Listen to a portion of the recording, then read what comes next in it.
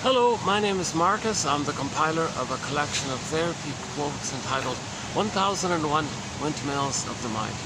A collection of advanced self-help quotes taken from what's often called the psychodynamic or the psychoanalytic perspective, which long ago, as I understand it, was referred to by some as philosophical medicine or narrative medicine, helping one to be their own story doctor, stories as medicine, helping one to find their narrative truth. If we know our narrative truth, that means we know ourselves. If we know our truth, if we know ourselves, then we're connected to ourselves. We're not rejecting ourselves. If we're accepting ourselves, we're at home within, all is good kind of thing. The issue at hand here is that, let's use Robert Bly's metaphor, that we're all born with a golden ball, right? He says, but by the age of 5, it gets put into this bag. And we drag this bag with us all of our lives, and we spend the rest of our lives trying to get it back. So why do we put it in there in the first place? Well, that's the that's a good question, I think. So we're all babies are born with an authentic self, a true self. Okay, the word of the year by the Merriam-Webster Dictionary Company was authentic. So we're all born with this authentic self, and it's described as being at home within. So that's embodiment, connected to yourself, your sense of beingness, your sense of beingness.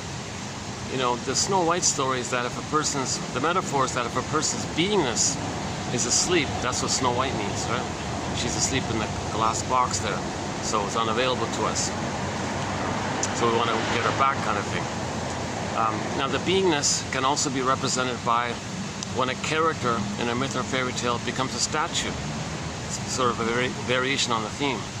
Okay, so Echo becomes a statue. Faithful John in the Faithful John Grimm's tale turns to a statue. Sometimes the character who personifies or represents or metaphorizes a person's authentic self, sometimes they're like petrified, like the petrified frog image in the Many Loves Dopey Gillis sitcom. There was the character there, Maynard Krebs, had this hobby of collecting petrified frogs, and he would like hold it up kind of thing, as if to say, I feel like this, help, somebody please help. Oh geez, I'm sweating already. I thought I could hold out a bit. You know, I thought I'd take a chance, see if I can. Yeah, I gotta get the fan over here. Sorry about this logistics. It's baking, you don't see it, it's sweltering here. Like it's in the high 30s, but with the heat index, it's in the mid 40s kind of thing.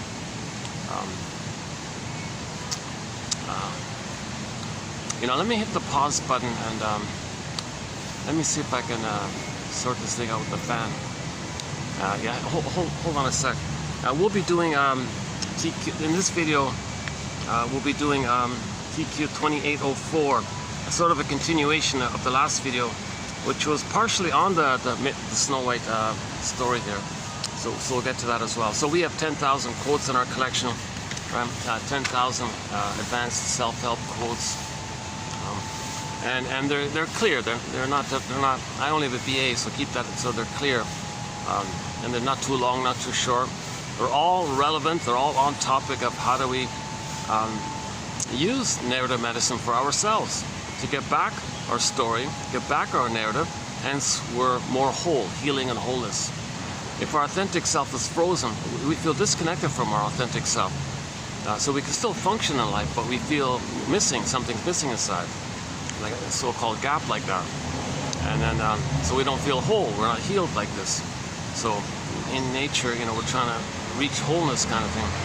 So the reason Snow White's in the glass box and all this, or the reason Echo becomes a statue, Faithful John becomes a statue, or a character is stiff like that.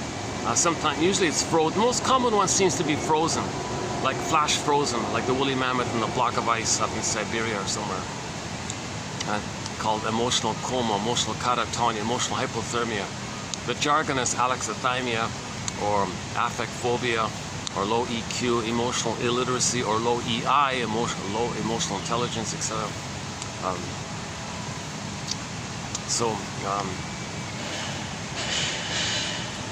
So there's two parts. I feel, therefore I am. So the authentic self has this amness, like your embodiment. That's your inner home, your connected to your authentic self. It animates so you feel embodied. And with that, there's a natural, pleasant feeling that comes out of that. That's the feeling part. That's the golden ball part. I feel, therefore I am. So we have the primary basic feelings connected to our authentic self, and that's represented by the golden ball. In the Disney film Inside Out, that was represented by joy and sadness. Right? And when joy and sadness got zooped away, because the needs for the authentic self weren't available, so they got frozen, joy and sadness were zooped away. And then the person is resorted back to the primitive survival brain called the stress response, fear and anger. Discussed in that film was mainly about distaste and dis-smell, also sort of physiological type of thing. But that film is very good for showing about the two main groupings of feelings. You know, the main primary feelings from our embodiment, our feeling self, our ontological self, our sense of self, you know, being connected with ourselves kind of thing. And the natural animating emotion is a pleasant feeling. It is serene, inexhaustible fullness of being. So when we have our beingness, okay, there's a natural pleasant joy character. The joy character comes out of the beingness. If the beingness is frozen, then the golden ball goes away. So the myths and fairy tales show this in two ways, right? Sometimes they can be together, sometimes they can be separate. Like the golden ball goes down there, that's separate. Or joy and sadness getting zooped away, that's separate. Sometimes the embodiment part's emphasized. So that's when Miss Core gets pulled down into the underworld, right? The maiden, okay, meaning the authentic metaphor for the authentic self, gets pulled down. You know, Miss Core could also have gone into a glass box. The motif, the variations, it's endless, it's infinite. But the idea is that the authentic self is unavailable. It's either frozen, petrified, turned to stone, lost, unavailable, off in some unknown place. One fairy tale is entitled, "Go I know not whither and bring back I know not what." You know. So that's the authentic self part. And yeah, the Miss Core one is pretty good because the earth opens up, she gets pulled down. Yeah, that pulling down is called repression. And the memory of that experience goes into that down, like that first brain, second brain, third brain, zoop, it's in that first brain. That first brain is called the survival brain. And all the energies in the survival brain. So that's the main emotions are going to be like hate and fear and all that. And the attitudes are just about survival. So that's a trauma because we're not meant to live like that. Like we're not meant to always think in these, like we're all one family on the earth here. Like we're all one big family. We're not meant to operate with too much trauma in that brain. So that's the confusion.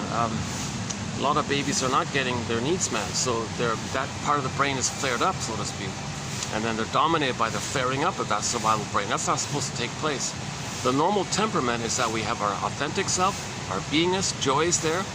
And with the authentic self, there are various capacities related to that. So you know your interests, which is, you know what's sort of unique about you, and you accept that. And when you express that, that's loving life and pleasure and joy is there. And there's creativity and spontaneity, and you're calmer. The temperament is easygoing, warm, friendly, relaxed kind of thing. And the mind is reasonable. Like you have a reasonable perspective. They're all members of the same family, and we're all either in the mode of expressing ourselves, that's love, or traumatized and crying for love in a convoluted, distorted way. We're crying for love. Everything's love or a cry for love.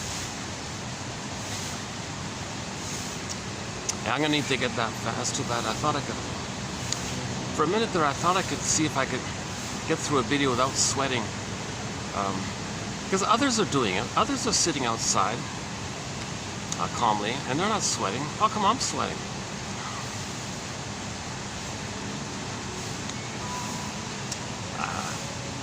Yeah, it's always a hassle with the fan, you know.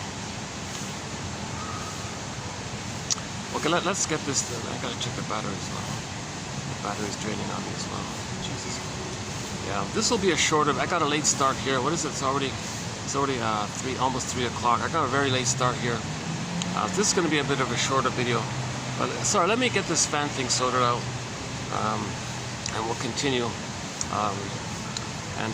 Yeah. So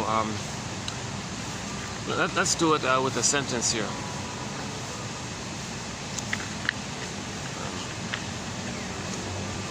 Let's pick one of these sentences.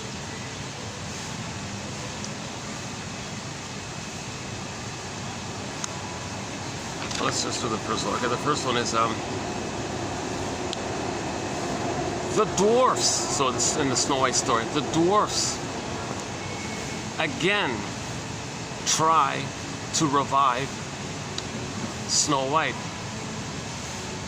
but this time to no avail. Quote, they laid her upon a bier, and all 7 of them sat around it and wept for her, wept for 3 days long.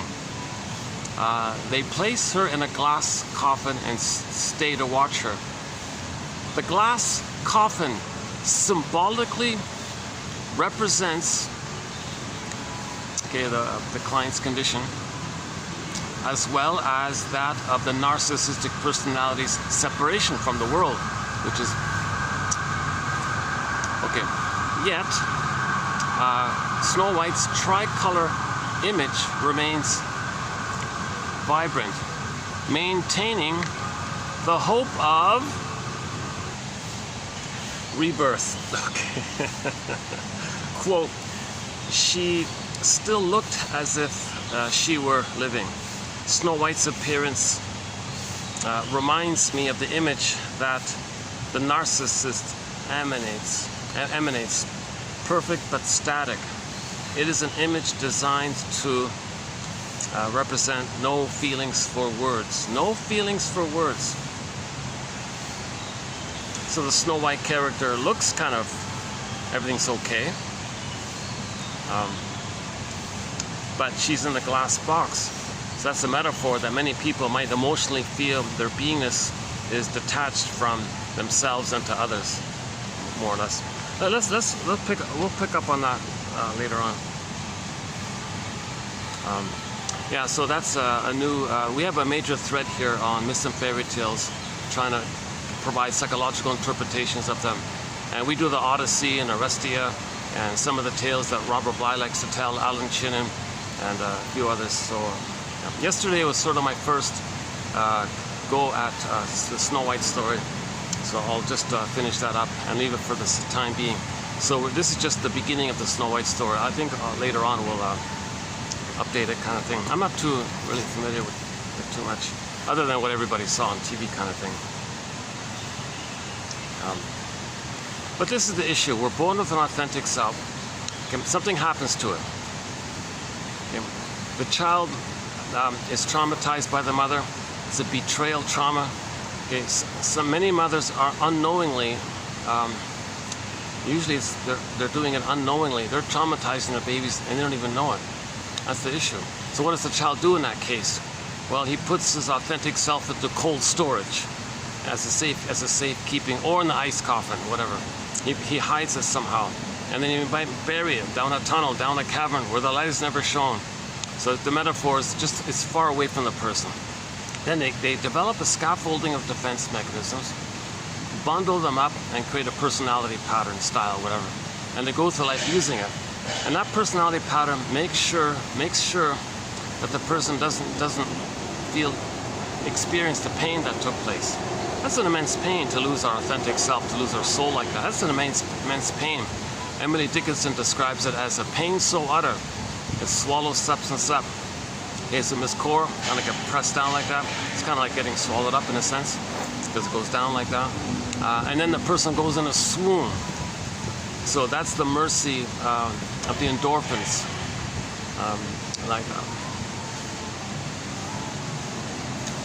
The chemical releases the numbing chemical. Sometimes I'm a little distracted. I'm in a public place, I got guests sitting around. Sometimes I'm get a little distracted by that. Unless I move this around here. What if I were to let me make a little adjustment? Yeah, sorry, but another adjustment here. Hold on a second. Let's do this.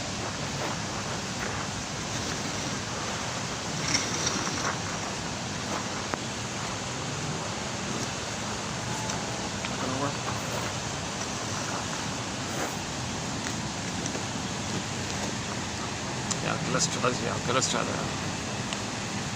Yeah, there'll be optics issues, lighting issues. I'm doing the best I can with limited options here. I'm still looking for a good venue where I can do my videos. Last year I had a nice meeting room, which with AC and everything. It was great. Did some great videos there. I'm sort of in this transition time, doing them in coffee shops and restaurants, hotel lobbies, that kind of thing. So obviously, it's just intuitive.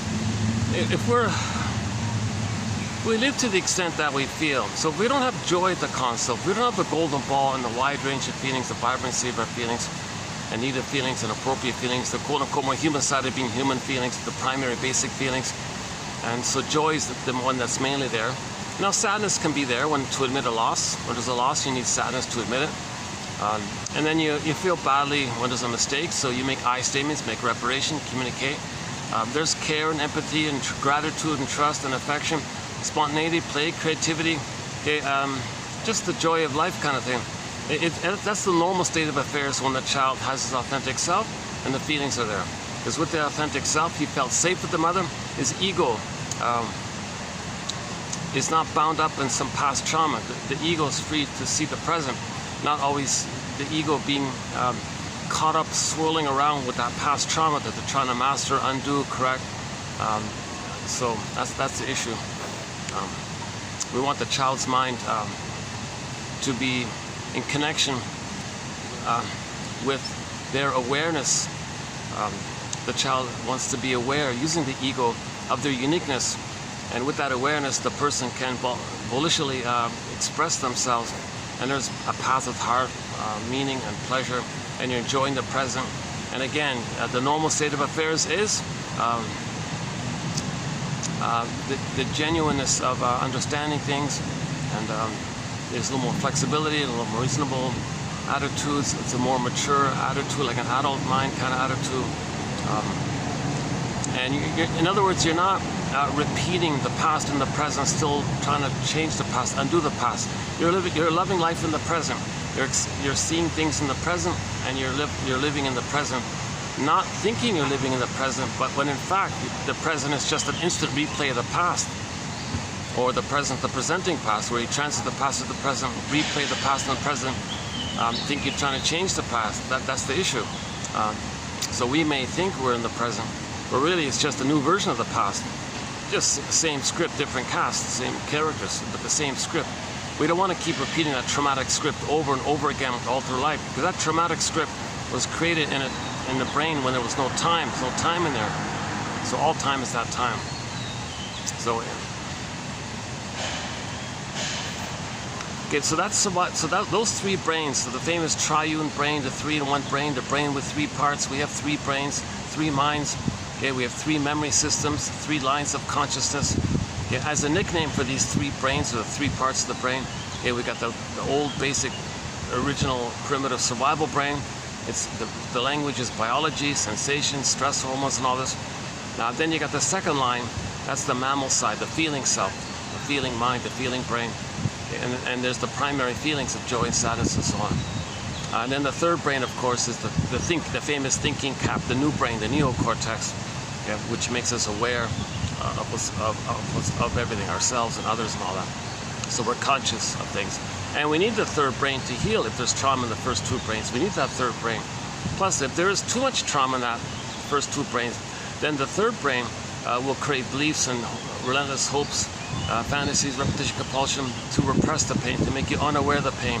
So either the third brain maintains the ability, because you're not ready to face the pain, so it'll make you believe stuff so you don't believe the pain, deny the pain.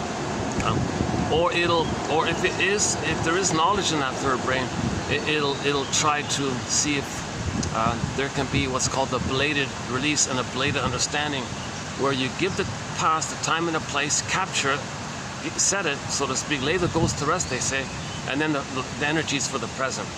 But you need like a belated understanding. To have this belated understanding of your patterns and what's going on, we need some kind of help. So that's what these quotes are for. These are models, these are theories, these are constructs, and they help. And then if there's that catchment or that nest, so to speak, then there can be the new, like the egg. Okay, psychoanalysis looks for an egg in a basket that's missing. So weave the basket, there can be the egg, right? Or the catchment, so the guy can catch the speedball. In Major League Baseball, the catcher behind home plate it's unlikely for him to be able to catch that speedball coming down, barreling down at 100 miles an hour. He needs a catcher's mitt. So first weave this catcher's mitt, then he can catch the ball. So if we have these theories, yes, they're just ideas, and they're ballpark approximations, and they're just guesstimates and clues and that kind of thing. But it may get to a place where you get enough little cognitive, little insights here, little insight, a little clue there, piece of there, little idea there, little idea there. It might be enough. Sometimes it's good enough for a feeling to be released into the catcher's mitt. So there's the bladed release. You feel what you're gonna be freed from the bound-up energy that's stuck in the past, because it's safe to lay the ghost to rest. So your energy is free for the present. What a relief!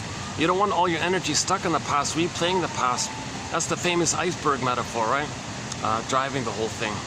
I mean the part under the water that's driving the whole iceberg, not the tip, the top part. Bergler calls all that energy in that loop, in that traumatic memory loop. Well, many people call it the id, the id energy. The id is all the energy, your life force that's bound up in that interaction with the mother, called unfinished business with the mother.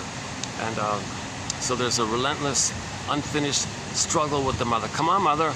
So the baby's saying, come on, mother, don't betray me, don't fail me, don't hurt me. I need a safety with you.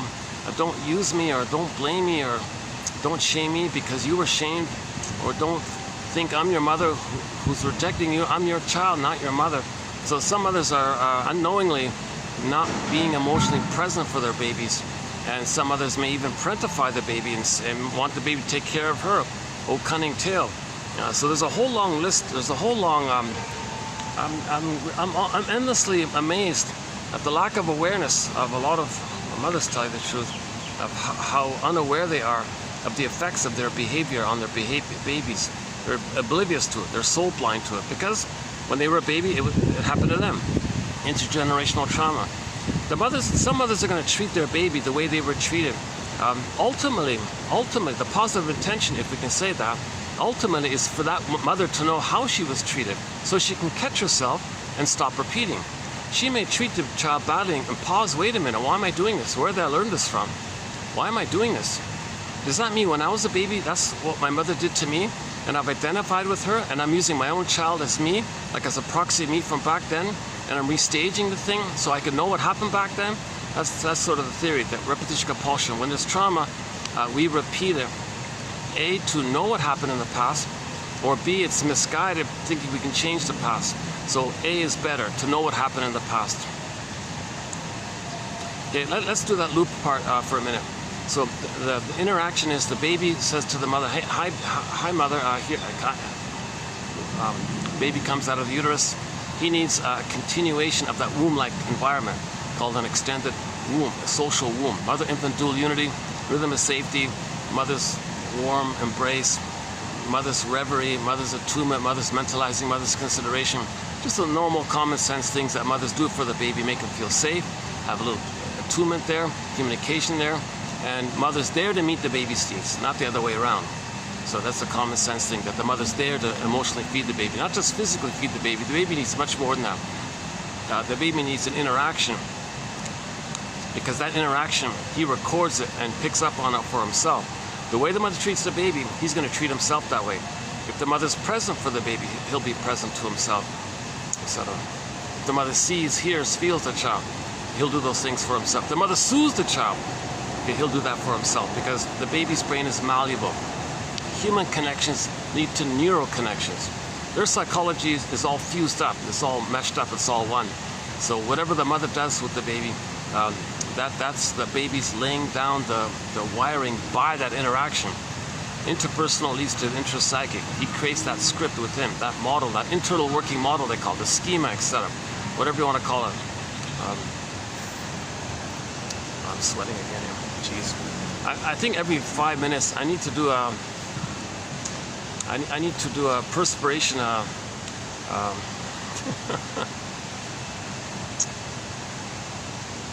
I got the fan, but it's barely, because the cord's not long enough to reach here, and I don't want to disturb the guests on that end.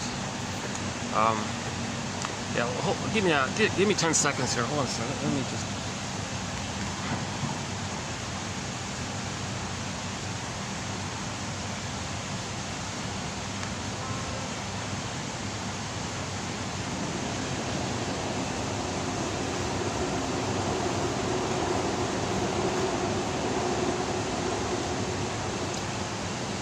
Yeah, I really want to post these quotes because we've got some very good quotes coming up. You know, about repetition compulsion and transference and a few others. So we got, yeah, a guy named what's his name? Yves Hendrick, is that right? Some quotes from him and a few others. So I'm looking forward to posting those ones as well. Okay, so there's memories are relational. So the baby and the mother have an interaction. Okay, the baby has a need. Now the baby is passive, helpless, weak, vulnerable, totally trusting. All of his energy is to reach out to her. Life force is object seeking. The first object is the breast mother, the mother. So the mother hurts him, shames him. Baby turns to her. Mother shames him. Wow, that's a huge pain like this. He puts the soul into cold storage, but still has the needs for mother's love, for a secure attachment style. But the pain's there, but still has the needs. So this is a loop. It's a conflict. He still has the needs, it's unmet, but he won't know the needs anymore because of the pain associated, doesn't want the pain, but he still has the needs. This is called neurosis. It's the petrification of this inner conflict that's repressed. Now imagine this loop, mother-infant dual unity, as, let's just call it the cry for love. Imagine this little memory interaction. Imagine it put into a song called the cry for love. So let's get a 45 disc record. And let's groove it in. Let's groove that loop on a 45 disc record. So those 45s only have one song on it. Right? So let's just say side B is the same song as side A, or there are no grooves on side B, just one song. That's the point. The 45s have only one song. Neurosis is the petrification of inner conflict that's repressed. It's neurosis because it makes the person neurotic, because neurotic means you're not seeing the present for the present. You're just using the present like in a trance, almost like a dream, they say, like an as-if thing, but you're relating to the present as if you're still fighting with the mother in the past, either still hoping to get her love or expressing your anger at her, or expressing your anger and showing her up, or treating others the way you were treated to know how you were treated. So we're still in the struggle with the mother. Okay, that's the issue. This is called the mother complex. That fancy phrase only means every baby needs to feel safe with the mother to differentiate, be different, to be himself, to differentiate from the mother. If he feels safe, he can do that. If he doesn't feel safe, he's stuck in the tar pit of a negative symbiosis. The jargon is adhesive identification, like a crazy, like sticky, and then it's a tar pit, and it's mucky. He can't leave, and the mother's hurting him. The more he hurts him, the more the baby's looking for mother's love. And it gets to a point where he crosses over and says, fine, I give up. I won't have myself. I'll just be her. So he becomes her. He identifies with her. And he goes through life finding proxies to play his innocence, him being the mother, replaying the thing. Others are the baby, him as a baby. He's now the shaming mother. He shames others. So he goes through life finding proxies to play his innocence, which he shames. That's neurotic. You're not loving life in the present.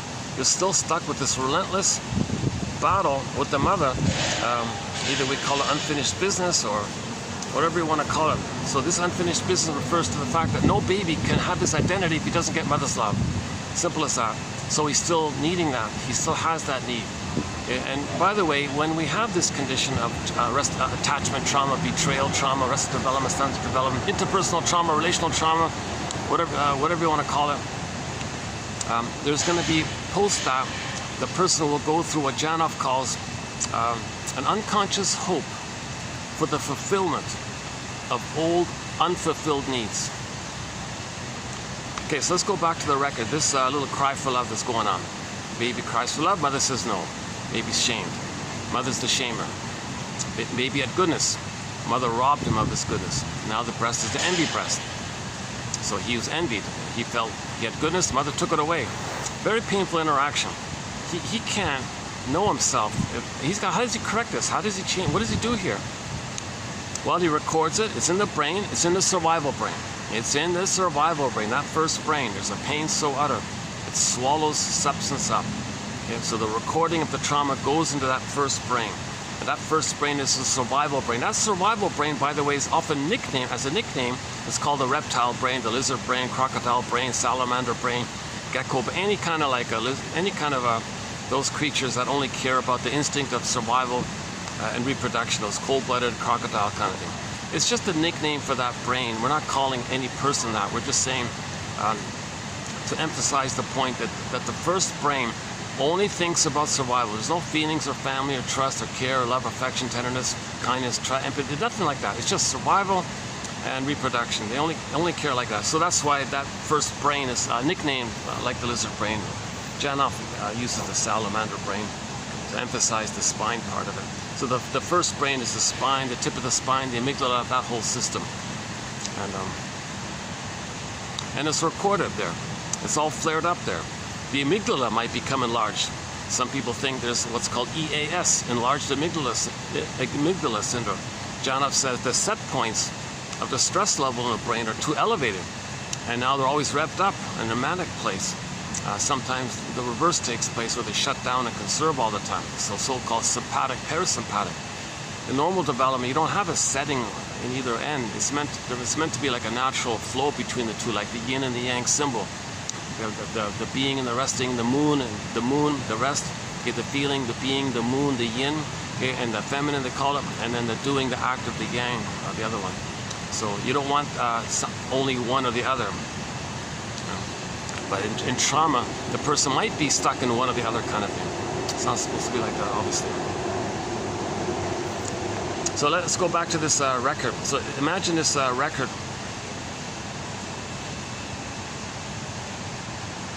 Imagine this interaction morphed into a song on a record. This is a metaphor by Edmund Burger, one of our mentors. He puts it this way. Every neurotic,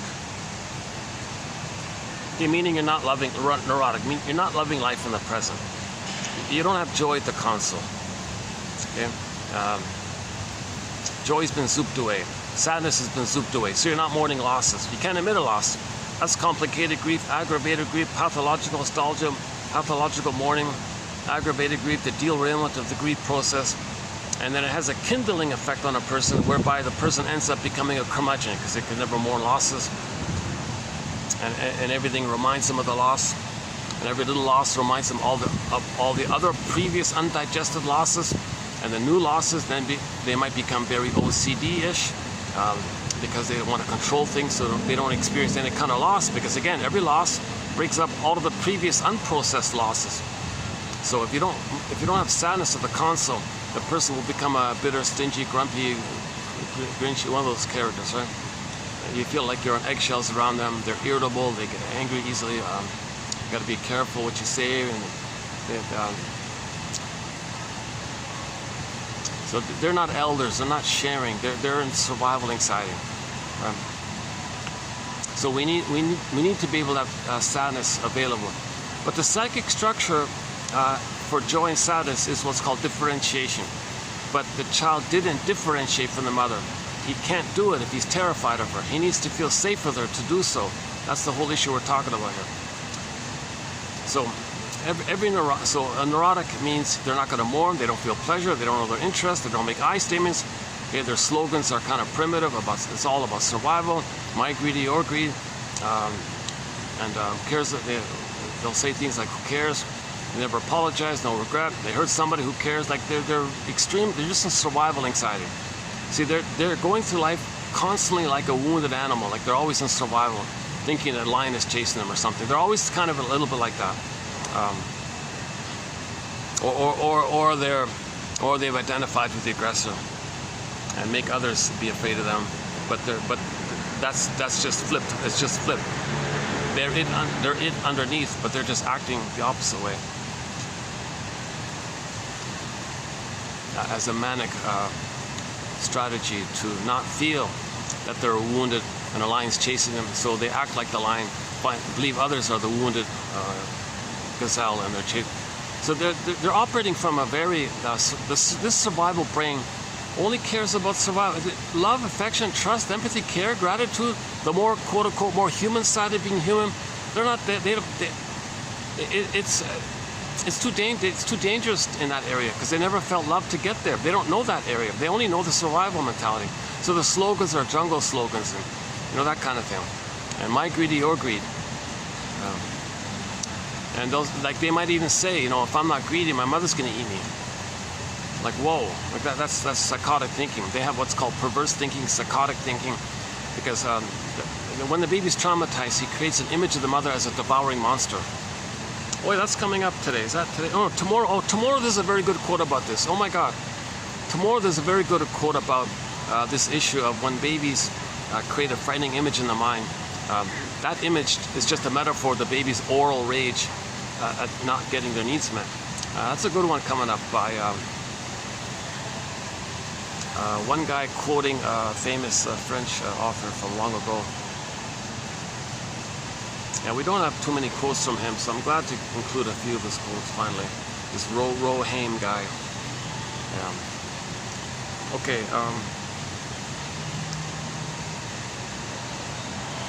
Well, I gotta check the battery. It has 72%. Look at that, eh? You know, this video, this might be done in two parts. I have this issue with my camera. When I do my first take, it drains out, then it reboots, and then I can do a video properly afterwards.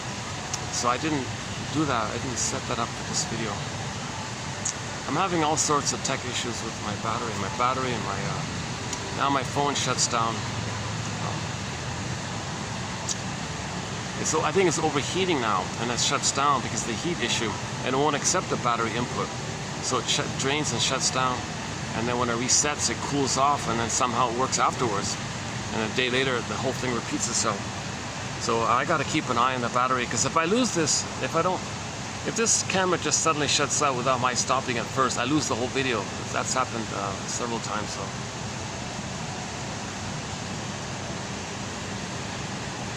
So this will probably be part 1 of 2, unless I got lucky and cram it in before this thing shuts out on me.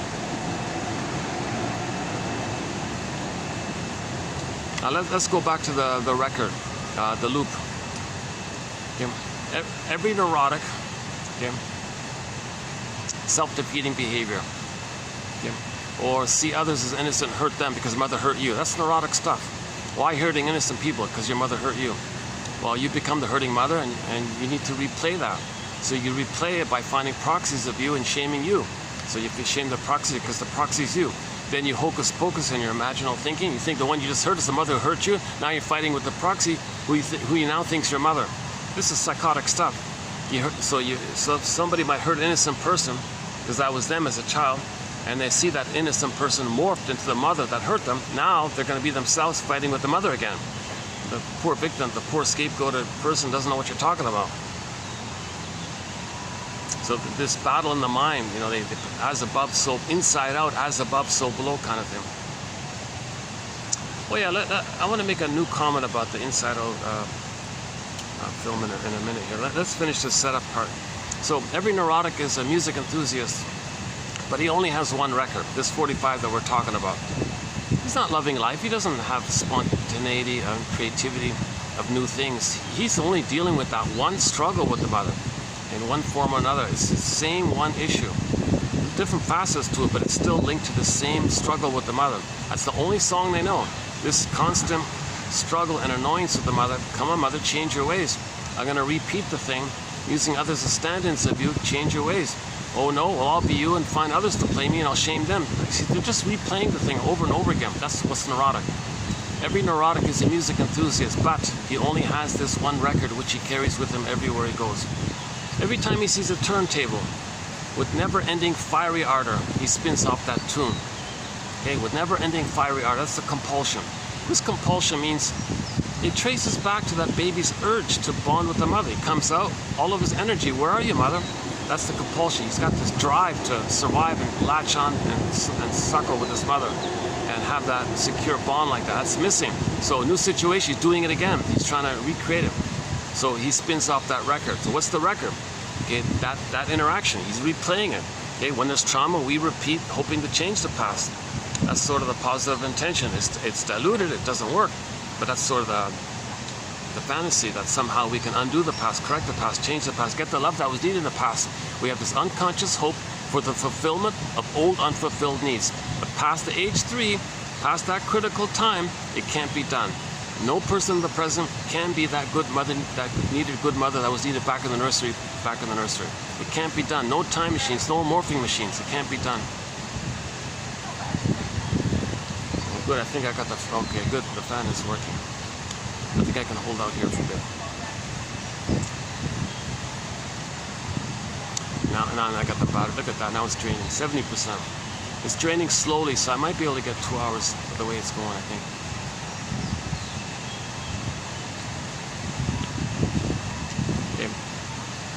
Okay, so this recreating, restaging, reenacting the past in the present, whereby the present becomes like an instant replay of the past, or a new version of the past, new edition of the past, a continuation of the past, a recreation of the past, a reenactment of the past. And we're doing it again and again because that survival brain doesn't know time. There's no time in that part of the brain. Lizards don't know time. Crocodiles don't care about time. They don't understand time. They're always in the now, so to speak. Like they're always just... That's why people with traumatized personalities, they don't care that they hurt someone yesterday, because that was a moment where they need to survive. They lied to you, so they survived. Now it's a new moment. You don't want to talk about the past. They don't care. Who cares? Now they'll lie to you in the present moment. So they're always in that kind of now survival mentality, right? So you don't ask a crocodile for empathy or apology or something, or make amends or something. Janov jokes, yeah, don't talk feelings with a reptile. Like that's the idea. We're not calling any person that. We're talking about how a person can be so caught up in their energy, being devoted to that survival brain, and they're being compelled by that survival brain. They're a human being who's traumatized, and that survival brain is flared up, and it dominates the person like a puppet master. That's what Mr. Freud's big contribution, that we're driven by these unconscious forces, unconscious motivation. Okay, that unconscious, it means the energy stuck with that memory with the mother. It's so frustrating that the mother would hurt the baby. Like what a betrayal. No baby expects to be betrayed by the mother. No baby, every baby expects to be held and nursed and get his needs met. Every baby's born to be held and soothed and comforted and feel safe, and rhythm is safe to be seen and accepted and admired and welcomed and have their various needs met according to the developmental process from the uterus time to the birth time till the age 3. Get them to age 3 basically, or get them past 18 months at the very rock bottom, very least. Get them past 18 months at the rock bottom. I mean absolute rock bottom. Get them past 18 months in terms of meeting their needs. Don't abandon them or betray them like when they come out of the womb by putting them on a scale. There, you did it. You just did it. You put the baby on a scale. You remove the cord, the placenta. You traumatize the baby. Okay, so there's a whole topic in this about this point about the birthing time and the prenatal time, and how so many babies are being traumatized unknowingly during these early times. For more information on this, I don't have this time to do it. Go to the Janov videos from 2745 to 70. TQ 2745 to 70. We did 26 videos, 300 quotes, and it covers it in there.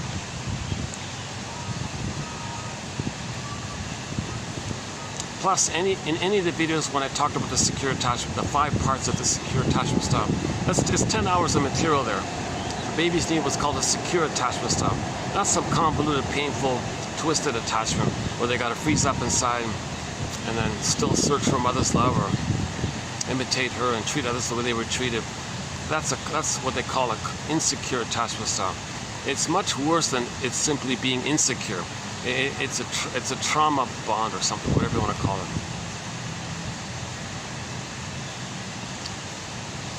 Okay, so this record, okay, when a person replays and restages that record, that scene in the present, it can take 2 forms.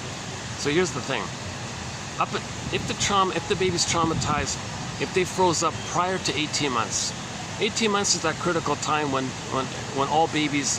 When all of their infantile megalomania dissipates. All babies think they're gods in the uterus. It's all about them. Everything's for them. Solipsism. Everything's there to serve them. The narcissism, okay, the original narcissism, the glorified self, the idealized self. Everything's about them. The solipsism, right? Like right? Like all babies think they're little gods and kings. They're on the throne, everything's for them. They don't have to care for others or feel for others. It's just everything's for them. So that phase dissipates at 18 months ballpark. If the child's traumatized prior to 18 months, that means there was way more trauma. The baby couldn't even hold on to his soul post 18 months. He had to give up his soul prior to 18 months? What a pain is that? How does any baby cope with that kind of pain? With that kind of, what does he do there? Well, he does the most desperate, drastic thing there is. He makes a deal with the you-know-who. Okay, so the baby creates an image of the you-know-who in his mind and acts like that. So he has her power and lives forever. That's the deal with the you-know-who. Okay, so let's clarify this point. Some fairy tales are metaphors for inner dynamics, emotional dynamic, what's going on within. So the hell scene is a metaphor for the emotion of shame. Okay, in trauma, when the baby's traumatized, okay, the metaphor is his identity gets scooped down, his core gets pulled down. Okay, that underworld scene, the hell scene, because shame is related to your identity, he loses his authentic identity. The emotion associated with the loss of your identity is shame. So the storytellers back then would talk about a hell scene, this fiery imagery and all this. That's to describe the emotion of shame. Shame is a burning, biting feeling. Shame is a burning, biting feeling. So they would describe that in the metaphor of the hell scene. So hell is a metaphor for the emotion of shame. Keep it simple. Keep it short, I mean. And he gets pulled down by the guy with the horns. Okay, that's the understanding, the baby's understanding that in his mind, he can't record some kind of memory of a mother loving him. What does he have? What does he have? He has some vague, blurred image of the breast, but because of the fusion, he feels rage and he has an oral hunger which becomes oral greed. As a coping strategy to not be flooded with cortisol, he projects his traits onto the image of the mother and creates an imago of the mother as a devouring wolf that wants to eat him, or the guy with the horns. Because maybe the baby, the storytellers would associate like shame and rage are linked. When the baby's shamed, he'll be rage. And the storytellers would use the flames as an association with the rage. So maybe the eyes, the baby condenses mother's eyes. He's in rage, but sees fiery from mother's eyes, and creates in his unconscious a circle who's powerful, you know, and the horns part is just the flames there, and the oral greed. Okay, baby's in a place of the oral, the incorporation phase, taking in kind of place. So now the mother wants to take him in. Okay, so that's so the baby creates an image of the mother as any kind of frightening, devouring kind of creature. Okay, it could be the Cyclops in the Odyssey. Okay, it could be the Boar Queen in the White Bear King Valamon. It could be any kind of, it could be the evil stepmother, evil witch queen character in Snow White. It could be any kind of dangerous entity character, whatever, that's enraged and wants to gobble, like in Hansel and Gretel, the witch wants to eat the children. No, that's an image the baby makes to represent his oral aggression and his rage at not getting his needs met. Once again, the baby's in the oral phase, so he's kind of taking in kind of thing. Not just food, but he needs to take in a positive experience. He needs to record in positive memories. He's not kind of just one way like that. Now he's enraged at the same time. So you take those two traits, the baby's rage and his oral greed, puts it onto the mother image and creates a mother image out of the benign breast image and morphs it into a monster that wants to eat him.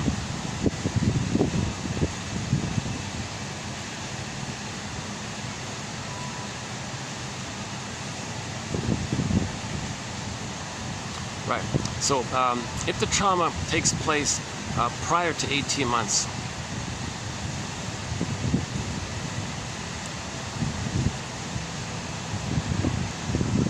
well, okay, let's just go back to that previous point. So if the trauma takes place prior to 18 months, the baby does one of the most drastic things, the deal with the devil, yeah. So the baby identifies with the aggressor. He identifies with the aggressor. So Fairbairn, one of our mentors, has a line: the more the mother's love is unavailable, the more the baby clings to her, sticks to her. As mentioned before, it's sticky at the tar pit. Okay, he does a desperate thing. He can't have a soul anymore. Mother's hurting him, shaming him again and again, day after day, minute after minute, hour after hour, day after day. Bottle, schedule, unavailable, using the baby, brainwashing the baby to take care of her, treating the baby badly because she was resentful that she's supposed to give love, envious of the baby because she wasn't allowed to have her goodness. Sees the baby as her mother, who she hates now. Now she hates the baby because thinking the baby's the mother. Oh, cunning tale. Here, this goes on again. What's the baby going to do here? How does he adapt? How does he cope with this? Now, of course, he would like to run away and find the new mother. He can't do that. Baby can't run away. He would like to control the mother. He can't control the mother. He can't change the mother. He can't devour the mother and control her. He can't do anything. He has fantasies in that area. He has wild fantasies of being like a hungry wolf. The baby has a fantasy of oral rage. Puts it onto the mother so he can eat him. Because he can't. There's a limit to his fantasy that he's going to eat the mother or something. Because he has his oral greed like this. He wants to control the mother. So that's the idea of these witches being cannibalistic. It's a metaphor of the baby's oral. It's not literal. These are metaphors, right? Oh, maybe I can go back. No, I got the fan here. Let's just stay here. Over here. Let's try this. How's that a little better? Okay.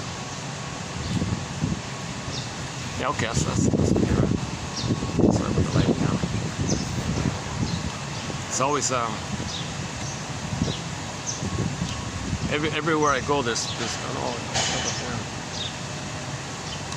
I got these odd little pieces. I got to get the fan, the cord, I got the conditions and the lighting. It's kind of the main thing is the quotes are available. That's the main thing. Please, my hope is that I think the focus is on the viewer or the reader or the listener and the quotes. It's not myself. Don't judge. Don't say don't, right? Like if I say don't judge these quotes by yours truly, your unconscious will do it, right? So so that the unconscious doesn't really hear negatives, right?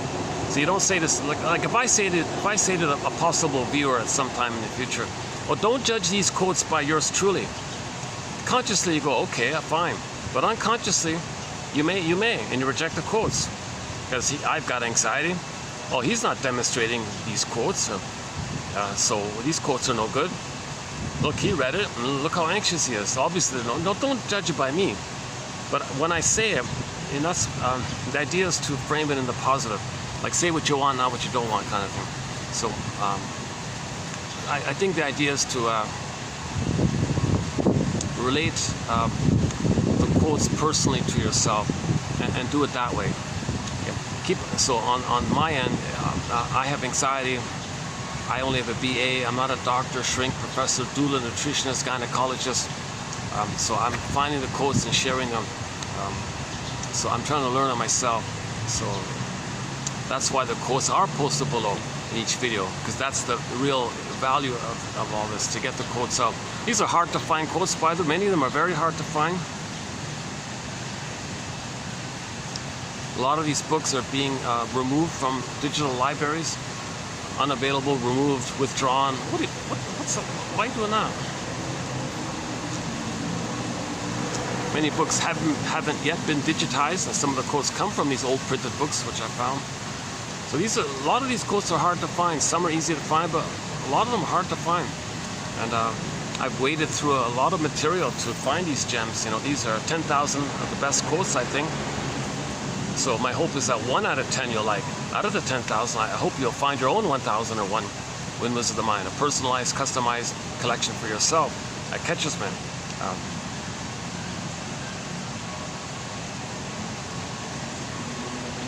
It's not the complete story, it's a step towards healing. Because once you get the Catcher's Mitt, you gotta just hold the Catcher's Mitt. You don't know when the ball's gonna come, kind of thing. The pitcher decides that. You know, you may suggest it, or you may advise him, throw it now, kind of thing. Well, he may delay for a second. You don't really fully know, right? So, or the pitchers often shake it off. No, don't tell me when to throw the ball. He'll pause and he'll throw it when he wants to, when he's good and ready. So you don't really control it. We have the Catcher's Mitt ready. That's the main thing. And then the feelings can come back. The emotional knowing, the Firebird can come back. So one fairy tale, the Firebird appears, the protagonist hops on the back of the Firebird and rides the Firebird up to consciousness. So in the forest to the consciousness, the feelings came up to your consciousness. The belated release of your old feelings there's a belated release from the trauma, which can now be felt because you couldn't do it back then, but now you can because you're older and all. Now you can get them, and it comes up to your consciousness because you have the catcher's mitt. So if the catcher's mitt is there, if the nest is there, if there may be an egg in the firebird. Yeah, so that's called emotional knowing. You want to get the emotional knowing. When we were traumatized, we don't know it. Cognitively, that's the scarecrow. Emotionally, that's the Tin Man. Okay, and because of that, we're disconnected from our bodies. That's the cowardly lion. So Dorothy's like the part of the psyche that's trying to heal things. So help Dorothy, help her, right?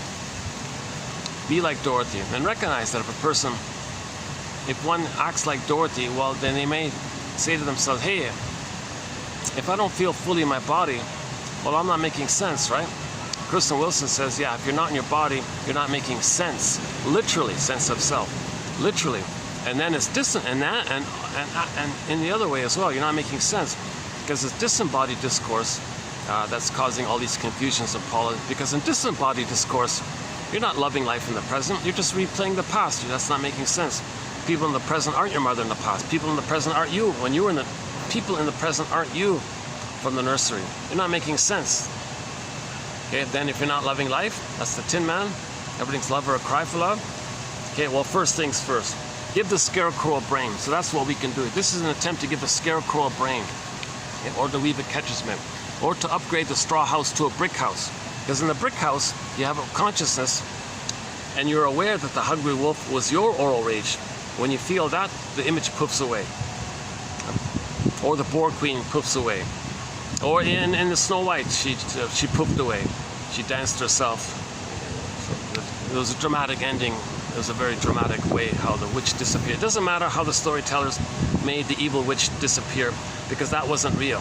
It's an image created by the baby to contain his projected traits of rage and oral greed. So it was never real.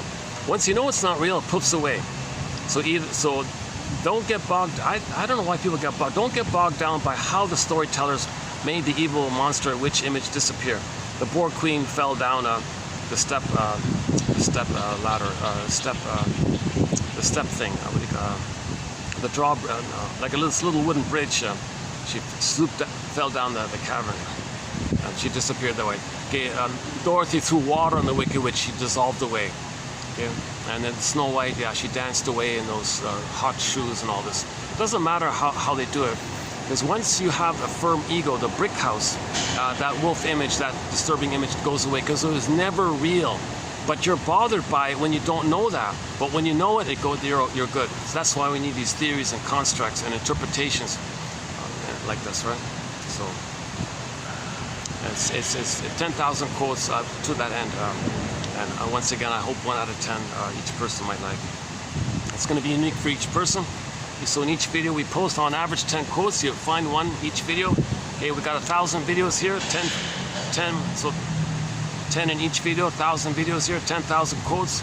So if you pluck out 1 out of 10, you do this once a day, 1 time a day, roughly 10 minutes a day. Rapabai says in 3 years you can have your own catcher's mitt. That's a pretty good starting point. Plus, my recommendation is to read the comic Psychoanalysis from Dark Horse Publishing. There's a comic that came out. They digitized it 4 years ago. There's a classic comic called Psychoanalysis from 1955. It got digitized 4 years ago. What a relief. That's a huge boost to healing the soul. The availability of this comic. So now you can get it on your iPhone. It teaches psychoanalysis in the comic book format. Can you believe it? It teaches clearly, very clearly, psychoanalysis. You learn a lot there in that short little... there's 12 therapy sessions throughout the whole thing.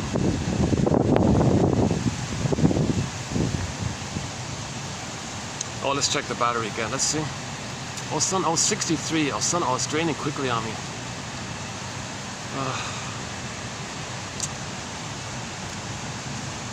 There's a new dilemma for me now. See, if I'm going to start a video, I gotta play it for an hour and a half to let it run out, and then it reboots. Then I can record properly. Oh my God. Maybe it's time for a new phone finally, right? I've been using this old budget phone. This is a really old phone.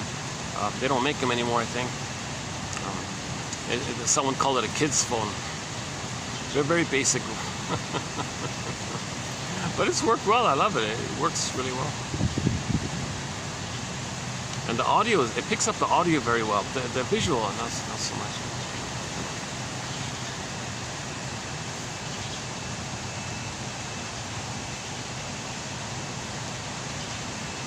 Okay, so we're talking about the record. So it takes two forms. If the person as a baby was traumatized prior to 18 months, during that time when the grandiosity is still there, that's all they got left. That grandiosity. That's called infantile megalomania, egocentricity, the glorified self, them thinking the little God. Self-sufficient, superiority, I don't need you complex, basically. Okay, because the babies had that delusion, that in the uterus they were self-sufficient little gods. That the mother was them, so they fed themselves, they took care of themselves. It was like magic, they're a little magic king, magic god. They have this kind of attitude, so they're stuck in that attitude. So they have this inflated, arrogant sense of entitlement, superiority complex, they're so special and all this, that kind of thing.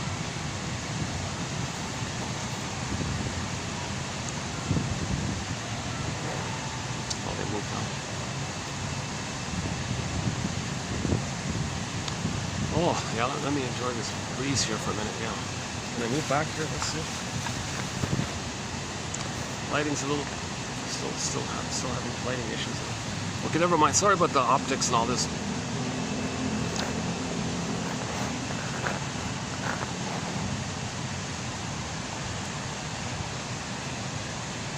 So if the trauma takes place prior to 18 months, the baby does several drastic, desperate things.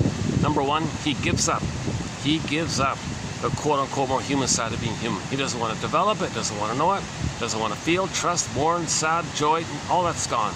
Okay, so that's when joy and sadness get zooped away. Or when Snow White is in the glass box, or Echo becomes a statue, etc. So what has he got left? If his authentic self is frozen, what's left? Well, he regresses back and takes refuge in that old, archaic, primitive time in the uterus when he was a little god, a king on the throne. Oh yeah, maybe let's do this. Does this work if I do this? Not really, yeah.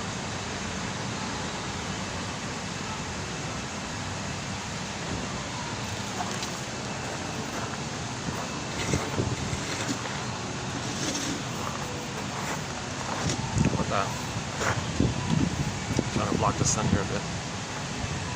Still get the fan, yeah. So he does several things, okay? So his unloved self, okay, it's repressed, it's there, it's not magically gone, it's there. Now the thing is, when something's repressed, to keep it repressed, because you don't want to know the pain of it, the trick is, you say others have it. Others are no good, others are flawed, others are unlovable, others are defective, others are guilty, etc.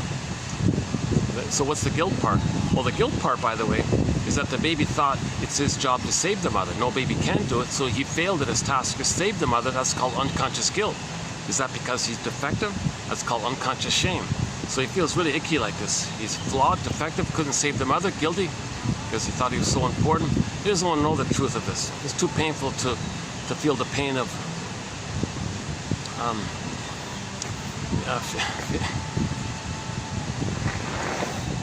feeling that your mother rejected you, and that's because you think you're defective and because you're not good enough to save her. Way too much pain. So you'll find others, you'll go through life saying others are no good, and you'll spend your time with negative humor, dark humor, shaming humor, put down humor, sardonic humor, this negative, bitter banter, this sort of negative wit. So that's always putting others down. So again, you have a need to put others down because that's you. Because your mother put you down. From your perspective, from the baby's perspective, mother put him down. He identifies with her. That's a loop. How do you replay that loop? Well, you find others to play your innocence and shame others, though your mother shamed you. That's why they're called the stinger personality patterns. They hurt themselves and they hurt others, but hurting others is done to not be aware of how they're hurting themselves. Because they're hurting themselves. Like inside, the memory loops around. Mother hurt him, it's a loop in the mind. So the energy hurts him, it goes on him. So he distracts himself from the pain of that by finding a proxy to play him, believing others are him, that's a trick. So he shames others, thinking others are him, but he still hurt him. It still loops around. It doesn't work. So now he's really red. He's got a lot of tension now. So what he does is he flips it. The one he just hurt, he'll say it's the mother who hurt him originally. Now he'll discharge all his tension, pain and tension, because he's not feeling. Now he feels a lot of tension, hypertension, or body tension, body armor, body too much tension or whatever. He has to blow off steam. So he has a real need to.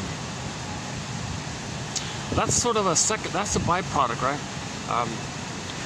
He's maintaining the struggle, and the secondary benefit of it is he feels one with the mother, so he's happy that way.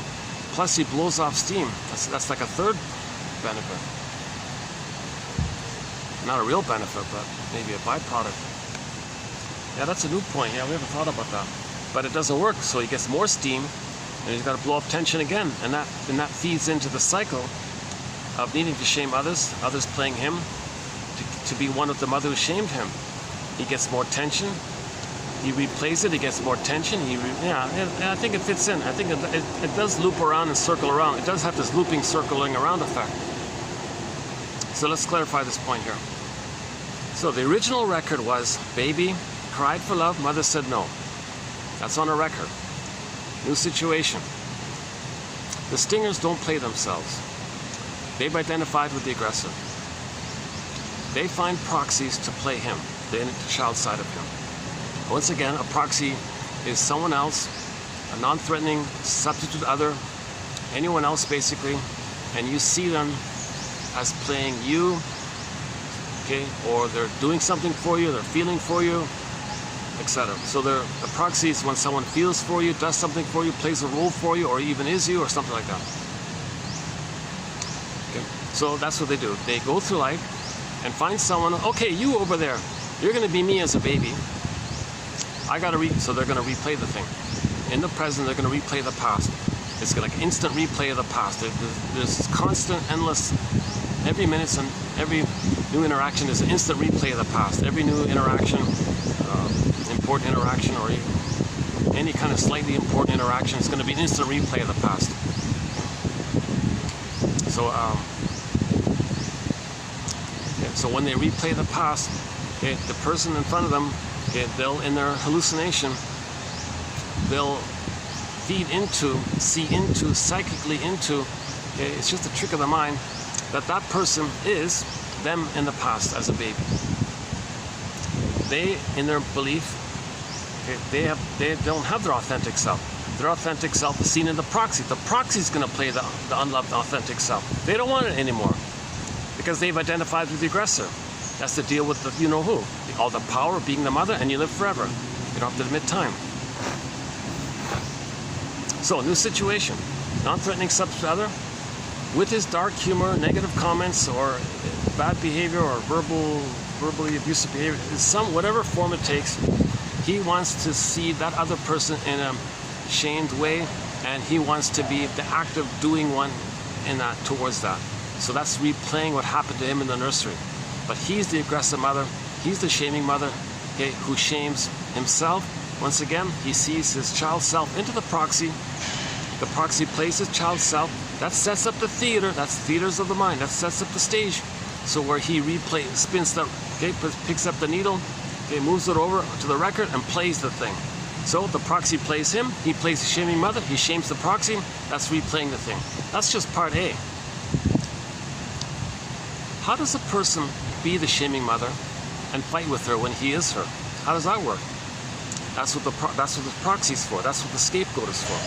So first he scapegoated an innocent person to play his vulnerable self to shame. Then he uses that same one, and in his imagination mind, in that primary process mind that the baby's in, called Alice in Wonderland world, okay, the myth and fairy tale world, the dream world, beta elements, primary process mentation. There's no logic there, no time there. Okay, symbolization, condensation, flipping, flopping, a lot of double think because of the fusion, things can flip around easily. So, part A was the proxy played him as a baby. He plays the shaming mother, shames the proxy, okay, meaning shaming himself. He shames himself, but is not aware of it. When he shames the proxy, his attention is outward, like, so he's distracted outward. He's outer focused like that. It's not inner focused, he's outer focused. That's part A. So the proxy first played him as a baby. He's the shaming mother. Wait a minute, if he's the shaming mother, how does he fight? How does he fight with the mother if he's the shaming mother? Okay, hocus pocus, Alice in Wonderland, double focus, flip-flop, psychosis, schizophrenia thinking. The one you just shamed in the present, who played him as a baby, suddenly poofs and morphs like a magic thing. Now, that person in his mind is the shaming monster mother from the nursery. His own image of rage and oral greed that he created, he'll fly onto the victim. And now he'll play himself in struggle with the mother. So what's the struggle with the mother? The baby had the hope that he could change the mother, control the mother. Okay? So now in the present, he wants to control the victim. He wants to control the lackey or the person in the present. So in other words, he hurts himself. He hurts the proxy who plays his baby self. He hurts the baby self, the proxy. Then he sees the baby self proxy morph suddenly into the monster mother. Now he wants to control the monster mother. So the poor proxy doesn't know what's going on here. The proxy person can say, are you playing me as a baby? Oh, and now are you playing your imagination of your mother in the nursery? And now you're trying to control your mother, and I'm playing her in this. I don't want to be part of this drama here, sorry. The victim can't do this. Now they're enraged at any kind of feedback, they're enraged at any kind of truth, because they're in survival anxiety. They can't think clearly. They only see the past. When a person's traumatized, they only see the past. They don't see the present. So if they get feedback in the present, they'll deny it, mock it, belittle it, shame it, attack it, criticize it, humiliate you for it. They're very sensitive, intuitive in knowing how to mock someone, shame someone, belittle somebody. They're addicted to it. They're addicted to hate and greed and all this.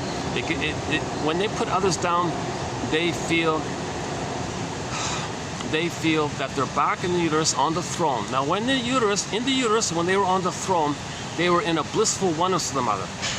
Okay, all babies are in a blissful oneness, the unico mystica. They're in a blissful oneness. It's Robert Bly jokes he's in ecstasy. Huh? Times are good. He's in a blissful oneness. He's in paradise, Garden of Eden, Shambhala, Shangri-La, Nirvana, and avail, any kind of paradisical. Okay. In Greeks and religious, when they have a fantasy like this, it's in reference to this blissful symbiosis, this Garden of Eden. No baby stays in that. That's why we exit that finally, right? But when a baby's traumatized during that time, he's always going back to it. He's looping around in it, and now he's addicted to it. But the baby wasn't addicted originally in that place because he moved into it from the prior place. So he went from a zygote to the blissful oneness phase, then he moves forward. But if he can't move forward, he's looping back around into it, and he's getting that blip that he had. Now it's addictive because he's always going back, he's dependent on it. Every time there is time, and as time passes by, he's getting further away and away from himself. There's more pain, so he goes back again. Like he loops around to get that blissful feeling. But he's more separated from himself. So go back again. So take another cigarette, eat another cookie, eat more ice cream. So he's just looping around again like this.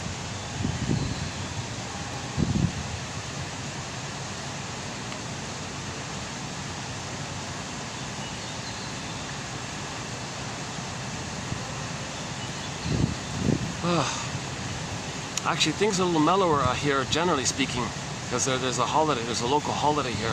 And today's the first day of it. I think it's 5 days or something like that.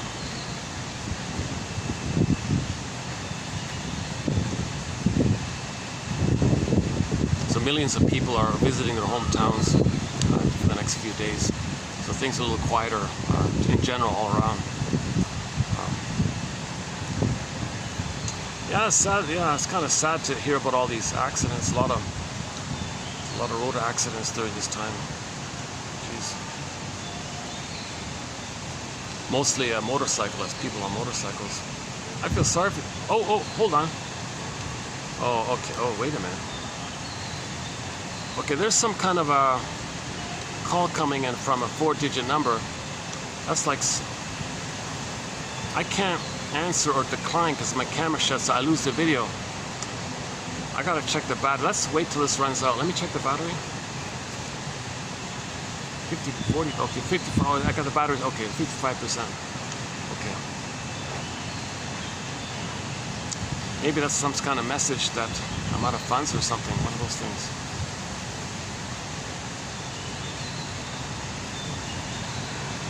Hang on, 55%, yeah.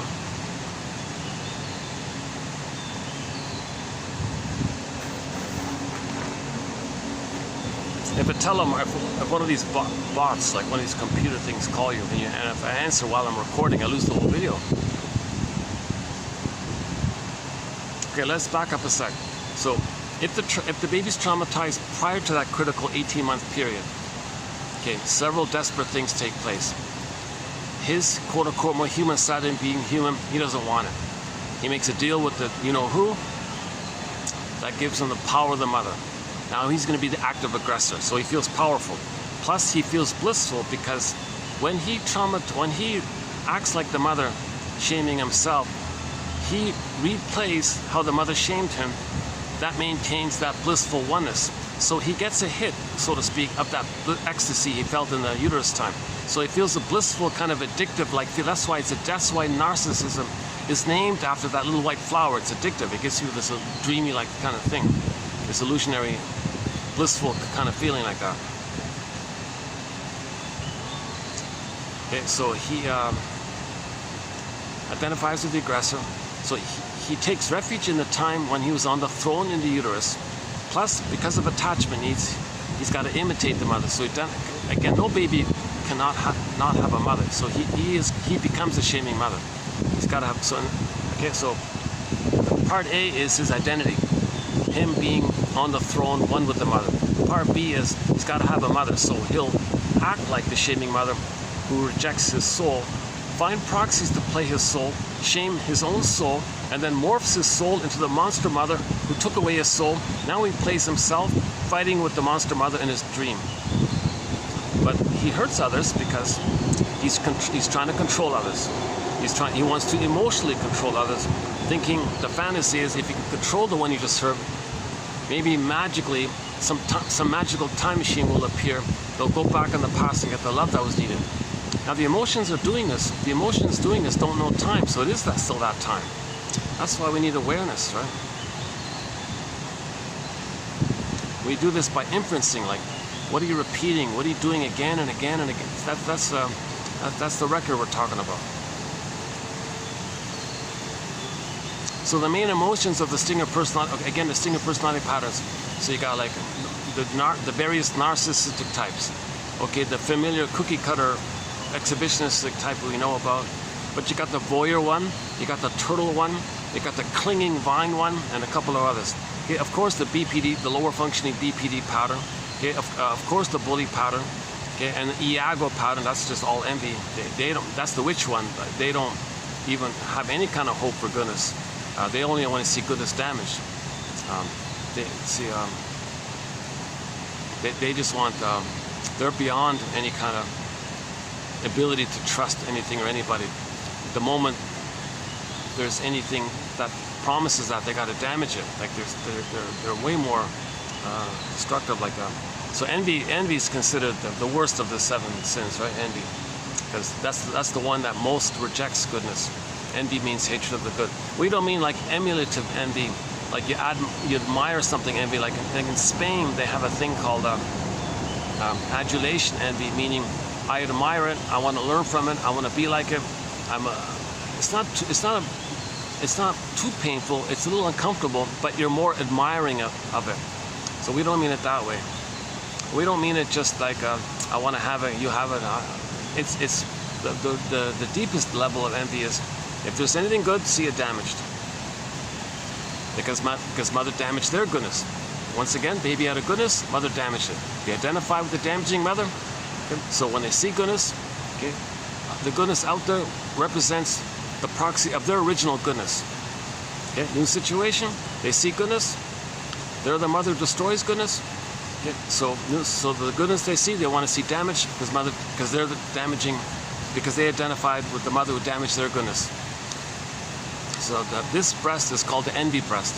Okay, so some babies, their first mother is called the envy breast. So they become that, and go through life hating goodness because mother hated their goodness. That leads to the Iago pattern. So Iago, or the witch, either the witch or the covert one, the Iago. Iago is like the covert witch, like the evil queen in Snow White. Iago is like the covert one who spreads rumors against others against themselves. Whereas the evil witch one, she's more active in doing things. And, she more actively does things directly. But the Iago is sort of like the covert version of the witch kind of thing.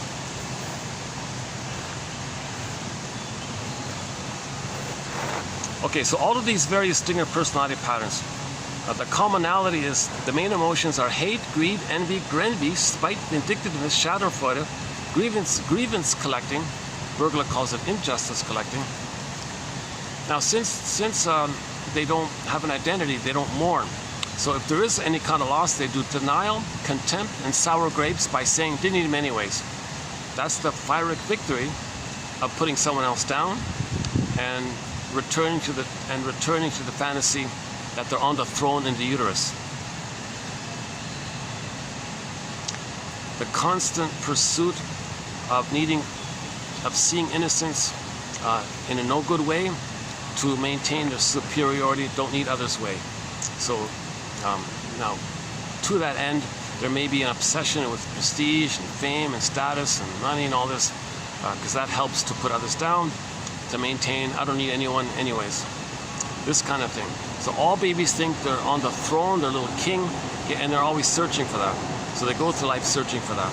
So the commonality of the stinger personality patterns is they always want to pursue the status that they're on the throne and others are no good. So that's why the humor is dark humor, put down humor, shaming humor, sardonic humor, all this pessimistic kind of humor, practical jokes against others, making excuses, all just a joke kind of thing. Okay, hold on a sec. I think that I'm missing a fan here. Yeah, hold on a sec. Oh, hang on. Yeah, if I sit here, I get the fan, right? Is that what it is? Okay, guys, just give me one quick sec here. Hold on a sec.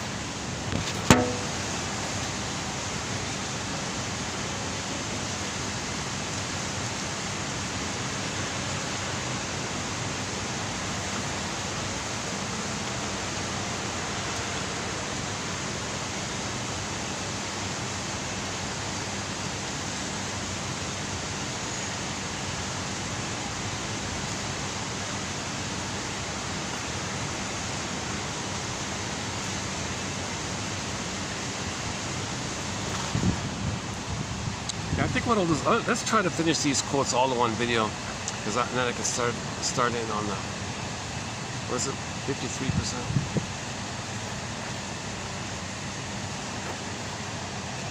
Hold on a second. Let me get it. Yeah, by the way, so for the price of half a coffee, one can get this encyclopedia.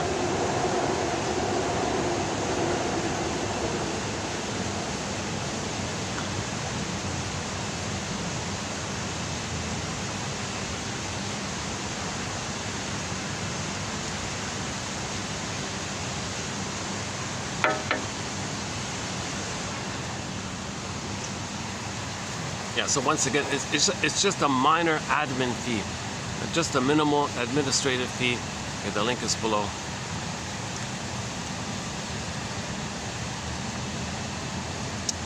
The 10,000 quotes, there's a whole bonus, there's a huge bonus section of honorable mention quotes, and some of them are also very good. But I'm focusing on the main the core 10,000, the best of the best. They're clear. The odds are, I think, 1 out of 10, any person will like, meaning they'll feel some relief, they'll get an aha moment, things make sense, then they can change, they can adjust their behavior a little bit, they get support, encouragement by the shrinks. So most of the quotes are from the doctors. So these are soul doctors, medical doctors who specialize in the talking cure. So when we say shrinks, we don't mean the meds people, we mean the talking cure shrinks, medical doctors who help people understand themselves And when you understand yourself, your symptoms go away. If you don't understand yourself, the symptoms are there in protest of you not understanding yourself. So just quickly about this point, when the baby's crying and angry, it's relational. Mother shames it, the energy goes in and it goes through a symptom. Now the symptom is a continuation of the cry. Doctor plays whack-a-mole. Mother played whack-a-mole, the doctor plays whack-a-mole. Then you got a problem. Now when the baby has when the person has a psychosomatic symptom, it's still crying, it's still angry. Sarno, John E. Sarno says back pain means when you were a baby, you were enraged at your mother and it went to the back in the form of tension. Tension is the pain of not feeling. You couldn't feel because your identity got frozen, so you don't feel. You can't be assertive and say your voice. Mother, I have these needs. You can't communicate. Baby couldn't communicate during that time. So joy and sadness got zooped away. The ego, which allows you to verbalize, damaged up. That's a scarecrow, doesn't have a brain. Okay, then now you go back to the survival place. In the survival brain is anger there. The energy. So the baby might scream at the mother. The baby might scream at the mother in anger and rage like this. Mother shames him for it. That rage goes inward. It goes somewhere in the body. Pick any place. In Sarno's emphasis is on the back pain, the bodily tension area. John E. Sarno, a medical doctor. Yeah, we did 4 videos of his work. Oh, fancy sports car just drove into the driveway. A GT something.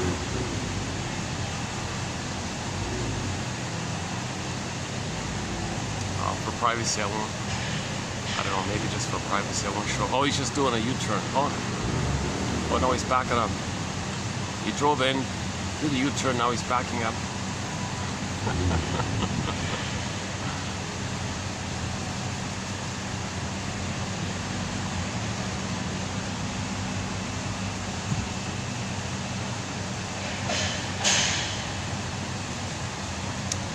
Okay, let's get back on topic here. Yeah. I keep all my mistakes and bloopers and awkward moments. The focus is on the quotes, so just click the word link, you'll get the quotes. Or once again, the admin feed through the copy page link.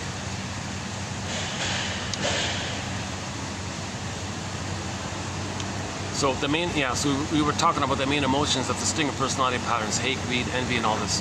So the human side of being human, they forget all that. They're in the survival brain. So somebody with a stinger personality pattern, you'll notice no apology, no regret, no sorry, no, I mean, if they do it, it's cynical, it's sarcastic. They'll use that to put you down with. But I mean, no warmth, like no warm feelings. Okay, there's the tenderness and affection, that's all rejected. If they see it, they shame it. If they see somebody with tenderness and affection, they'll hate it and shame it because the mother shamed them. They're treating others the way the mother treated them, for them to know how the mother treated them. That's the ultimate goal of self-reflection. You notice how you're treating others as a communication from you to you, of you telling you that's how your mother treated you. You're telling yourself, you're letting yourself know, your unconscious self is telling you how your mother treated you. So observe how you're treating others.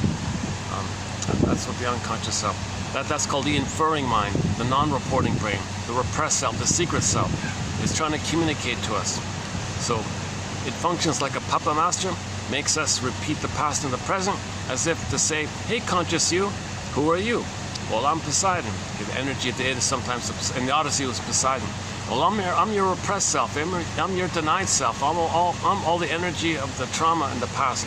I want to communicate to you, but I don't have language here. So I'm getting you to restage the present. I want you to observe the present and make the inference that what you're doing in the present is analogous to what happened to you in the nursery. You mean if I'm negative towards others, that means I'm supposed to know for myself that that's how my mother treated me? That my mother betrayed me?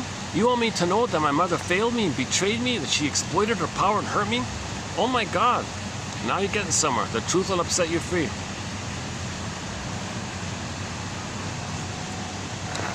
Then the next step, of course, is to get your mother's story. Because if you're going to heal from all this, you got to get your mother's story. Narrative medicine. So now you got to analyze the mother. Okay, put her on the couch, so to speak. Get the story. Get the story. Yeah, that doesn't work that way, right? Get the story. Analyze your mother. Find her story. Okay. Is she one of the stinger personality patterns? Which one? That means she has survival anxiety. Is her humor dark? Well, that's a clue. Does she always feel that she's entitled and never apologizes and you're always wrong? Yeah, that's a clue. Does she make you feel, did she raise you on fear and guilt? Well, that's a clue. So on. So get the story. Now that means she was traumatized, so get her story. When you see your mother as a person who's wounded and traumatized, you're understanding yourself. When you understand yourself, understanding others means you understand yourself. When you understand yourself, you're differentiating. Now you're getting a floor for sadness to appear. Sadness, now you admit the loss, that you didn't get the love that you needed. Sadness is for that. That fuels differentiation. Then sadness can step back and joy can reappear.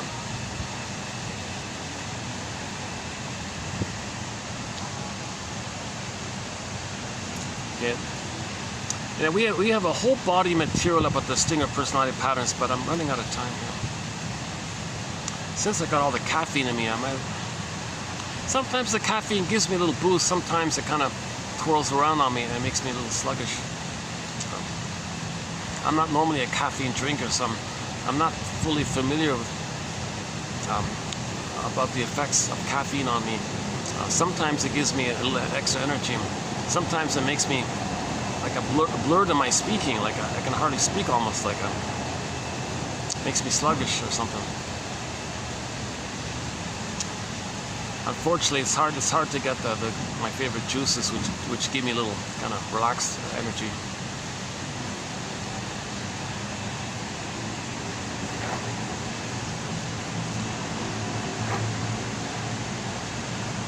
Okay, so did we cover that point more or less? When the stingers replay their childhood in the present, they don't play themselves. They play their mother. They find proxies to play their child self. So they shame the proxy.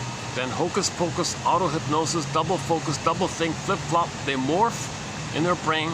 The one they just shamed, who played them at first, suddenly now the one they just hurt, the innocent them they just hurt, is suddenly poof, the terrible mother who hurt them back in the nursery. Now they can be themselves trying to control the mother. So they're going to control the proxy. They want to emotionally control the proxy, using a variety of tactics and tricks and rhetoric and propaganda, lies. So the survival personality patterns, they're pretty much lying all the time. It's called morbid lying or pathological lying. They're pretty much lying all day because they can't be truthful. The moment they're truthful, they think that image they create is going to eat them. They can't be truthful. They have an immense survival anxiety. Every moment is always hypervigilant survival anxiety. So that's why they won't trust, or they always deceive. So after they shame the innocent person and then see them as the mother, they want to use every trick and deception imaginable to try to control that person. They're still fighting with the mother. That's neurotic. You're still dwelling in the past, lingering in the past. Why? Why are we so stuck in the past like this? Because the psychic structure needed to love life in the present, to have meaning and feeling and loving life in the present, is what's called differentiation. In the past, you didn't get the love for that to happen, so you're stuck there, hoping to still get it. The only way out of this mess is observation. Okay, make the inferences, free associate. Grief is healed when it's witnessed by a caring other. So finally, you need a safe person to speak with, okay? And then the safety of the other person allows you to free associate. Okay, the caring witness validates what you're going through. They know what you're going through. They'll say things like, that makes sense. Okay, you must have a good reason for saying that. Yes, that's right, I do. Go on. So they validate what you're saying. They know what you're going through. So they're a safe, caring witness. With that level of safety, okay, you can say what needs to be said, admit the truth, get the story. When you get the story and the truth, you have an identity, and sadness appears. So the caring witness facilitates the level of safety needed to say what needs to be said. Okay? See, if the caring witness is going to shame you for saying something, it's not going to work. That's why therapists have been analyzed themselves, so they know this process. You know? So if the therapist were to shame the client, obviously he's not a genuine. He didn't reach that. He didn't. It's not. If the therapist is replaying their childhood, restaging their childhood, using the client as them and their mother, then obviously it's going to fail. That's a kind of full étoile like that. It's crazy like that. It's going to argue too much. So the caring witness needs some self-awareness, and they've done the grieving process themselves. And the main thing is they're just saying, they're just validating. I know what you're going through. I know what you're going through. Not just in a shallow way of saying it. They really know what they're going through, and you can feel that. And usually they say things like, they might give empathy statements, like so-called ego and the id statements. So although you know this, nevertheless you find yourself feeling this. That's right. And you must have a very good reason for feeling this. That's right. So they validate. That brings up more what needs to be said. And what needs to be said, when what needs to be said finally gets said, that's like weaving the catcher's mitt, and the feelings might come back, kind of thing. And then you grieve and have a belated release of the feelings that you couldn't feel. Now you can feel what you couldn't feel, because now you feel safe enough to feel what you couldn't feel. And related to this catharsis is a belated understanding of it all. You need both, the belated feeling and the belated understanding. And in the German language, there's a specific word for that. It begins with the letter N. Oh my God. Go to TQ 2771. I think it's in there.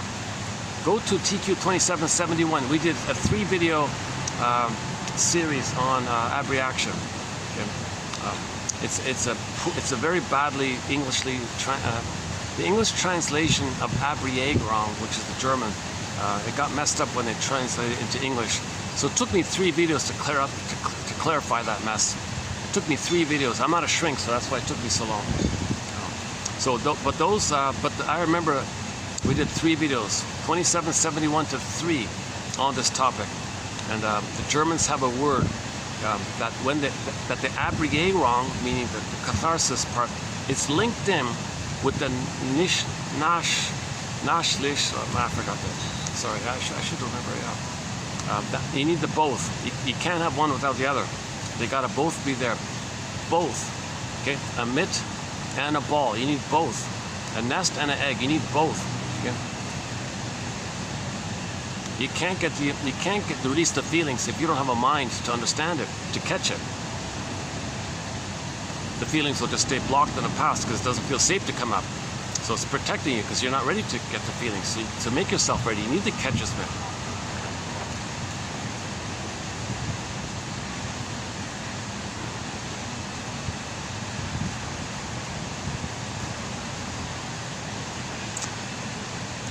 Yeah, okay, now that I know that things are kind of mellow here for the next few days, I think I'll be able to do a couple of good videos. What is today? Let's see again. 47%. What day is today? Let's see again. Friday, right? Today's Friday. Friday. The holiday goes until Tuesday, I think. So Saturday, Sunday, Monday. I got 4 days. So I might be able to do at least 2 more videos during this quieter time here. Yeah, I do feel a little relief just walking here. Oh, what a relief, you know, with less crowds and all this.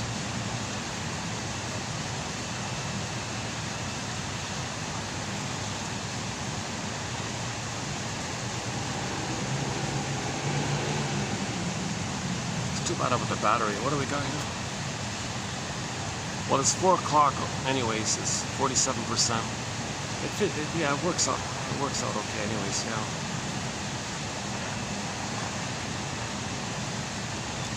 Okay, so when the stingers recreate in the present that scene with the mother in the past, okay, they find proxies to play their innocent self. They're going to be the shaming mother, and they're going to instant replay the past in the present. So the proxy plays them as a baby, they're playing the shaming mother, okay? and then they're going to replay the thing that happened in the past. What happened in the past? The baby cried for love, mother shamed him. So they'll see the proxy as wanting something, needing something, being vulnerable, being childlike, being needy, being foolish, and they're going to hate them and shame them and say you're no good. That replays the whole thing. Then the one they just hated, the one they just shamed and all this, his mother hated them, so they hate the proxy. The one they just hated, which was themselves, they hated themselves. The one they just hated, they'll poof magic, hocus pocus, auto hypnosis, double flip flop. Okay, that's what all this morphing, what's it called again? What's that term called again? The shape-shifting thing. Yeah, I think that's what it is. It's in reference to this. In the unconscious mind, it's shape-shifted. So you as a baby in your dream shape-shifted into the mother, right? Because the fusion. Okay, in the original setup was baby and the mother are fused. There's two there, but it's all fused up. It's all meshed up. It's all meshed up. It can flip around and shape-shift like this. So the person in the present played you. Now they shape-shift in your dream.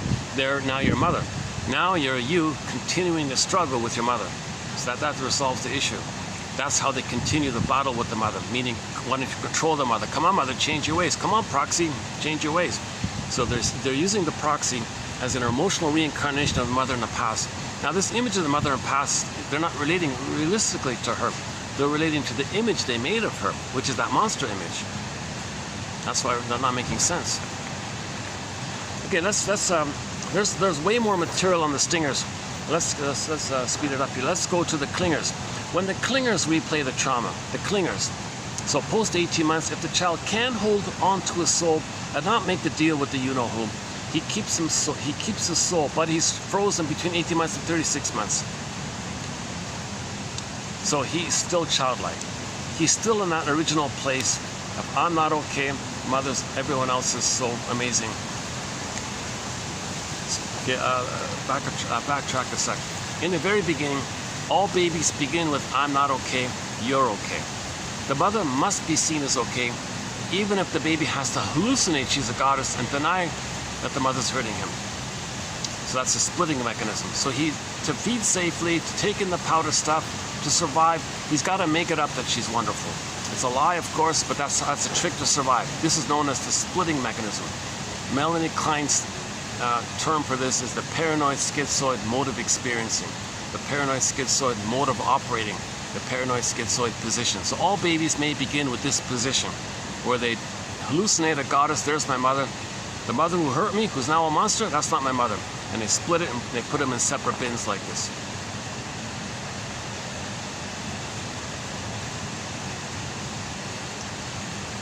So all babies begin with I'm not okay. So why? Why do babies feel badly?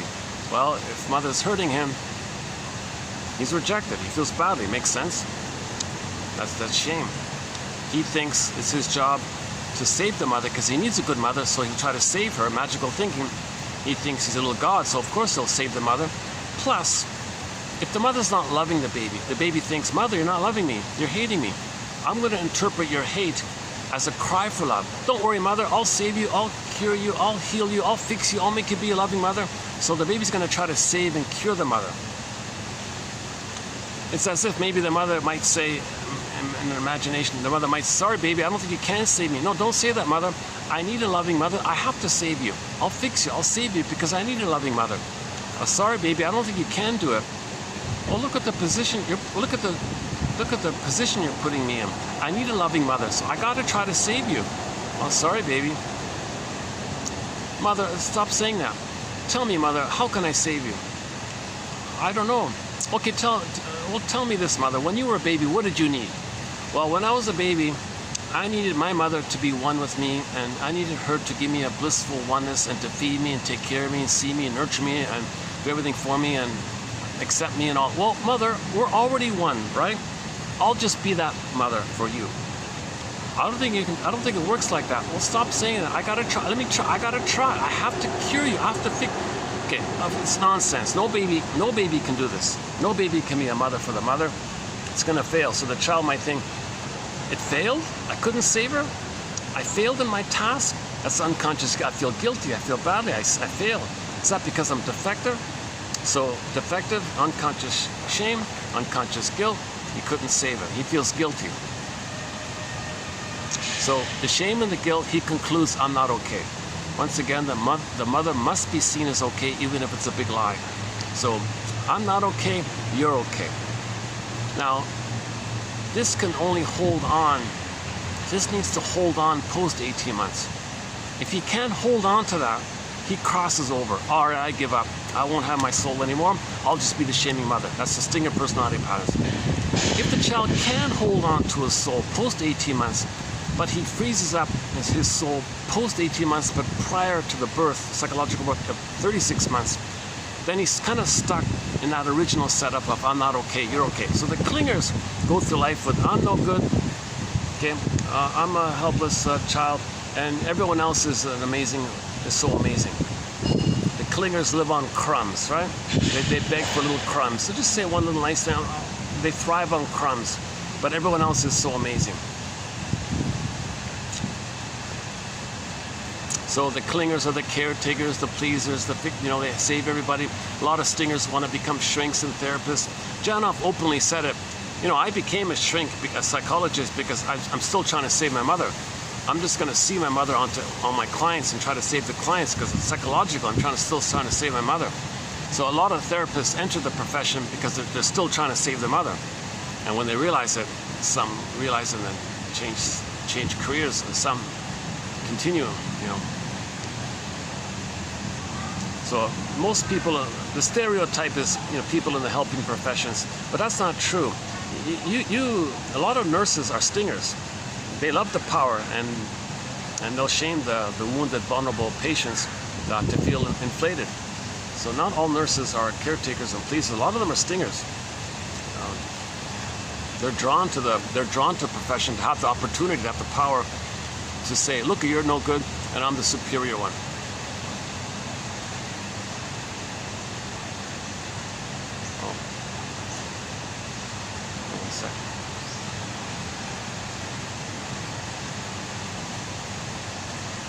Okay, where were we? Oh, the clingers, right?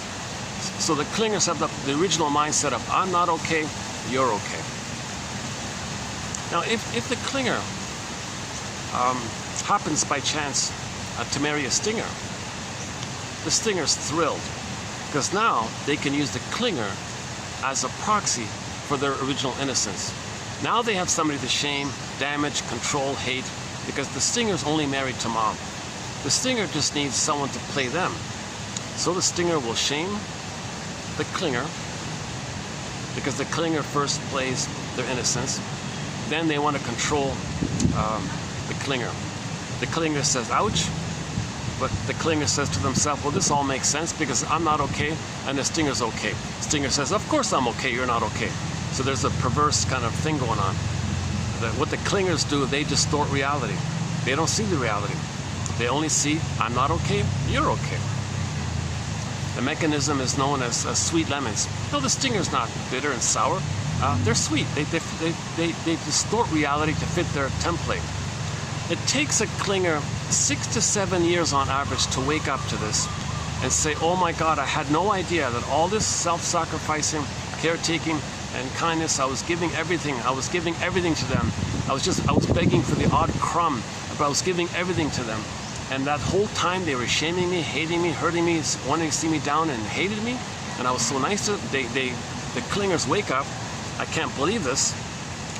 They got to fly to some place to stand in a waterfall.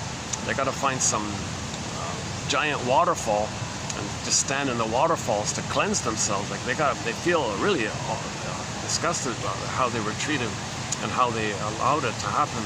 That they were just shamed all the time again, and they didn't realize it, but they were being shamed living with that person for 6 to 7 years. So they stand under the waterfall and, oh, please cleanse me, please cleanse me. They're doing some ritual, some gesture, some communication to them. So the ritual is a communication to their conscious self that they were hurt and they want to be cleaned by the water, symbolizing please wash it away kind of thing. It's not the water that washes it away, it's the attitude that they were hurt, and they're creating some kind of space to admit it kind of thing. So they do what they got to do. Okay, they play Gloria Gaynor's song, I Will Survive. Okay, they play, the Glee has a good cover of that, I Will Survive / Survivor. The Glee cast, it's a combo song, I Will Survive / Survivor. Oh my God, that lady's still pregnant. There's one of the staff here. Oh my goodness. Oh, she's about to deliver any moment. I guess she's, I'm not sure what her job is, but she's like the accountant or works in an office or something. But she's got a full 9 months. She's obviously 9 months pregnant. I thought she would have had the baby already by now, but she's still pregnant. And I was saying, oh my God, I hope it doesn't happen here, because I hope there's someone. I'm not a midwife or a doula. Oh, they got lots of staff here, so hopefully one of them can help her if she's gonna suddenly deliver. You know, ironically, she could just go into the water there, squat maybe, and pick up the baby, if worst case scenario, right? Yeah, so one emergency procedure might be, let's say she were alone, no one could help her. What could she do? Maybe one option, there's the water there, with the swans nearby. Maybe squat in the water, let's say, tilt it, one physiotherapist, my disclaimer, I'm not a doctor, I'm just quoting she's got to tilt the tailbone back to allow maximum space. The pelvic space has to be as wide as possible. So the squat position, the proper, you got to look it up, the proper squat position allows the maximum space for the canal, and then that position allows the mother to tilt back the tailbone part, and then the contractions push forward in conjunction with gravity. So either she uses the water or she doesn't use the water, I'm not sure at this point. But anyways, and then she scoops the baby up to her bosom and leaves the cord, leaves the placenta, and lets the baby latch on, everything's okay. So if it was stressful coming out, okay, she didn't use an epidural, she didn't take massive anesthesia, okay, she didn't take any pills or anything, because that would go into the baby's brain and whack the baby's brain, and he'd be very angry all of his life. So check out Janoff once again. A mother shouldn't take pills. So there's a book called Birth Without Violence. So there is a way to peacefully deliver the baby, right? So leave the cord, leave the placenta, because that gives the child strength and nourishment. The child latches on, suckles, makes the bond, skin-to-skin contact. Okay, the heat is definitely not a problem here. It's very hot out here, so no problem about that. So I'm just imagining if she were completely alone, had no phone, no ambulance could come or whatever, no one could take her to the hospital, and no doula, no midwife is around.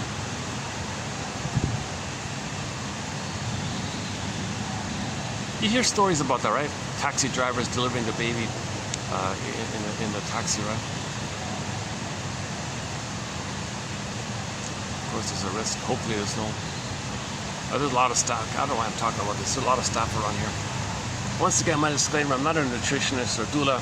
I'm just commenting. There's a series of videos on YouTube by a physiotherapist, and she's giving advice to pregnant mothers on the various positions they can take, and she goes through the different positions and lists the pros and cons. She doesn't tell you which one to adopt.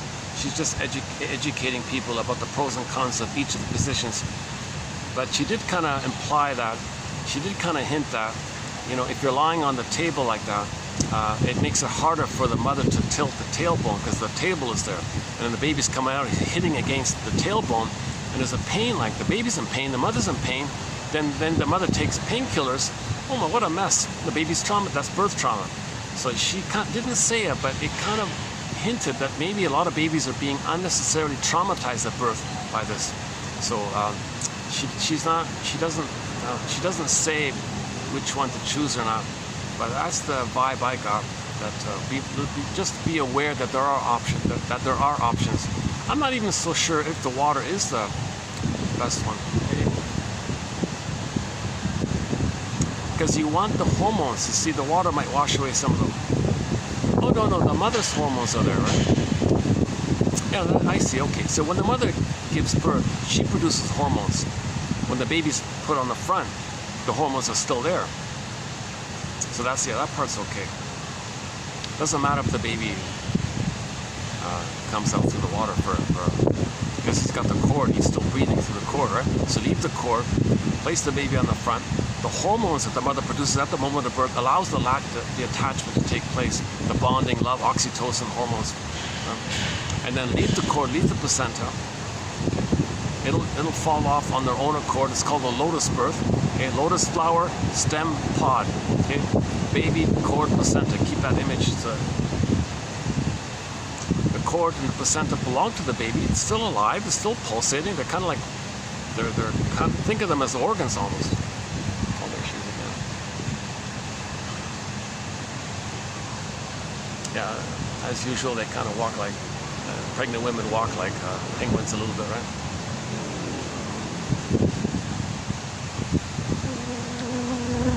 But Janov talks about mothers should not smoke and drink when they're pregnant, right? And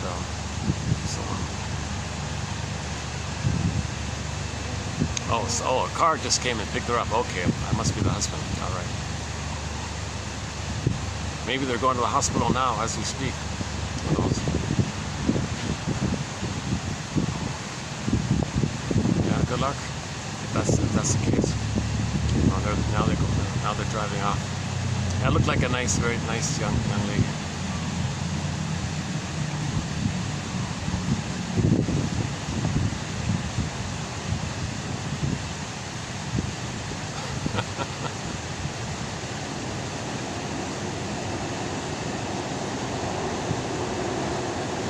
Yeah, so there's a thing called child abuse in the womb. Some mothers are abusing their children while they're still in the womb. They're abusing them. Can you believe it? When she takes too much caffeine or drinks or smoke, that's child abuse in the womb, because the child's chemistry is all whacked when the mother does this. Some babies are born with PTSD. Put it that way. Some babies, Janov says, are born literally with PTSD. If the sympathetic response is too elevated, they're born revved up. They're born already with the Snow White frozen in the box, and she's in there in that box, and theoretically, the danger is you don't want to go through. A person doesn't want to go through their whole life with their beingness, their soul frozen, stuck in the box their whole life, right? Like you want her to, wake up and all this, right? I'm going to guess the issue of the apple being released. I'm going to guess that's her finding the voice. I don't hear other people saying this, but Robert Bly made a reference to this in another fairy tale, that you want to find your voice. So maybe maybe there's a condensation there. So the clothing, remember the witch, the clothing, some mothers are rough handling their babies with the clothing. Okay? The combing, some mothers are rude and rough in the hand when they comb the children. And then the feeding is disturbed and all this. But then you can morph it, right? Alice in Wonderland thinks you morph and flip. Maybe now, the release of the apple part, maybe the person found their voice. They can free their voice because it's blocked in there. Right? When the baby's traumatized, he lost his voice. Maybe that's symbolized with the blocked apple in there, right? So finally, see, the first part is the mother's feeding the baby wrong. That's toxic.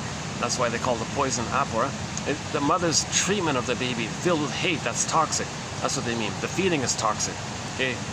Force feeding the baby, that's toxic. That's toxic. The mother force feeding the baby or putting the baby on a schedule, these things, okay, from the baby's perspective, the mother's that evil stepmother witch, right? That's toxic feeding. And then the soul froze. When you finally find your voice, maybe now the image is the apple pops. Maybe you found your voice.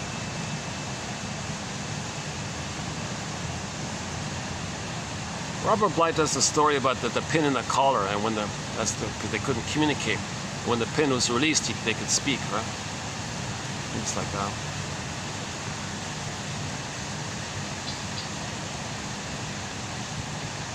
So when the clingers replay the record, 38%. When the clingers replay the record, it's direct. It's direct. They don't hurt anybody. They don't find proxies to shame and then see them as the mother and fight with them. They don't do that stuff. They're still like the original child. They're like the original child. Oh, please, somebody, you're so amazing. Can you help me with my development? Can you support me in my autonomy? Can you guide me to my individuation? Help me know my interests and support my interests? Can you give me communicative matching? And can you be like really like a stable, reliable base for me to explore, know myself? No one can offer that level of what the mother should have done. So it's always going to fail and disappoint. That's the repetition. That's the repeating. So they're going to recreate it. They're going to restage it, recreate it. So they'll have impossible expectations on others. Either they choose people who will reject them, or coax them to reject them, prod them to reject them, entice them to reject them, give people impossible tests, okay? Be passive-aggressive, annoy others, and they're rejected. Okay? Again, the clinger is doing this to make the inference that the mother rejected them at that time. Now, they're not hurting others, they're just replaying how they were rejected.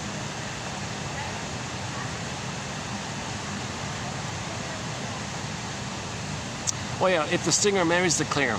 So if the clinger marries the stinger's thrilled to have somebody to shame and devalue because the clinger is playing their original childlike place. Oh yeah, and then so the clinger wakes up, leaves, and writes a self-help book entitled "Codependent No More. I Will Survive." April Wine's song, "I won't walk down that road no more." A little known rock song by the band April Wine. I've never heard it on the radio. Not a bad song. I mean, I'm not going to do that anymore. It's a shock to realize that the person you've been caring for and trusted so much and gave so much and invested so much, and the whole time they've been hating you, and you've been trying to be so nice to them, thinking they're going to join you and be a team. The stinger doesn't know what you're talking about. Your kindness evokes immense envy, so they want to damage them. What? You're damaging my kindness? I thought it'd help you. Because the clinger is in the place of the baby trying to save the mother still. It's not going to work. Now, finally, when the clinger leaves, the stinger says, well, aren't you going to thank me? Thank you for what? For giving me the chance to be shamed by me? Because I'm so important. You arrogant son of a, right? So they really realized what a mistake that was. The stingers say, well, didn't you anyways? They just use people. Stingers are in a utilitarian mode. Okay? The prototype is the baby is in a utilitarian place with the breast mother. Okay? When the baby's at the breast mother, it's a one-way thing. The mother's feeding the baby, nurturing. The baby doesn't have to say thanks, mom, or it doesn't have to do anything for the baby. It's unconditional acceptance, unconditional love giving. So they're still in that place of entitlement like that.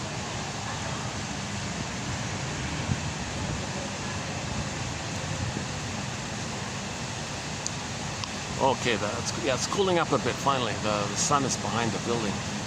Or I should say, the earth rotated in a manner such that the building can block the sun. Yeah, okay. That's too bad. I finally settled in and I've only got an hour left. What a pity. I could have done a 5-hour video. It's going to be a 3-hour video, I think. Maybe 3.5. It's at 36% now.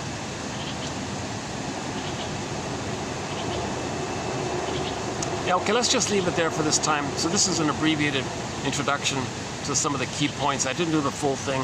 I go to the last video, the 5-hour one. I'm still uploading. Here's a weird thing. My last video is 5 hours and something long. It just got uploaded now, like just an hour ago. And YouTube counts it as a short video. What? How does that happen? So you play it. It's still there. It's 5 hours, but it's listed as a short. So to find that video, you got to go to the shorts option. You'll see it there. That's weird, eh? Who ever heard of a 5-hour short video?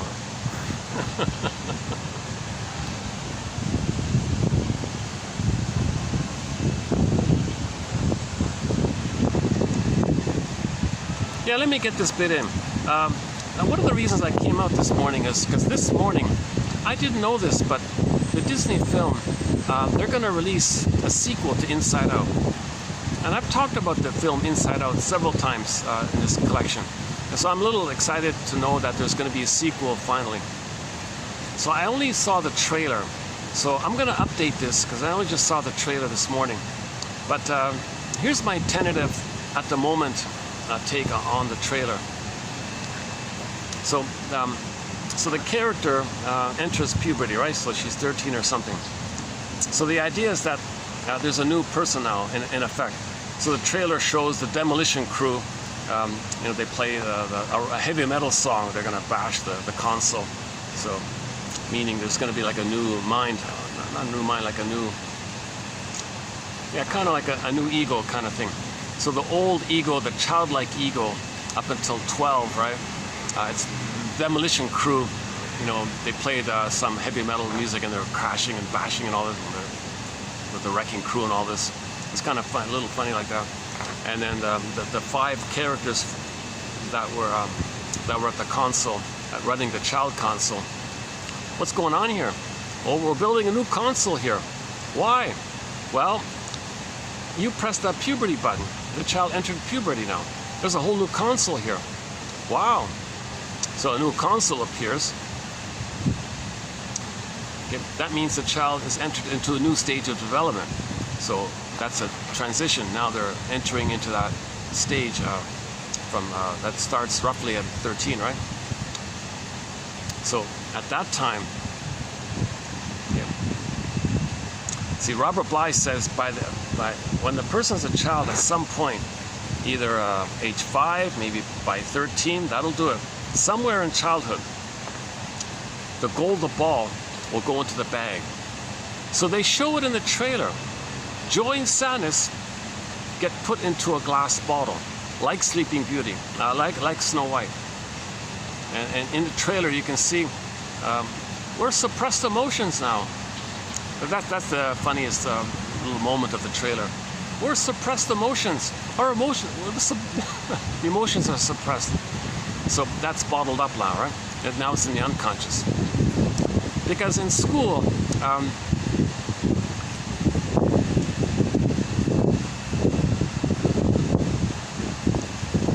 it's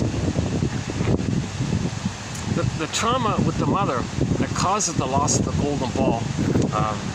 It's a kindling effect. And by the time you hit 13, you don't have that kind of innocent, open trust like that. So the golden ball goes down the well. So in the trailer, in the version, it goes into the glass bottle. So joy, sadness, like in the original, joy, sadness went zoop down. Now they got zooped in the glass bottle. Same thing. So in the original, joy and sadness got zooped away into the unconscious. This time they got zooped down into the glass bottle like that. Similar, and the glass bottle is in the unconscious. Same kind of thing. Either they went up the glass tube into the unconscious, or they went into the glass bottle and it goes into the unconscious. Similar motif. So joy and sadness, meaning the golden ball, the human side of being human, the feeling self, all got zooped away. Now in the original, when joy and sadness got zooped away, fear and anger at their console. Disgust is mainly about distaste and dissmell. So in the original series, the 2015 one, 9 years ago, the 2015 film, at the console is mainly anger at the console, right? Because anger means the survival mind. Okay, now in the sequel, joy, sadness, and anger, and fear, and disgust all got put down. Like, what's going on there? Well, maybe at high school you can't show anger. When you go to school, you're not allowed to show anger, right? And you're not allowed to show fear. So those they got in the bottle as well. Okay, now disgust was mainly about distaste and dissmell. But disgust can also play shame. So you don't want to feel shame. You don't want to know you're shamed if you feel shame. So that went into the bottle. So all 5 of the original characters are in the unconscious now. So who's going to run the new console? Anxiety. Anxiety. So what's anxiety? You're operating out of old fears that you don't remember. You have some old fears. They're always coming up. You don't know what they are, and you're always anxious. So you're going through life a little bit afraid, but don't know why. And now anxiety, okay, means you're operating out of fear, basically, past fears. Now, fear proper usually is for the present danger. So, if anxiety is at the console, that means the child was afraid with the mother. So that's why anxiety is at the console. And it wasn't processed, it wasn't metabolized. So put it this way, fear is in the bottle. You got a partial animation, expression out of that fear called anxiety. The unprocessed fear, the unknown fear. It's basically a version of fear post a certain time. It's called anxiety. So once again, fear is like for the present moment. So when the baby, as a child, he might be afraid all the time. That's all bottled up. Now it's anxiety. So anxiety rents the console. So anxiety means the person's going through life with all these unknown fears, relating, doing things, new things. Okay, they don't have Roddy doesn't have a secure attachment style.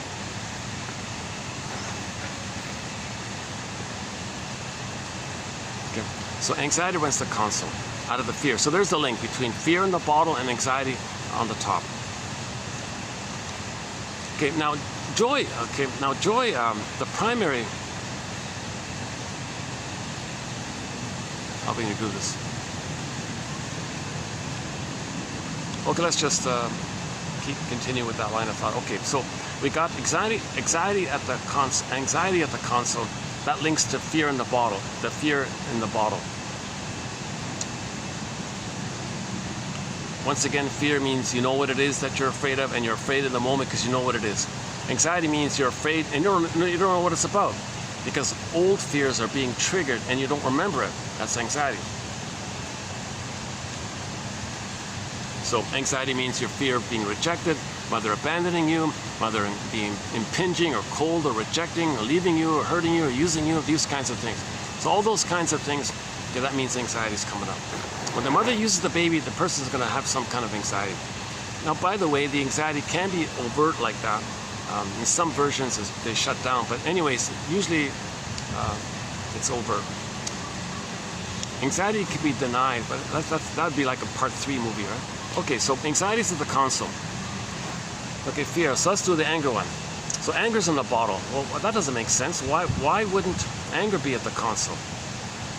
Well, I think my theory is in school, you can't show anger. The teachers will punish you.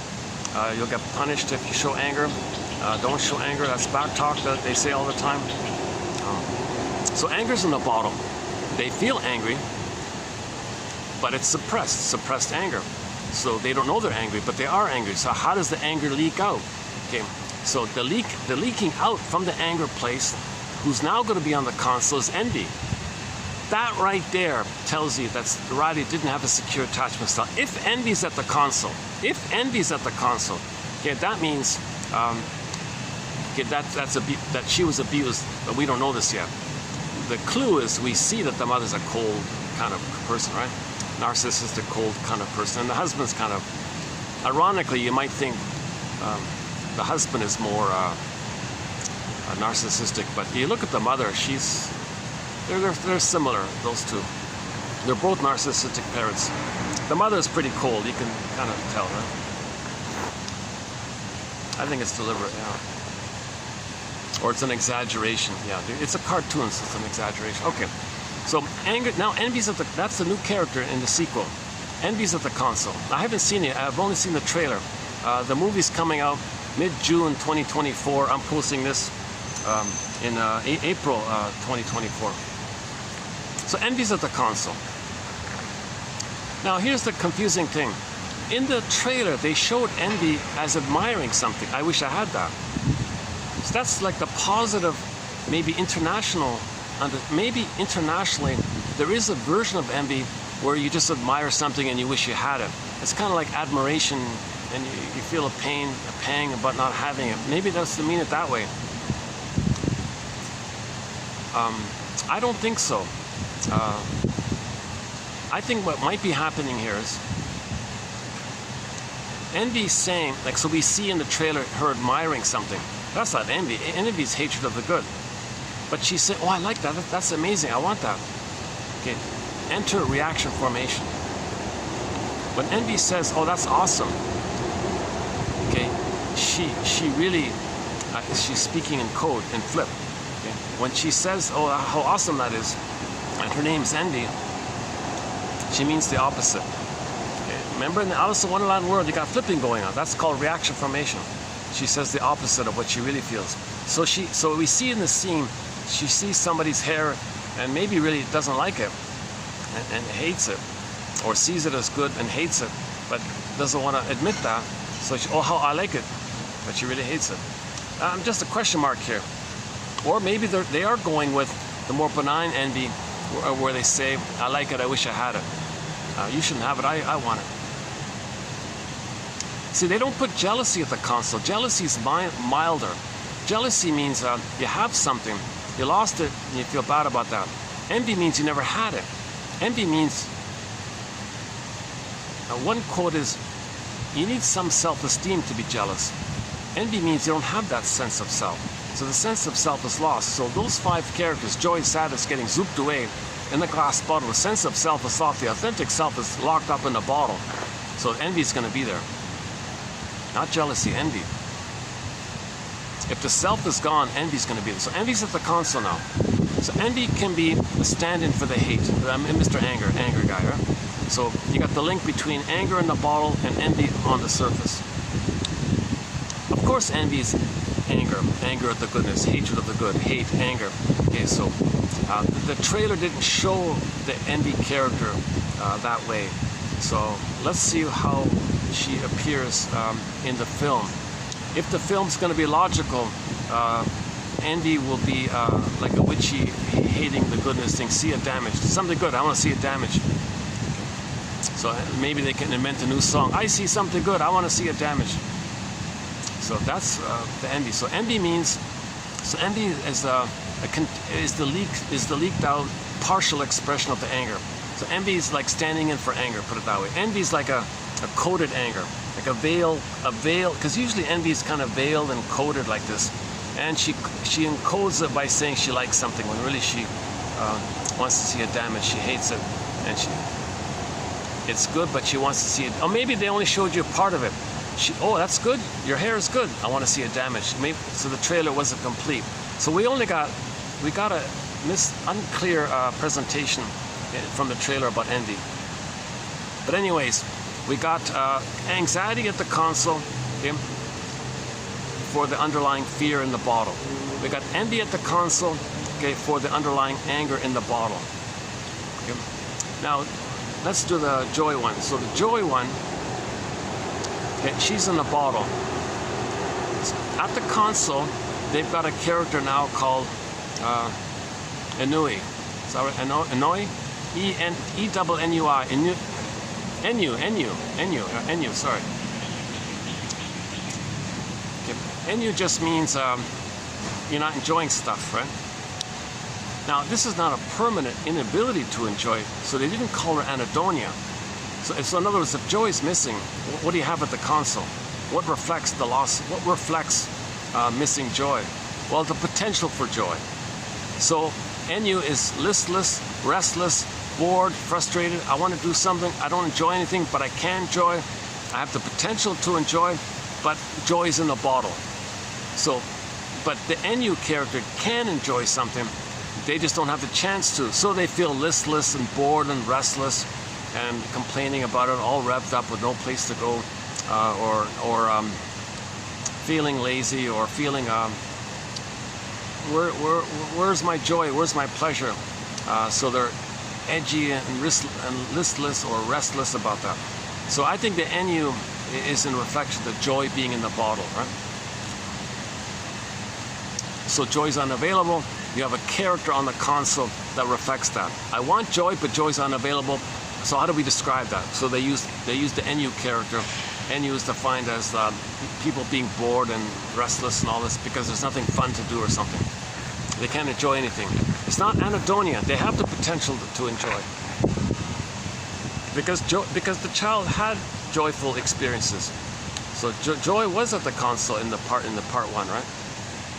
So Riley has the potential for joy, and she did feel joy, obviously. But joy's in a bottle now. So what character do you have at the console and link to that? That's the NU character. Okay, let's do the next one. So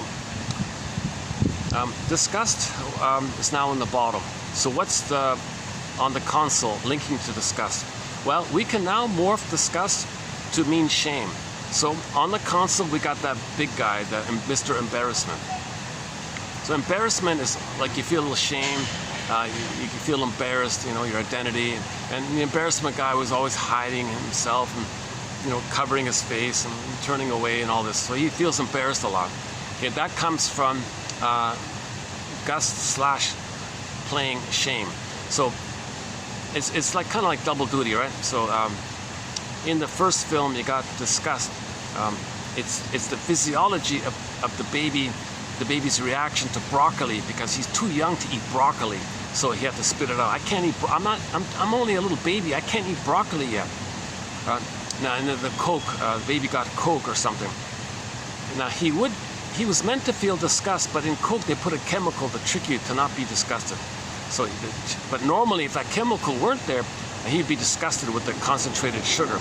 No little child should drink, you know, this much sugar in a can of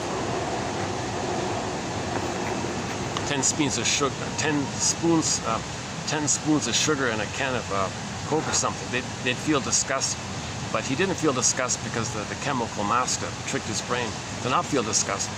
But in other words, disgust was used for distaste and dis-smell. Right?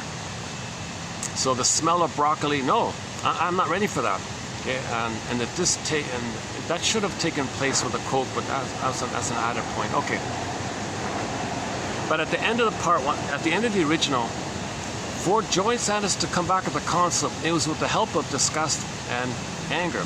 But at that moment, disgust represented shame. So when we feel the shame and rage of being traumatized, we get back our soul. So at that point, disgust played the role of shame. Okay, so now enter the sequel, Inside Out 2. So now we can say shame, the character representing shame, although we still call it disgust, but it means is in the bottle. So now what do we have at the console? Mr. Embarrassment. Okay, that's the four there, right?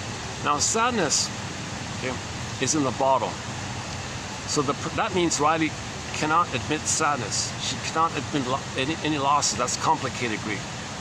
Now, if the person can't admit loss, and you're supposed to feel sad and you can't feel sad, there's a fear around it, and there's hence anxiety. So anxiety is doing double duty. Anxiety is playing both fear and sadness in the bottle. That's my theory. Anxiety at the console is playing both the fear of old fears and the inability to feel sad, which is now in the bottom. Because if you were to admit a loss, that would bring up fear and anxiety. So that's my run through it all. That's my temporary run through it. So in other words, in school, okay, when you're grade 8, what is it? Entering grade 7 or something. So when you enter middle school or junior high school or whatever, that's like a whole new kind of phase, and people might generally be anxious. Whether it's overtly seen or whether there's a machismo act to muffle, but underneath there's anxiety. So anyways, anxiety is sort of running the show kind of thing. Hold on a second, on my back. I'm sitting on a bit of an angle here. Hold on a second. Oh, sorry. Speaking of anxiety. Hold on a second.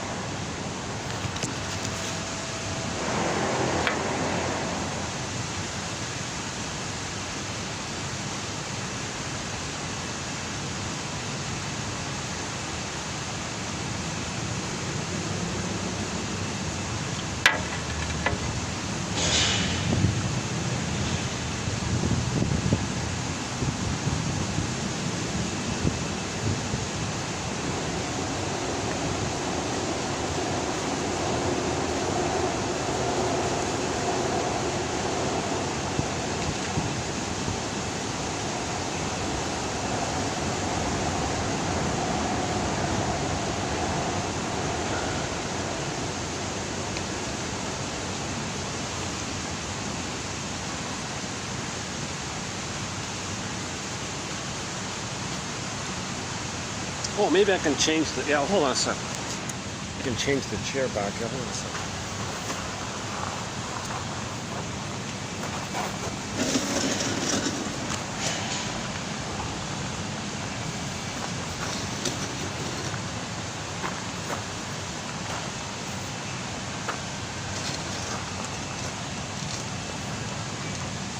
Oh, that's a little better, yeah. Let me get a cushion. Hold on a sec. Sorry.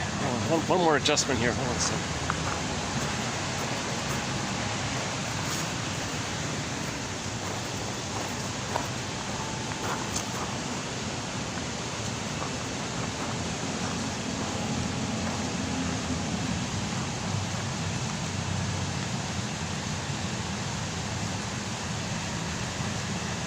Right. Okay, so both joy and sadness is back on the bottom. That's the way it's like it was originally. That's the ongoing issue. Joy and sadness is unavailable at the console. Joy and sadness are meant to run the console, but in development we lose it, so it's repressed. So in the sequel we see once again joy and sadness is in the bottom. But I'm thinking, why is fear and anger also in the bottom? Well, maybe that's my working, at the moment, my working guess is, because at school you're not allowed to show fear and anger.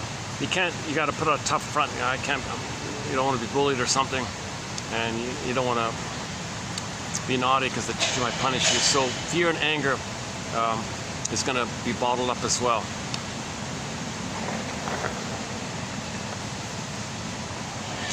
And then if disgust is now shame, you don't want to show shame, so it leaks out when you feel embarrassed. So embarrassment's for this. So embarrassment for the bottled up shame, anxiety for the bottled up fear. Now, since sadness is bottled up, if Riley were to admit any kind of loss or disappointment, but she doesn't have sadness available, to admit sadness would bring up the fear of not having the love, mother's love, not having received enough love from mother to admit sadness. So she can't mourn. Imagine that, you're 13 years old and you can't cry, basically, right? I mean, you can't really like cry for, you can't identify a loss and cry for the loss. You might have tears for some defense disappointment, like your defense mechanism didn't work, so you poor you, like that kind. That's a different kind of crying. We mean crying from the memory of an earlier period. So that'll be complicated grief. So if one were to try to admit a loss of some kind, like if Riley experiences any kind of loss in the film, that's going to trigger the loss of not having a loving mother, because clearly her mother's not a loving mother. Okay. She's also very unhappy in her marriage. Fantasizes that she could be with other men all the time, and has this immense inner conflict with her husband. Now he's gaga for her, so that might be part of it. So see, he wants her to take care of him. It's kind of, it reminds me of that the Addams Family, right? That guy, the rich couple there. He was always crazy about her. She treated him, threw him a crumb once in a while. So she was doing the same thing. Yeah, it resembled the Addams Family relationship. The Addams Family. Click, that one there. In the mansion. So that's why sadness is in the bottom. So if Riley were to, so Riley can't admit any kind of loss, because that would trigger the loss of not having a loving mother. So that would bring up immense anxiety, immense fear of admitting the fear that you felt with the mother. So that's why so anxiety is playing double duty. Anxiety is representing all the fears of the mother and the inability to mourn the loss of not having a loving mother. So sadness, that would be sadness. So anxiety is covering for both fear and sadness in the bottom. Okay? And embarrassment plays for shame in the bottom.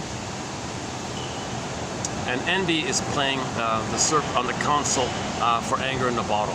So envy is going to be like a sneaky, passive-aggressive, veiled anger. So the anger is leaking out through the envy character. Now that's interesting. If sadness is in the bottom and envy is on the console, that says a lot right there, right?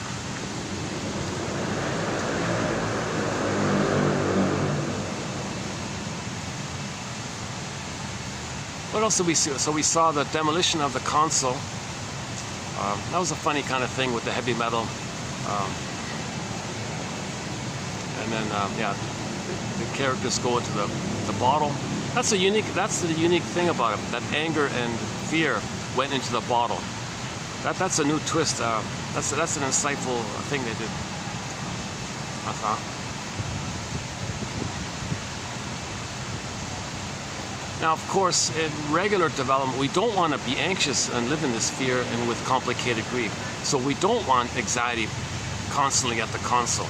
But that's the reality of when a child's traumatized. They're going to be anxious afterwards, living with this unknown ancient fears that's always leaking up kind of thing. Oh, 1 second.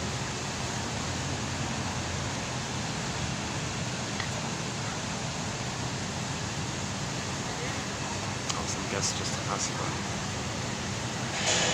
Most of the guests are indoors because of the heat. Actually, now it's not so bad. Let's see, what time is it? 5:06. I got 24%. I got to catch this before it runs out. Otherwise, I lose the video.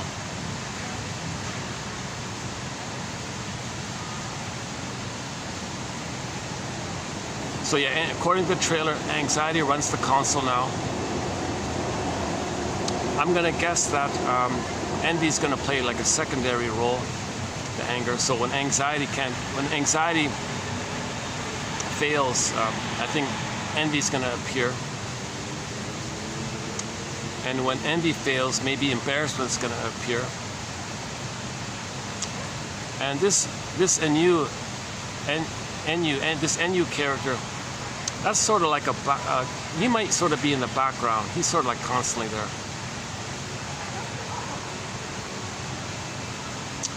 He may have like a minor role once in a while, saying I'm bored or where's my pleasure. So obviously the goal of the film, once again, like in part 1, we got to get joy and sadness back at the console. Plus, we need to have anger and shame at the console because we need to feel shame and anger to get sadness back. So like in part 1, the same dynamic. We got to get sadness. To get sadness and console, we need sadness and joy that's the golden ball at the console.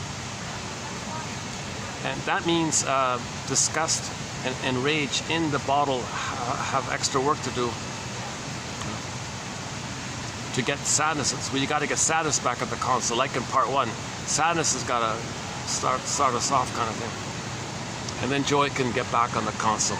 So the goal is to get joy and sadness back at the console.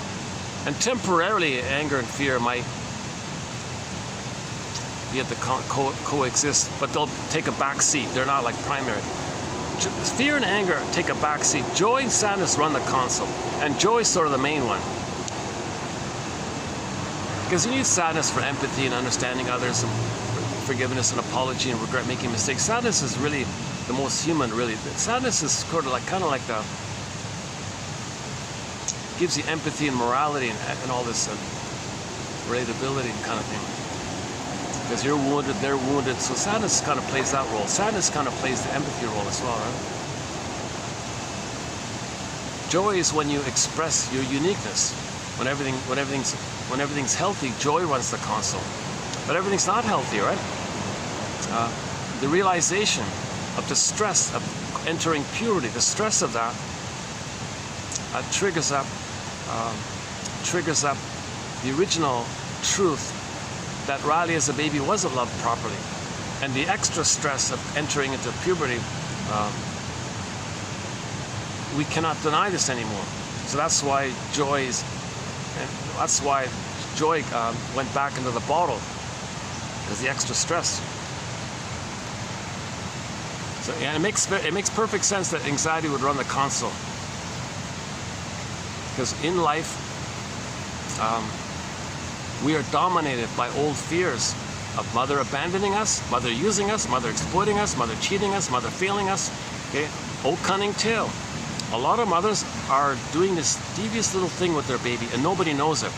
When the mother and the baby are alone, the witch in the mother comes out. meaning her envy, her rage, all of her unprocessed feelings from her past. And that mother only sees her past, uses the baby, doesn't see the baby, is so blind to the baby because that mother only sees her past.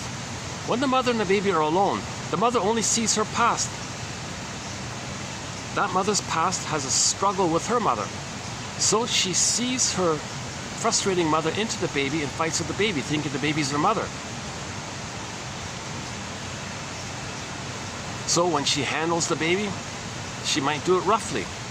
In Snow White, that's the lacing thing. When she combs the baby's hair, she might do it angrily. Again, the comb thing in Snow White.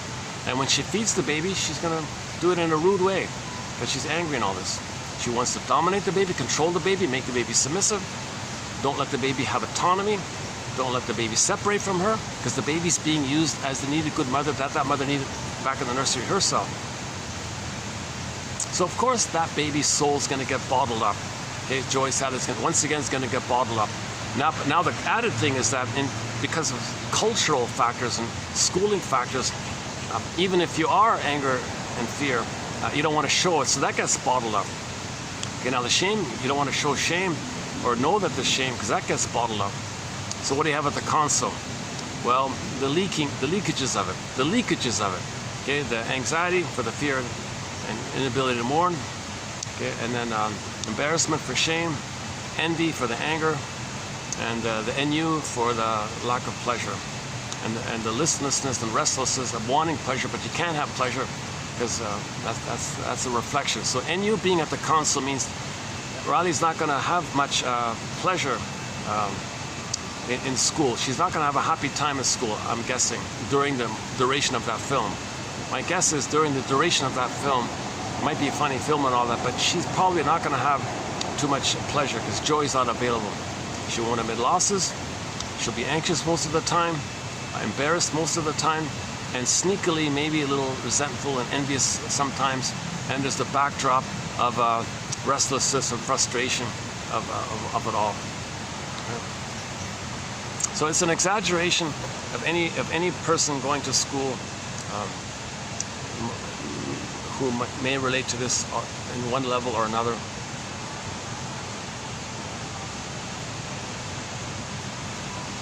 I really hope this continues. The good news is the co-writer for the original did this script. So I'm thinking the script should be okay in the sequel. Usually they fail in the sequels, right? So I'm thinking, I noticed, I did a quick check on Wikipedia or on the bio there. Oh yeah, who's the writer? Is Pete Docter doing it? No. So Pete Docter isn't there, but his assistant who helped him. So although hopefully Pete Docter's the original guy, he had an assistant who helped him. Now the assistant took over for the sequel. I'm hoping she preserved the spirit of what Pete Docter did, because he did a lot of research into this and he did a good job with the original. When that came out in 2015, I remember myself feeling a little enthusiastic because it's like a huge, it's finally we're talking about feelings. Finally we're talking about looking inward and trying to understand ourselves. Finally there's like a major screen looking inward. It's like the first time we're looking inward kind of thing. Fine, we did it by cartoon, who cares? Whatever it is, we're looking inward finally. And so there's I'm delighted that this discussion will continue, in particular post mid-June when the thing's released.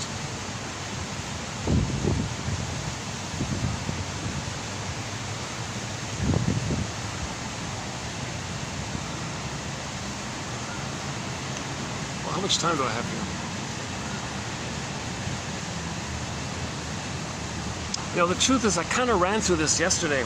So I feel like I don't really need to cover it too much. If you want a discussion, I kind of ran through today's quotes yesterday. I did a preview in the last video of this one here. So let's just run through this quickly. Okay, the first one was about the image of Snow White being in the glass coffin.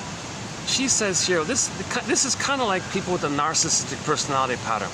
Okay, their beingness is detached from themselves and to others.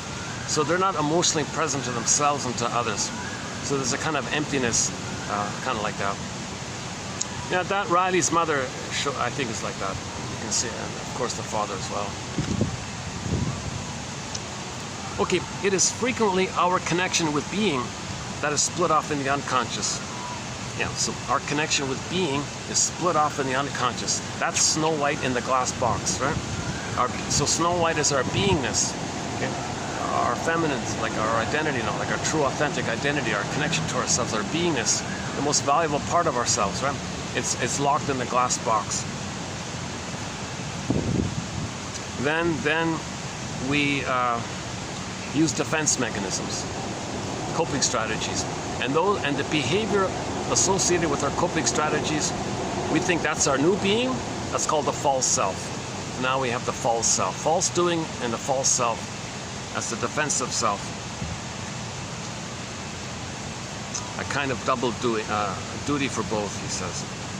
So the false self we think is the real self. No, the false self is defensive to protect you from to protect the real self. The false self is just meant to kind of protect the real self, not replace it. Says a guy named Winnicott. Now, we don't have too many of his quotes. I have mixed feelings about that guy. The queen wishes for a child born in the mirror image of her current experience, introducing the theme of narcissism to the story.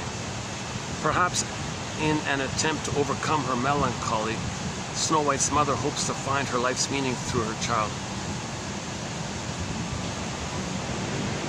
So the cause of the Snow White story is that the original mother, the missing good mother, the missing real mother, wanted to use her daughter as a mirror extension of her.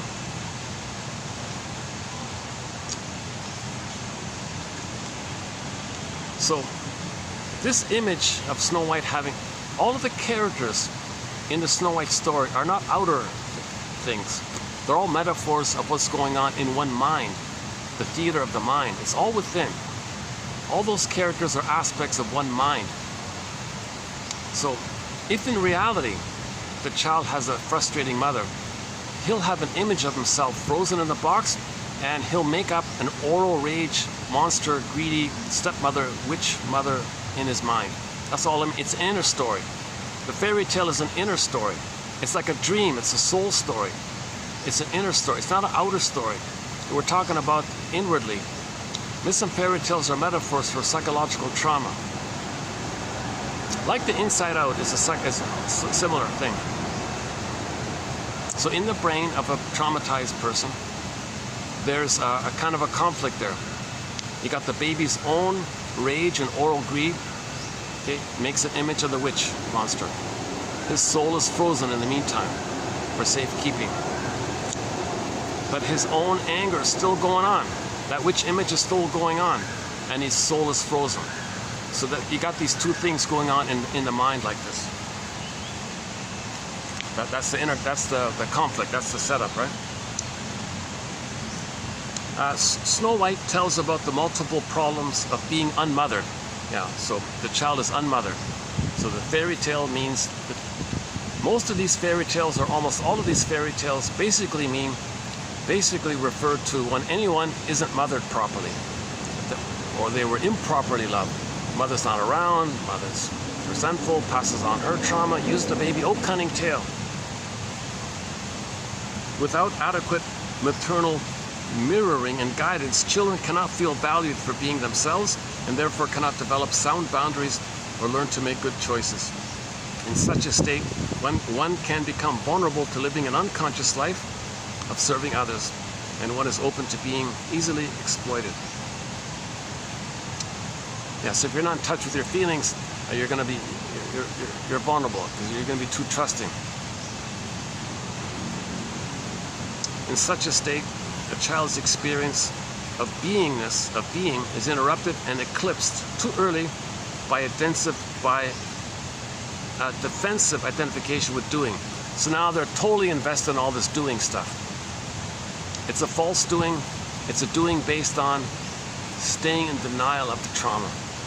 Staying in denial that Snow White is in the glass box. This may be considered a helpful false self adaptation. And this may, of course, helps the person to survive. That's how we adapted. At the same time, you're missing. Okay, a rich, feeling full, grounded connection to your soul and all this. All right.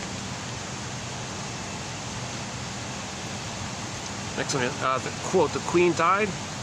After 1 year had passed, the king took himself another wife. And so he makes the point that 1 year gap, that's the first year of life. That's the mirroring phase. So this whole issue of the mirror. So that's a key thing in the story about the mirror, right? So in the first year of life, the baby's meant to be mirrored, right? The baby's meant to look into mother's eyes. Who's the fairest of them all, mother? You are. What if that mother can't do that? No, you gotta mirror me. I am. That's the trauma. When the mother used the baby to mirror her, that's the story, that's the trauma. In normal development, the baby looks in the mother's eyes. Mother, who's the fairest of them all? The mother says, you are. Oh, thank you, mother. That's great. That's the normal state of affairs. All babies think they're little gods, they're kings, they're princesses, they're all... The mother's meant to say, look at you. You're the fairest of them all. Look at you. Wow, I see you.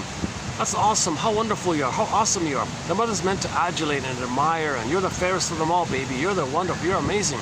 The mother's meant to do that for the baby. The mother's not meant to expect the baby to play that role for her, because she never got it. That's the issue. That mother herself never got it herself. So the baby is not doing this. That's what the story's about. The mother gets enraged at this. Mother's envious of this.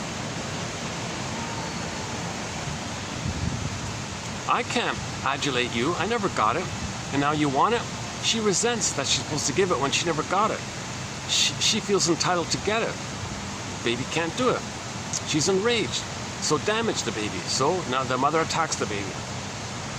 And this drama's going on in the mind kind of thing. So that's the issue about the first year part. Psychologically speaking, living without a mother in the first year of life. Psychologically speaking, living without a mother in the first year of life, Snow White missed the essential mirroring process with a good enough mother that a child needs to forge a connection with her true self. Mother didn't see the true self of the child. Mother was soul blind to the child because all the mother saw was her need to be seen. She doesn't see the child. She only sees her need to be seen. That's the issue. The mother doesn't see the child because the mother only sees her need to be seen. So the baby's not seen by this. That's the issue. It is all too common that unmothered women beget unmothered daughters. These mothers may seek to fill the void in their own mirroring process by expecting their children to do it. Look at that. So these mothers expect their babies to mirror them. Oh, they got more guests back. It's funny. I don't see the other end of it. All the guests are at the other side. Huh? It's sort of the nicer end. The more popular side of this restaurant is on the other end.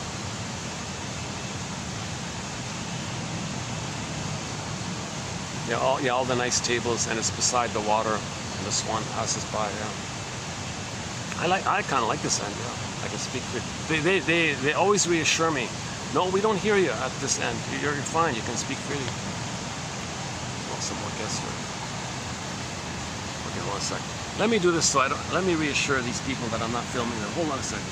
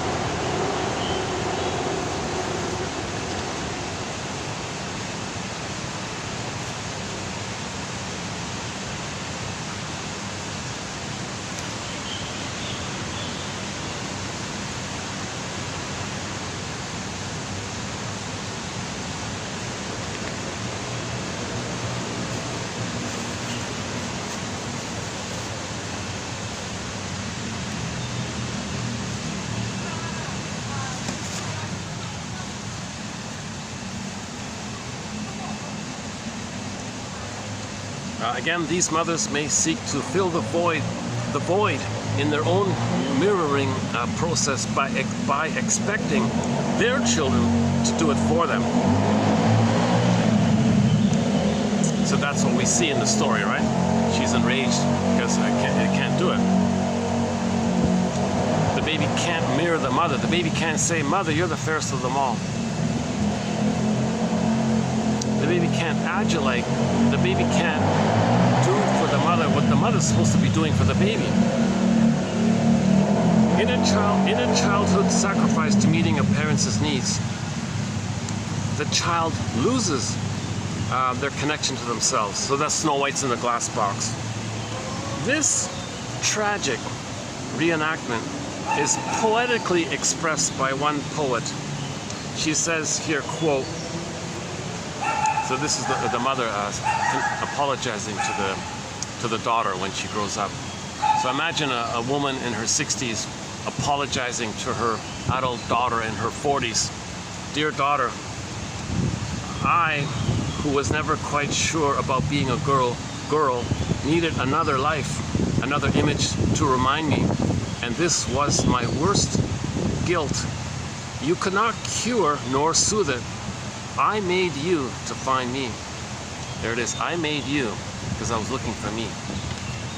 So that was sort of a very good poem there. Yeah, that's it's in our collection here. The last one there. And somebody named Anne Sex. I don't really know her. Anne Sex. Next page. One sec. Let me turn the page here. One sec.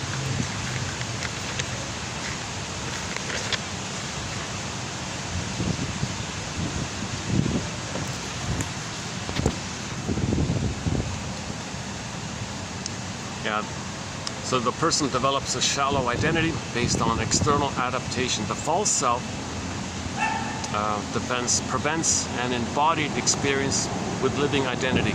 Yeah, so Snow White, if Snow White is in a glass box, you're not embodied, you're not loving life, etc. You're not feeling all this. What remains? Okay, so they feel empty as a result. Okay, next one. The stepmother, now acting out the role of the shadow self, if that's a part of you now, your age, demands constant positive mirroring and becomes ruthless when she doesn't receive it. This dark queen frequently consults the magic mirror about her beauty.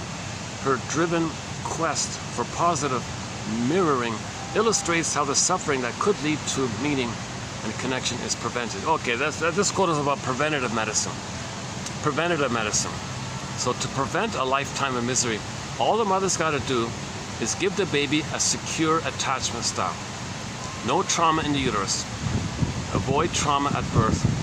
But most importantly, between birth and 4 to 5 months, give the baby a blissful oneness, a symbiotic blissful oneness. Safe, rhythm of safety, attunement, reverie, soothing, tenderness, affection, loving, kindness, all, etc. Give that for the first 4 to 5 months. Then, from 4 to 5 months to 18 months, the child still thinks the world is his oyster. He's got motor skills, he's running around, he's got these new powers, he thinks he's Superman, he thinks he owns everything. During that time, the mother's meant to say, "I see you, how wonderful you are, amazing, that's spectacular, I love it, that's awesome, you look great, oh, wonderful, cheers, claps, I admire you." Let the mother worship the baby as if he was some like little god or something. That's the adulation the baby's meant to have. He thinks everything's for him, everything's about him. He's in this blissful union where he's a little god. The mother kind of fills in that need for that. And then all's good. At 18 months, the child goes, he drops it. Okay, the construction crew, the demolition crew comes in and smashes it. Now he gets a new console. Now he's in the now Voyager phase. Now he's in the more human, quote unquote, more human side of being human. Then, because he got his infantile God needs met, okay, now he's in the human realm. The stingers are still in that infantile area. Okay? The clingers are in the more confused, muddled human realm. Quote unquote, more human side of being human. To borrow a phrase by a guy named Harvey Jackins or something. He's got like a little mini self-help book entitled the human side of being human, the more human side of something like that. The stingers are disconnected from the quote-unquote more human side of being human. It's there. They're just disconnected to it because they're too bogged down with all their energy being in the survival trauma anxiety. They have this relentless demand of vindictiveness and schadenfreude and addiction to hate and greed around the trauma that early on. So in terms of preventative medicine, mothers give the baby safety in the uterus, a natural birth. If there are complications, that's okay. She can heal it with a secure attachment style. She's got to establish that bond with the baby between birth to 4 to 5 months. So don't remove the baby, don't put him on a scale, don't put him in another room, and for God's sakes, don't put him in a crib before 4 to 5 months. And then when he's crying and screaming in terror, all this, and say to yourself, oh, just let him cry himself to sleep. You're abusing the baby like that. The baby will have an image in his mind of a raging evil witch because of that. So mothers are meant to have a little more self-awareness of what had happened to them so they don't repeat it. If mothers get their story, they don't repeat it. Mothers don't know their story, so they repeat it in an attempt to know it.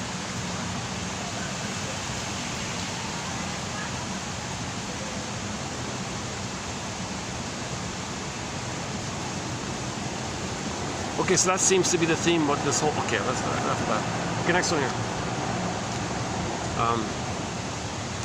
Okay, this business about the colors, I'm not too big on this one, but Snow White is named for the spiritual realm of upper air, not earth, nor the underworld. So there's a motif in myths and fairy tales of the 3 parts. The baby's in this dreamy, airy, so that's the white, the pure, one with God, one with the mother. That's this dreamy, spiritual, mystical, unico mystica, so-called spiritual realm. The symbiosis they refer to as, when they say spiritual, they mean the symbiosis in this context. Okay? So that's the color of that they use. The storytellers will say that's the white, Snow White. So in the beginning, there's this kind of innocent, blissful oneness. That's the white color. Okay? When you post 18 months, when you come down to earth, okay, they use the red color, like blood, okay, animals, red, okay, that's means you're grounded on earth. The humans have red blood, etc. And then when you want to heal, you got to face your unconscious. Okay, that's the shadow. That's considered the black is the color associated with the unconscious, and that's where your memories are, what you're trying to heal. So white, red, black, right? So Snow White, although Snow White is in the box like that, she's wearing those 3 colors, red, white, red, and black. In the Grimms, I think in the Grimm, they're talking about the Grimms one, right? I think even in the Disney one, right? The white, red, and black. So she's wearing the 3 colors, means she's set up for that journey of the white, okay, the delusion, baby little God, okay, and then finding your humanness, that's admitting that you're not a little infantile God. So the white means you're an infantile God. Okay, the humanness, you accept the humanness that you're traumatized, and now you got to heal. You got to go to the underground. That's the black one. So we're all set up for the white. Those 3 phases: the white, red, and black. In the Iron John story, it was the horses. Okay, the first horse is the white horse, then the red horse, then the black horse. That represents the 3 kind of steps like that. So Snow White is named for that first part. Okay, these other qualities she will have to discover. So we all have to discover this. So we're all innocent like this. We got to discover the red and the black afterwards, kind of thing. Meaning the earth and the unconscious. So symbolically, integrating the red and the black represents the initiation, growing up, development, initiation, healing, that confront a woman who seeks to move from living life as a little girl to the possibility of living life as an adult woman. So to be a mature adult woman, not some petty, vindictive, vengeful, competitive, evil, bitchy. That's the infantile, rageful kind of place, right? That Riley's mother sort of still that little girl, really. this petty, kind of stuff. The tricolor initial image informs us of the child's potential to experience and embody all three aspects. Thus, the Snow White is endowed at birth with the prima materia. So we're all born with the primal ingredients. We're all humans, needed for the transformation. Okay, so in other words, the neonite dies or sleeps on one level and awakes on another as the chrysalis wakes to the butterfly. Very common image, okay, okay? When your narcissism dies, that's when a character in the myth or fairy tale so-called dies. It's not an actual person dying, it's a metaphor for some part of you, some attitude of yours dying. This mistaken attitude that you're still using. Maybe once you needed it, but past a critical time, that's got to die, so to speak. It's the death of unreal hope, that's the birth of new life. So that was Janoff's summary of it. It's the death of unreal hope. Okay? We have the unconscious hope for the fulfillment of old unfulfilled needs. Okay? We didn't get the love that was needed. We're not going to get it. Hi.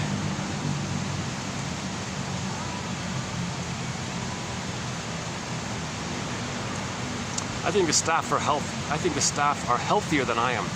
Their smiles are a little more warmer and friendlier kind of thing. My smiles are a little anxious and a little embarrassed. Yeah, I feel embarrassed sometimes when I'm supposed to return a smile to somebody. I can feel embarrassed. There's the embarrassment character. Talk about the anxiety character. It's almost, I feel a little bit like that character because now they exaggerated it. But I could almost see a little bit of myself in that anxiety character. With the bad teeth, and she's got the bad teeth in that character. Oh, geez, yikes, that's me, isn't it? I mean, I can relate to that. I've got pretty bad teeth. I've never really addressed this issue with the teeth. I just let it go, kind of.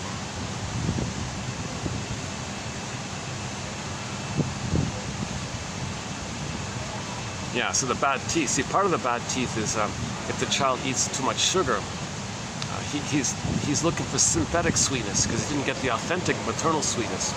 So he tricks himself to receive serotonin by the trick of the sugar, salt, and fat, to trick the brain into thinking that the person is safe by the surplus food. Then you get the serotonin. You're looking for serotonin. You don't care about the sugar. You want to get the serotonin. The serotonin is what you would feel if you were loved. So you want to trick yourself that you're loved. So cookies, oh, I'm loved. But that's just a blip. It just lasts for a few minutes. Then you got to eat another cookie. And then now each time you do it, you're moving further away from yourself. And then you may regress and want 2 cookies to compensate. Oh, the guard's there. Oh, they got this.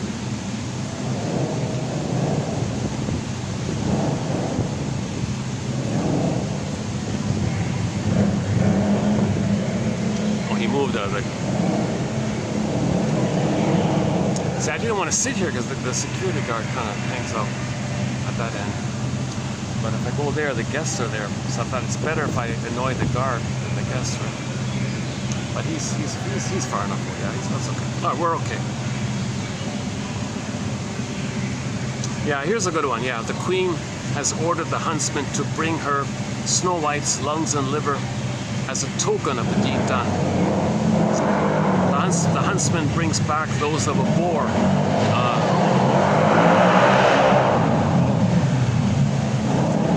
So there's a guy saying, look at me. When I was a baby, mother didn't look at me. Now look at me. And if that's deliberate. I mean, if the muffler shop is closed, he couldn't fix his muffler, that's a different story. But if that's deliberate, it's as if he's saying, he's telling the world, he's showing up the mother. Look, world, when I was a baby, mother never saw me. She never said, oh, look at you, how wonderful you are. She ignored me. She wasn't around. She was aloof. She was cold. Now, he gets a motorbike, rips off the muffler, and goes around making this noise, wanting people to notice them. Better than nothing. If people are annoyed, at least they notice them. That's the mirroring, right? To be seen. That's the issue of Snow White.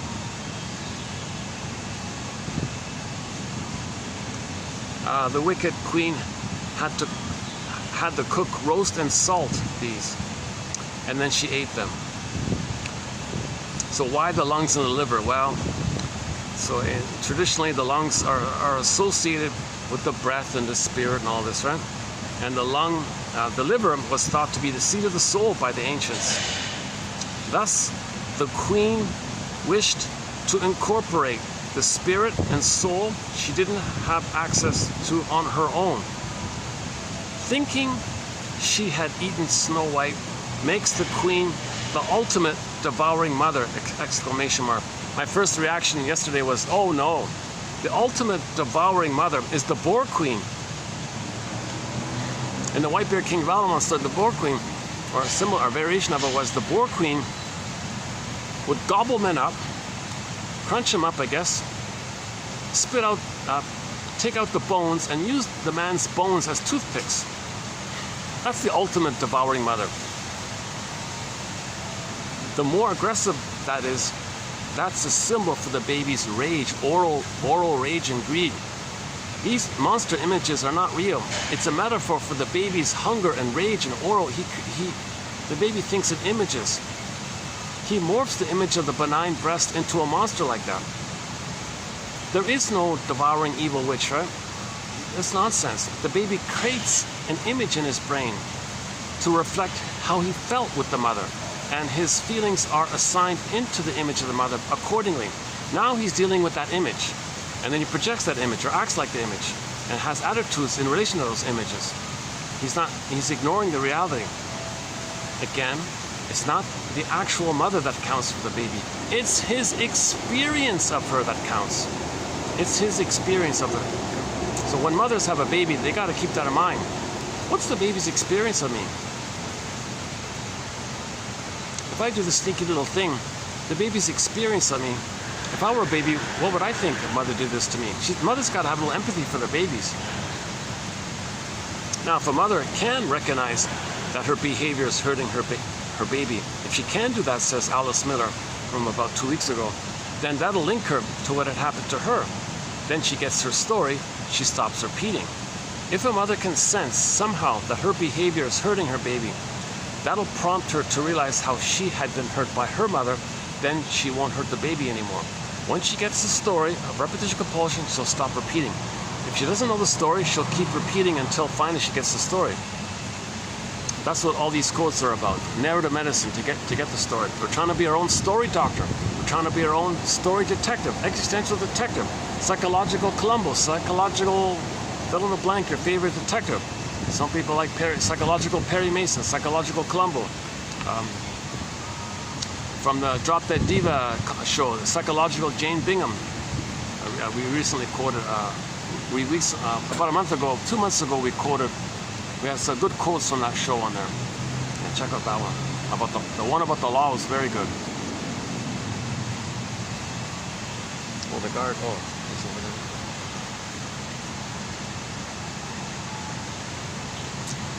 Oh, hang on. If I'm gonna save this film, I gotta watch this. What is it, 12%? Oh, look at that, 12%. At least, okay, we ran through the quotes. So this has been 2804. Coming up in 2805, there's a very good quote about this issue of the monster images being a representation of the baby's oral rage and oral greed and all this. There's a very good quote about NTR, negative therapeutic reaction, people's fear of healing, because some people think that healing means they lose their autonomy. Some people think, if I'm fighting with my mother, at least I have some self-agency there. I have some sense of self in that area.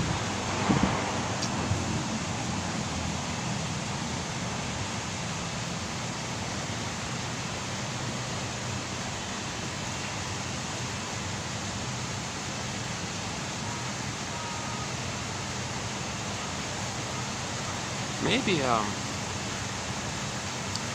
I'm finished. I'm finishing up very soon anyways. Maybe I got 15 minutes left or something. It says here 11. It says here 11% just now.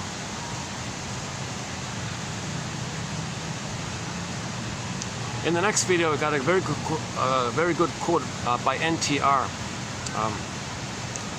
Some people think if they're going to heal, they have this confusion that if they heal, wait a minute, if I'm not healed, I feel some agency fighting with my mother. I feel some identity, and I feel I have some initiative because I'm fighting with the mother. If I heal, I give that up. There's a confusion there. So they may sabotage their health and development because they think they have no, who are they? Who are they? Yves Hendrick says, it's not about replaying the past, trying to change the past, cast people in the present as a new version of the past. It's about a new play, like a new game, a new play. It's about that, something new. It's not about just keep replaying the old again and again. So they have a fear of something new because they don't know their agency in the new healthy them. They don't have that experience of being the healthy self, using the agency from that. So where's their identity? They only know some sense of identity when they're fighting with the mother. That might be part of why people sabotage their healing and health and all this issue about self-agency and identity. And what else is coming up?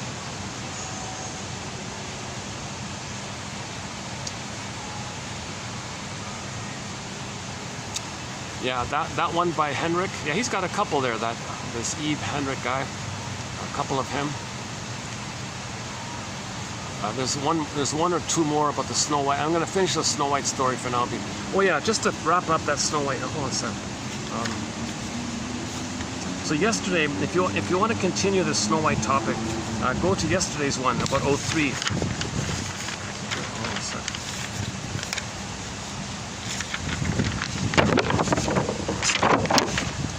It's getting breezy here. All right.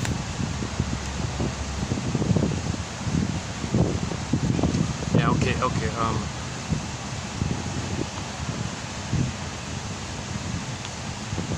Where is it?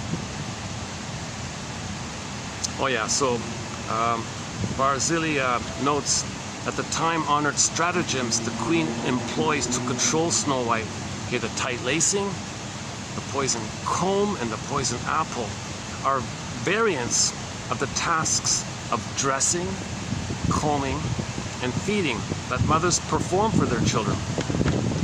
Her intention in each instance is not literally to kill her, right?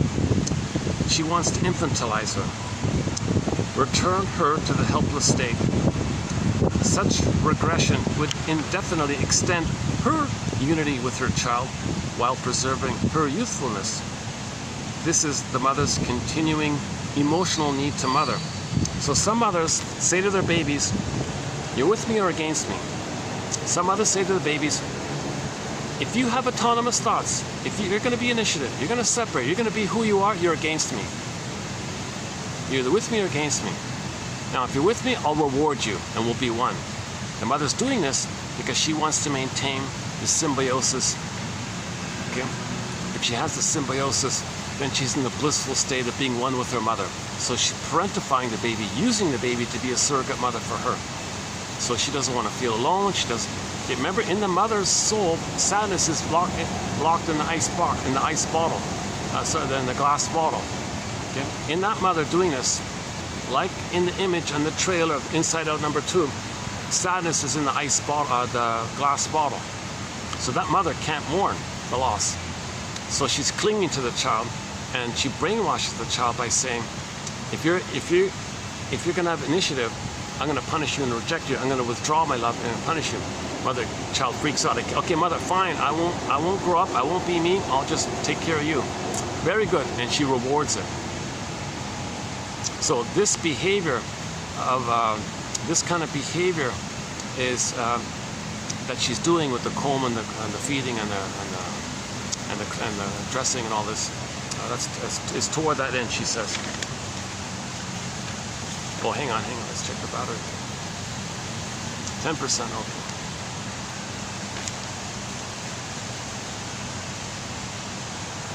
Okay, one image is the innocent. Okay, so if you blur in Snow White and the witch, and one version is you got the angel and the monster blurred up. The top half is the angel, the monster is the bottom. That's the bottom of that one.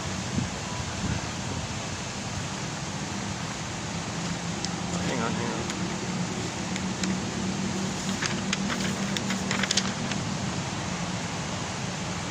let's just focus on the key ones here. Projection, okay. Splitting, okay.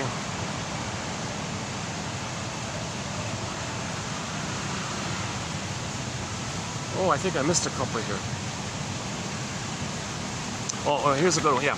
The tale of Hansel and Gretel features projection, whereby the children's fear of being devoured by the witch may represent their desire to return to an early existence in which they were one with the mother. So the child wants to be one with them. Come on, mother, I want to be one with you, and I want you to feed me. Therefore, the struggle between the children, Hansel and Gretel, the children, and the witch, signifies the struggle between the child and what the projection of his wish has made out of the mother. The struggle is between the child and his own projections. It's between him and what his projections of his unmet needs made out of the mother. See right there, that's a key one. This one here, it begins with the tail, that one. The tail of that one. The struggle in our mind is between us and what we made of the mother. The image we made of the mother based on our unmet needs and feelings. That's what we're dealing with. That's what all this is about.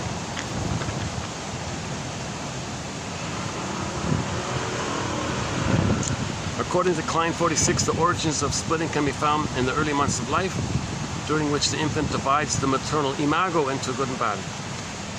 So the child can't handle ambivalence. The baby can't tolerate ambivalence. The baby needs the extended paradise. Mother's doing her wrong. She's a monster. Make up a goddess. That's a splitting. Okay, the false self. Okay, this is a self-sufficiency as a defense against emotions. All right. Oh, we missed this one here.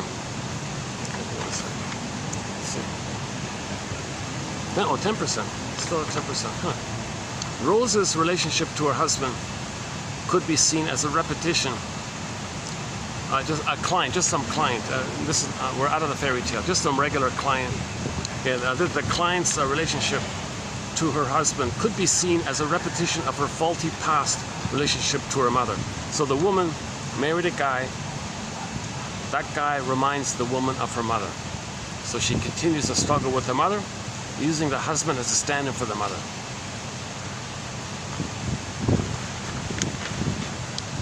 In one variation of this, one time the husband was in a bad mood, and then suddenly she's the little child and the husband is the angry mother. Quote, "It seems that when your husband talks to you like that, he becomes your angry mother and you become the frightened little girl. You lose your current adult mind." Hang on, I think we're missing a key one here. Where's that one about the intrapsychic? Oh, here it is. Snow White and the Queen, Snow White and the Evil Queen. Okay. These are representations, psychic representations in an intra-psychic drama. Intra-psychic drama. Fairy tales are intra-psychic dramas. They're talking about intra-psychic dramas. The female protagonists, okay, they are the two, okay, they are dissociated parts of one mind. They're aspects of one psyche, one mind. Okay, so the witch, okay, or the monster, okay, and the angel, or the Snow White in the box, the pure one and the monster one, these are just two parts of one mind. The innocence wasn't nurtured, the baby's enraged, creates a monster image. That's all in one mind. Snow White and the Queen constitute a mind divided against itself.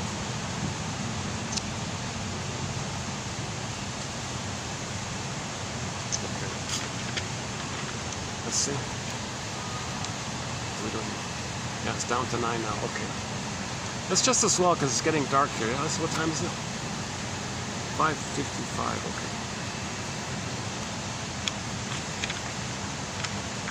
Let's see, am I missing? Okay, let's just see if I'm missing something.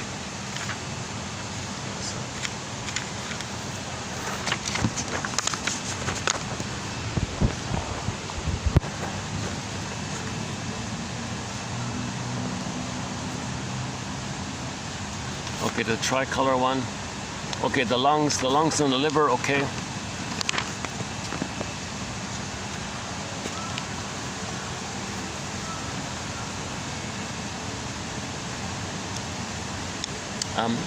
So the basic story, once again, a young girl flees from the murderous intentions of her wicked stepmother, finds shelter with the 7 dwarfs, undergoes 3 trials or temptations, succumbs to the poison apple, and is rescued from her death sleep by a charming prince.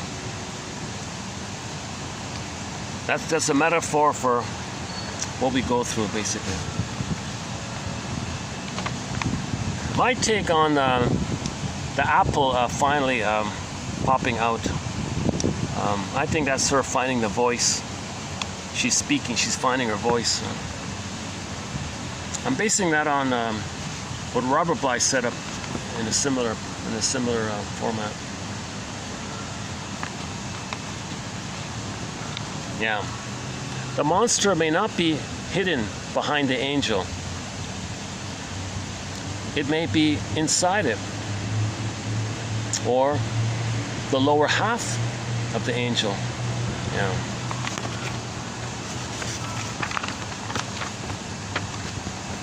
Defenses can be classified as outer directed, projection, blaming, etc., or inner directed, blaming yourself.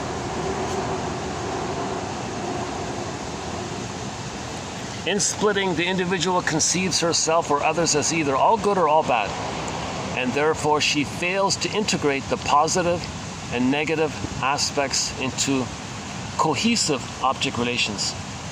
Now, that's the issue. We got to heal this splitting issue by getting your mother's story. Find your mother's story, heal the splits, differentiate, and you're good.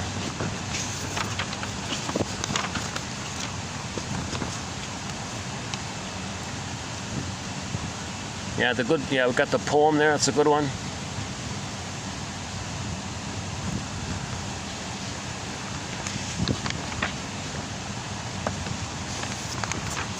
Okay, that's about it. Yeah, okay. So I'm not really going fully in depth to it. Again, this is just my second time to reference the Snow White. I'm not too familiar with it. I'm not overly interested in it, to tell you the truth, but it kind of came up at one point. How did it come up? Oh, by the way, our song, well, no, it's not on our soundtrack, but I noticed Kenny Shields, one of our musical voices on our soundtrack, a guy named Kenny Shields, who used to be the lead singer of the classic rock band Streetheart. He actually has a song called Snow White, about a woman who's double, like who leads a double life, this innocent, pure on the surface, but she has this other life. She's kind of like the opposite. He discusses the two sides. So it's sort of and the song is called Snow White. Oh, 1 second.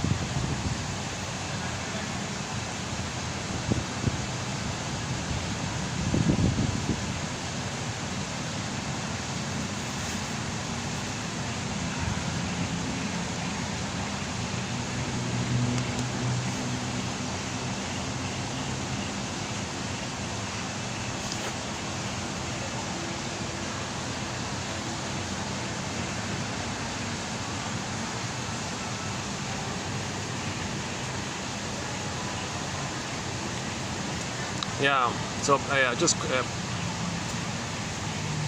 so I'm gonna update the inside out when I see the film. But my first impression of the trailer for Inside Out 2, it's pretty clear with the trailer, right? The demolition crew comes in. That mind of the child is wrecked, and now there's a new console. Now that new console means what is operating the person, like what is moving the person, what emotion is behind the person. Well, it's going to be anxiety, because now in life, old fears from childhood are coming up, but we don't know it. That's anxiety. You're responding to old fears with the mother. Now, those old fears with the mother are pretty intense. It disperses, hence you're anxious all the time. Little things, relating and all that, leads to anxiety, especially in relationships, especially with knowing yourself and expressing yourself, finding your voice. All of those kinds of things is going to bring up anxiety. Because any kind of self-activation is going to trigger the abandonment of pressure with the mother.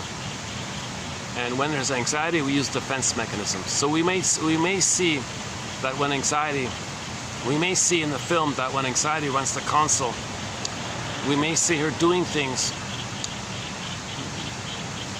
to make her unaware of those old fears. So she may have excuses, she may have strategies, she may be conniving, she may be manipulative, she may be deceptive or something. Whatever anxiety is going to do for Riley in the story, there will be behavior involved that makes the person unaware of the old pain.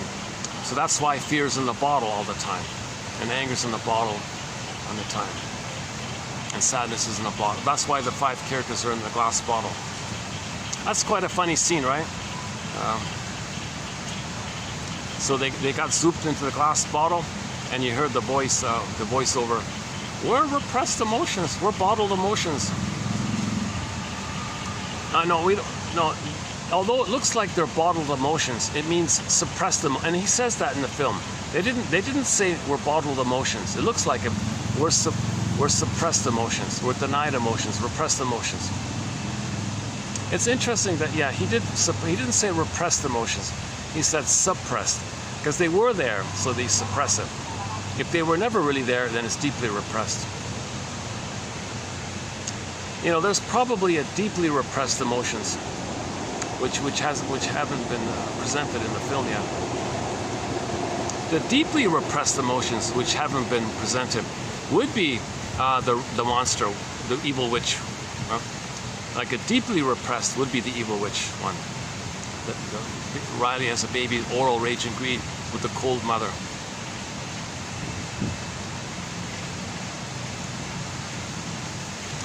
You know, at first, in the trailer, Riley's 13 and she's smitten by some older classmate, a couple of years her senior, some successful, popular student in her class or whatever. And we see her kind of like all wanting to make friends with her. So that's normal high school kind of stuff. You admire someone, you want to hang out with them, kind of thing. But you know, the current milieu of the current film industry, with all the propaganda going on, it may be what they're going to do is, I hope not, but because the mother was so cold, okay, like Riley's actual mother's so cold, there may be, I don't know, it shouldn't be this way. This is a very minimal thing that this occurs, but we're living in a culture of constant LGBT propaganda kind of advertising. It's just bombarding everywhere you look constantly. So maybe in all films and jokes and things you see, there's always some reference to this area. So it may be, it's possible in this context of the reality of Hollywood being a propaganda machine and all this, it may be that Riley, they could pull off the argument that Riley hopes that this, what's her name, Valentina or something, this attractive Spanish woman, older, maybe she was so smitten with her kind of thing. That's a little over the top. Nobody in grade 7 is gonna like worship to that degree somebody in grade 9 or something like that. That's far out. They yes, it's a cartoon. Yes, there's things are exaggerated. It's not meant to be taken literally. But it's possible they might give, once again, given the current climate of LGBT propaganda, all this, they may say that she wants to use the Valentina one as a transference of the needed good mother that she never got. So she would be looking for mothering from this attractive, suntanned, intelligent, smart, I'm assuming, character, right? So that would be a symbol of the missing good mother. So Riley might seek mothering from her. That would be a transfer and stuff. So if it is the case that Riley is obsessed with this girl in this non-friendship kind of way, okay, where she's looking for mothering from that person, given the climate of current propaganda, they could steer it that way and pull it off by showing how cold her actual mother is. And then the logic would be, Riley was never really nurtured by a cold mother, so she's going to seek it. She's going to seek it by an infatuation with this Valentina woman, and she was, very anxious about meeting her.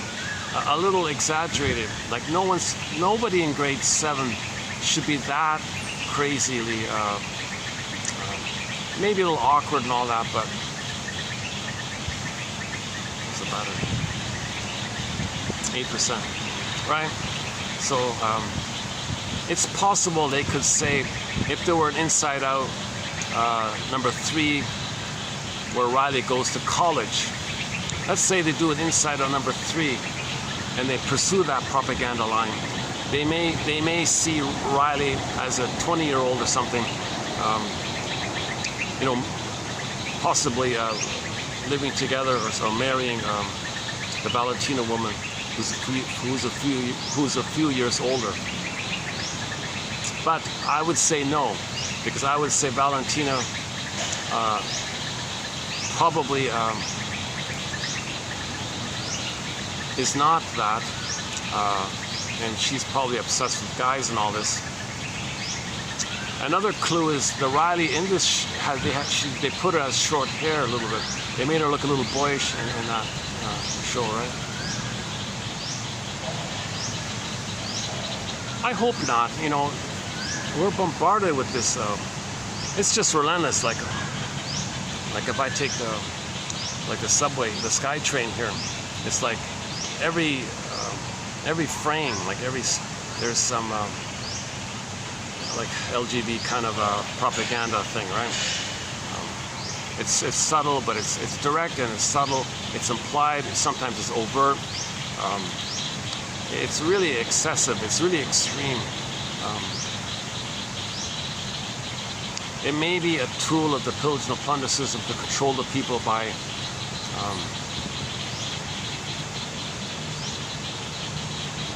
I haven't looked into that, to tell you the truth. Let's put a pause on that one. It's a little strange why there's such a preponderance of excessive and extreme propaganda in this area. It's a little over the top. Like it's a little unusual. It's too striking why there's such a intensity around it. Is it to appeal to women or something? Like, do they think women are symbiotic? See, some people believe women want to find a oneness, like they want a woman in a man's body, that kind of area. So they want to blur things up like that. So they're advertising to women, maybe.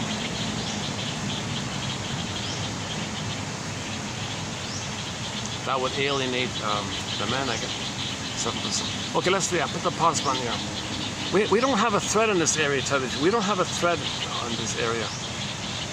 But I just noticed that about that unusual, those factors, the boyish look of, she does play hockey, right? Now that's fine. Women can play hockey and still be interested. We're not generalizing like that. But you put these little factors together, it kind of makes it possible. It makes it possible that maybe there is this direction that they're taking. Okay, the hockey playing, okay, the anger in there, I guess, the boyish look and all this.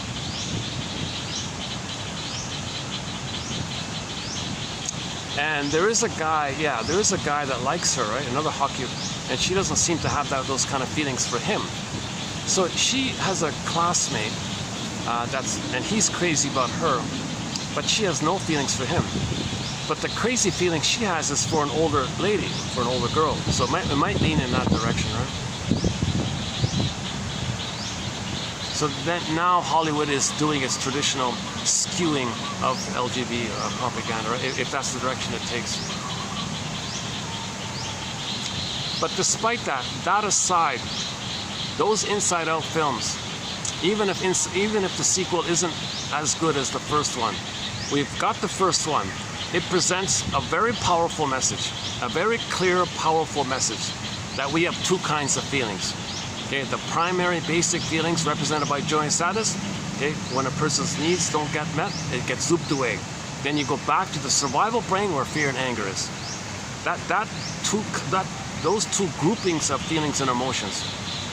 Technically, fear and anger are not, we call them emotions and feelings and all this, but they're more like visceral sensations of the survival. It's more like biology and survival, stress hormones, adrenaline. It's more in that kind of area. It's not like feelings in the human side of being human. Those fear and anger is more about survival.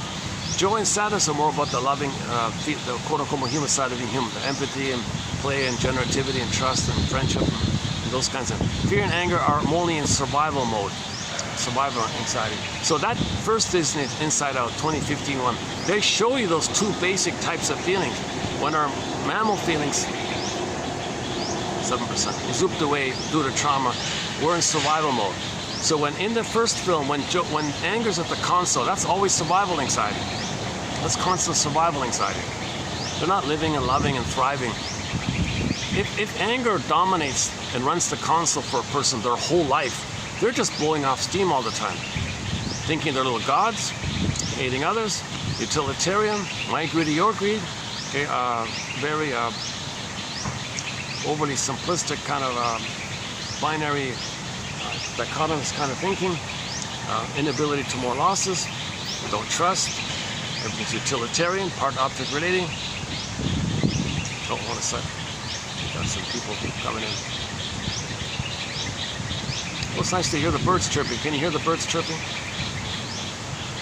Let me put the camera down in a minute. What do we got here? 7%. Let's let these people peacefully walk in. So let me put this down a bit.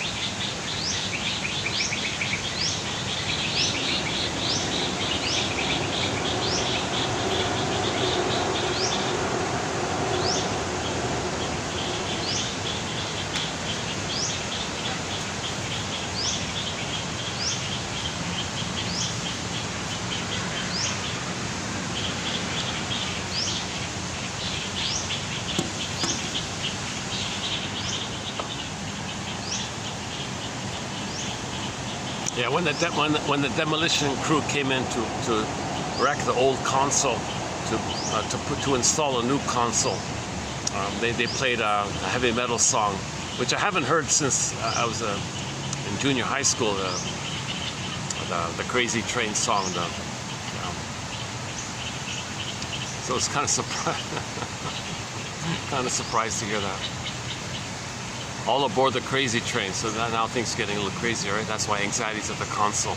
Maybe a tip off to that. But in in the first series, one of the songs was either Sweet Emotion or More Than a Feeling. So they were talking about feelings, right? In this one, it's the Crazy Train song.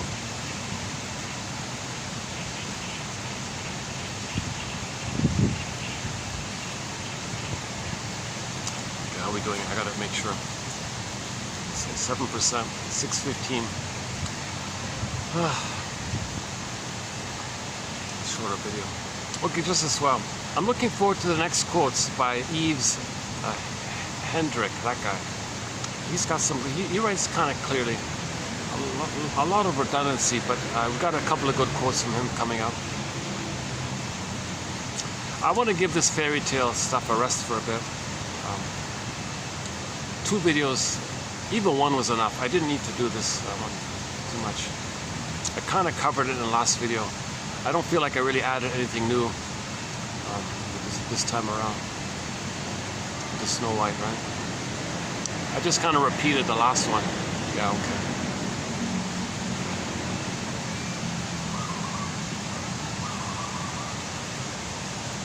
But it's analogous, you know, in the Disney, in the Inside Out 2, you know, joy and sadness are in the glass box. The same idea. Snow White is in the glass box. Same kind of thing.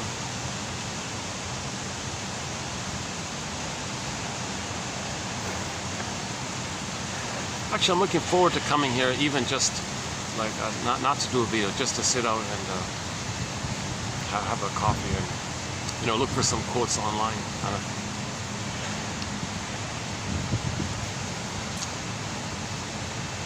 Yeah, what a relief. The next 4 or 5 days is going to be like this, right? Oh, jeez, yeah, that's great.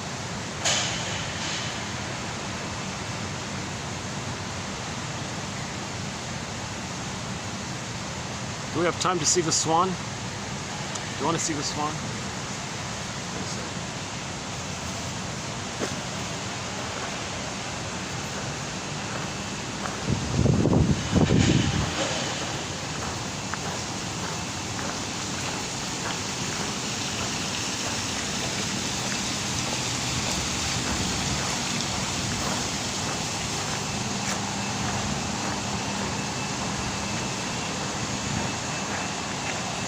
Oh, they're sleeping. All right. Well, they got 2 of them here. One of them's sleeping, but the black one, which you can't really see too well, he's alert. He's conscious.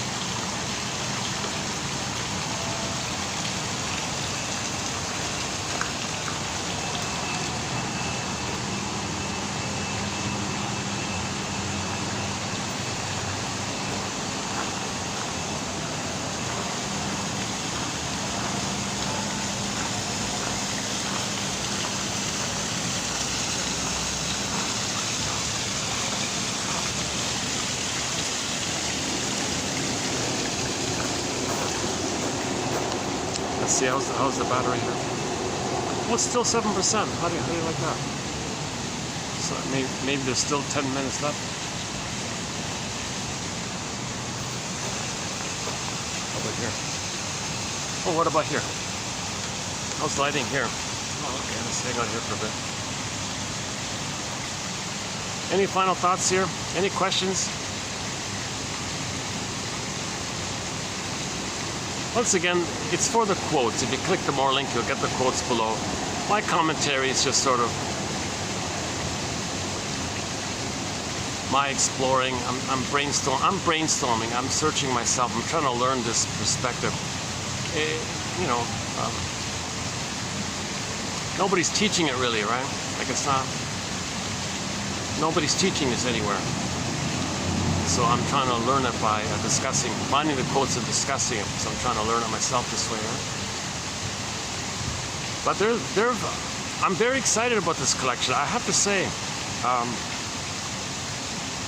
the Janov quotes we did at the beginning of this year, 2024, from 2745 to 70, those 26 were excellent. Recently, we did 12 videos on the BPD phenomena, the amalgam of the fusion between the schizophrenic mind and the normal mind, and when you overlap them and intermingle them, there's a new amalgam that created called the BPD phenomena, allowing a person to flip-flop and be psychotically neurotic or neurotically psychotic, says James Grotstein. That whole phenomena and the power of their ability to constantly play in their constant survival anxiety, hall of mirrors, now you see me, now you don't, catch me if you can phenomena. They won't admit, they don't tell the truth, they'll flip-flop, they'll blame you, they'll act like you said what they just said. They'll pretend they said what you just said. Catch me if you can. They won't admit it. They're in survival anxiety. If their actions are hurtful and you point it out to them, they don't care. Because they're always in survival anxiety. They're operating out of the baby, like the baby struggling with the frustrating mother. Nursing improperly, rough handling the baby in the clothing, combing the baby with roughly, or feeding the baby roughly. They're in survival. That's where they're coming from. That's why there's no empathy or apology or regret or sorry. If they do something wrong, who cares? They don't care. They're not in that mode. They're in survival anxiety. So that topic on the BPD phenomena, excellent quotes. Christine Lawson's in there, Grasstein is in there, and an assortment of other quotes are in there. One way of describing the BPD phenomena is it's relational PTSD. Just the act of relation, just the act of any kind of relating brings up the immense fears of the mother. It's that the anxiety. So let's talk about anxiety. BPD is immense anxiety. The BPD phenomena is immense anxiety.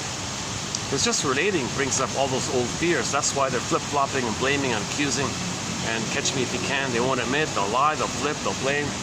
Stony silence, forget, pretend to forget, whatever they got to do to avoid any truth, any vulnerability.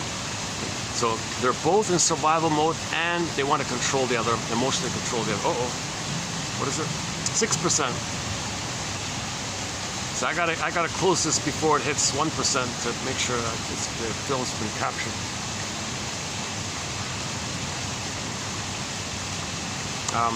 Yeah, so we did a few quotes on emotional eating. That was okay. We recently completed alexithymia. Oh, that's not bad. The alexithymia. We did 4.5 videos. We did 4.5 videos on alexithymia, something called alexithymia, or aphimoathymia, or operatic emotions. Either we say we don't have access to our feelings, so we may have words for feelings, but we may have words, but where are the feelings about those words? Like we have the words, but it's shallow. Where are the feelings? There's missing feelings. No feelings for our words, or we say we don't have words for the feelings because we don't know our feelings. So if we're not in touch with our feelings, how do we find the words for it? We can't find the words for our feelings because we have no words. We have no feelings for any kind of words we may come up. So somebody said, well, let's just say we're doubtful about our emotions.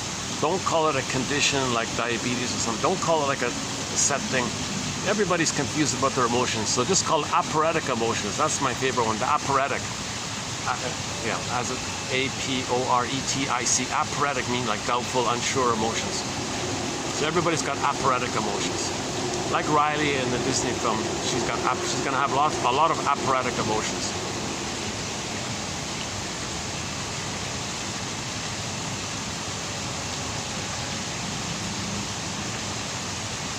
Yeah, so that was recently done, the alexithymia one. I just did two just now on the Snow White one. Well, 1.5 really.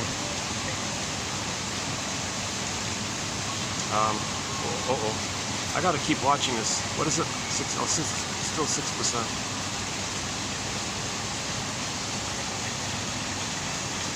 The last video was a 5-hour-plus video done at this venue. That wasn't too bad. I feel like we covered a lot of material. Today's video is sort of maybe on the average end, I guess. Hopefully today wasn't too bad, yeah. I feel generally my delivery is getting a little better. If you think I have anxiety now, believe it or not, it's an improvement from when I began. So once again, my disclaimer, I'm not a doctor. I haven't been analyzed. You know, it's funny about anxiety because I didn't know this, but I found this Disney film trailer today. But 2 days ago when I did this video, I was talking about a podcast about some famous guy who was discussing anxiety. And I noticed in that 30-minute interview, not once did he offer any kind of theory or any kind of idea about what causes anxiety. Not once. The interview was only about how can we make the most money? How can we figure out the best time to buy stocks in what in the future may be a new anxiety treatment thing. That's all they cared about, the money. So that's anxiety. They only care about money. Money's mother. Still searching for mother. That's anxiety. So they were anxious about, well, when do we buy? When do we buy? The clinical trials have just started, so it's going to take 3 years and then usually it will get the stamp of approval. So we should buy now, right? So they have anxiety. Plus, they probably, my guess is one or both were on anxiety medication already. So they don't care about understanding anxiety. They just want money. That's anxiety. They don't even interpret. They don't even interpret themselves. They don't even analyze themselves in the interview. Like it was like a business. It was basically. It should have been a business interview. I thought it was like a health podcast. And it really should have been a business podcast. Get ready. The next gold rush is coming. You can buy now.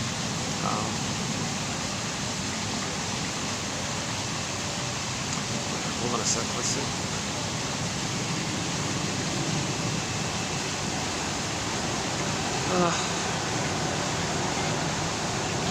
Yeah, not bad here, right?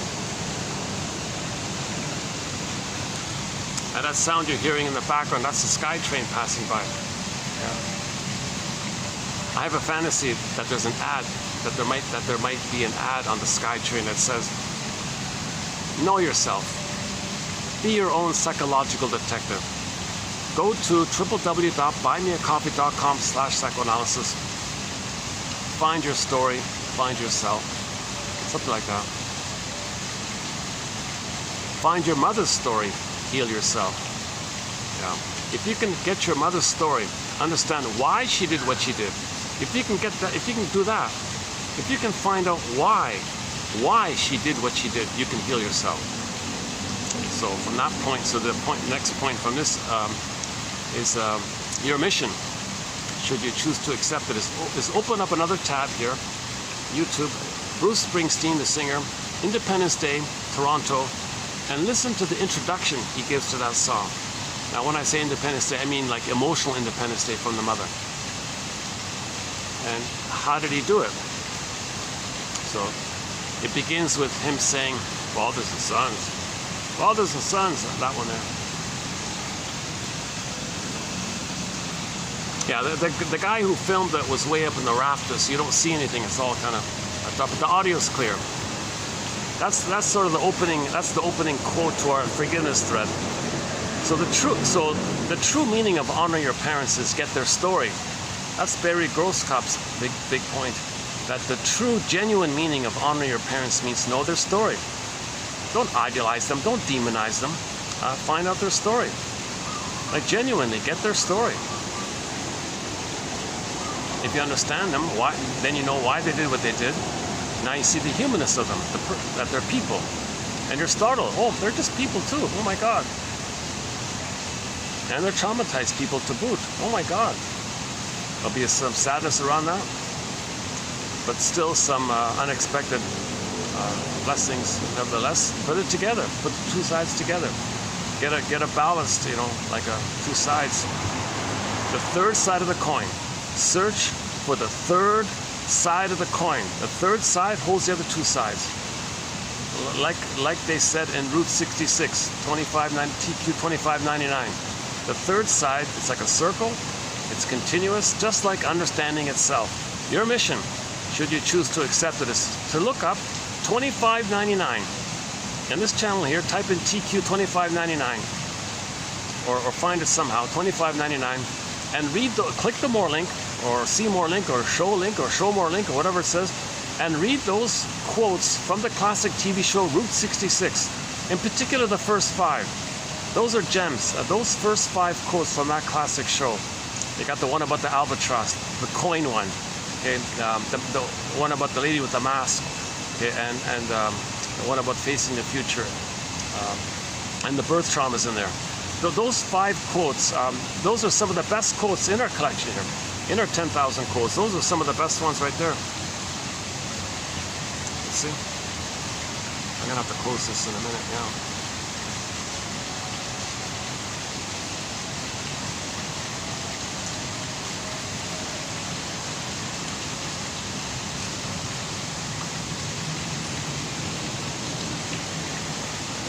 Oh, well, maybe it won't be. Well, hang on. Tomorrow's Saturday, Sunday.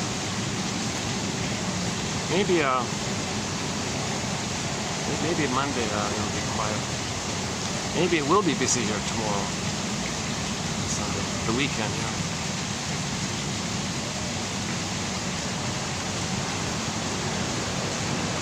Oh, the swan has. He woke up. Hold on.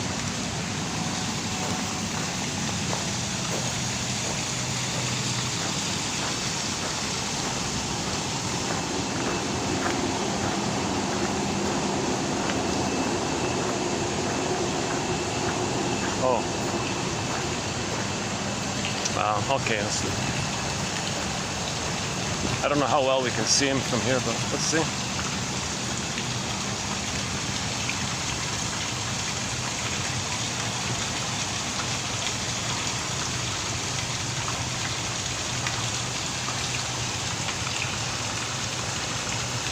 Are they showing up in the camera? I'm not even sure if they're showing up here. I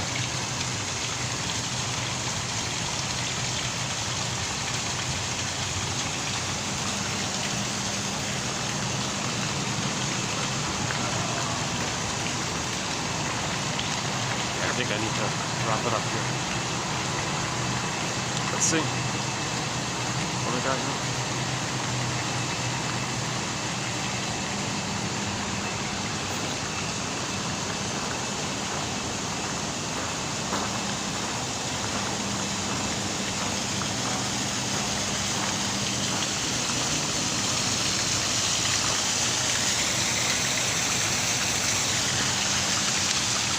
Okay, let's just close it up here. Oh, here's not a, oh, these chairs are better. Oh my God. Oh, I should sit here. Oh, these chairs are much better, huh? And these white ones, yeah. Oh, what a relief, yeah. Oh my God, I just realized I can sit in these chairs. Oh, these are the only ones, eh? Oh my God, these are the only ones. Oh, this is new.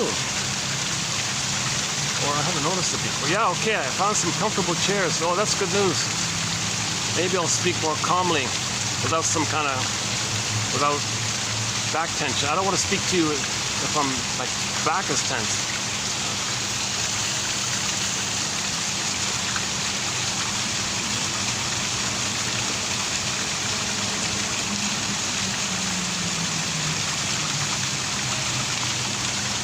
Yeah, it's in my head, that song from the trailer. Bum bum, bum bum. Ozzy, Mr. Ozzy. I'm not a fan, I don't know him or like him, but I do remember that famous song of his, the Crazy Train song. They used that in when the demo crew crushed the old console, reflecting the transition, the death of the old, the birth of the new. So we go through these developmental transitions kind of thing. And if they do an Inside 3, I think when she leaves high school, it'll be another similar thing. And then at midlife, there might be another one. And then in elderhood, there could be another one. So the main transitions are, there's the original up to 3.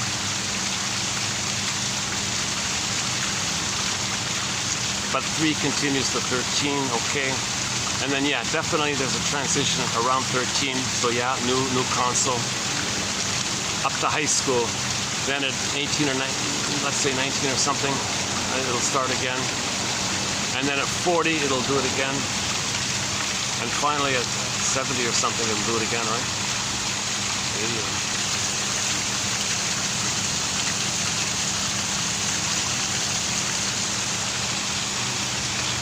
Oh, speaking of fairy tales, yeah, Chinnen likes to tell the story, Duration of Life. It's a short, little, tiny, mini fairy tale. Do we have time for it? I don't even know if I remember it properly. Check out the Grimm's fairy tale called Duration of Life. It's a ballpark as follows. So in the beginning, everybody got 30 years, right?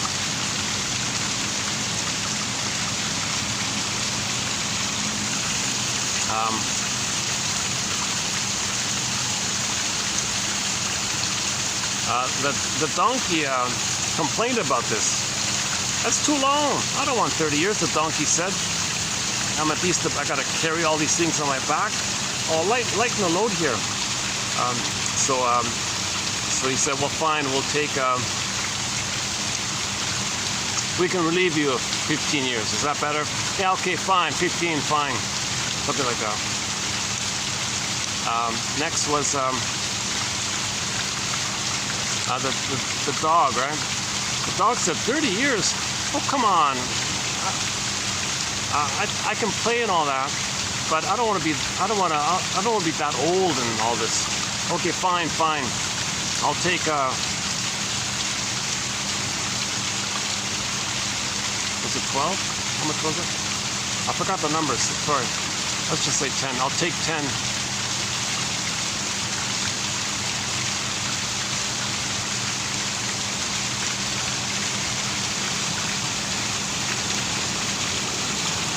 Well, let's say was it 15? Okay, I'll take 15.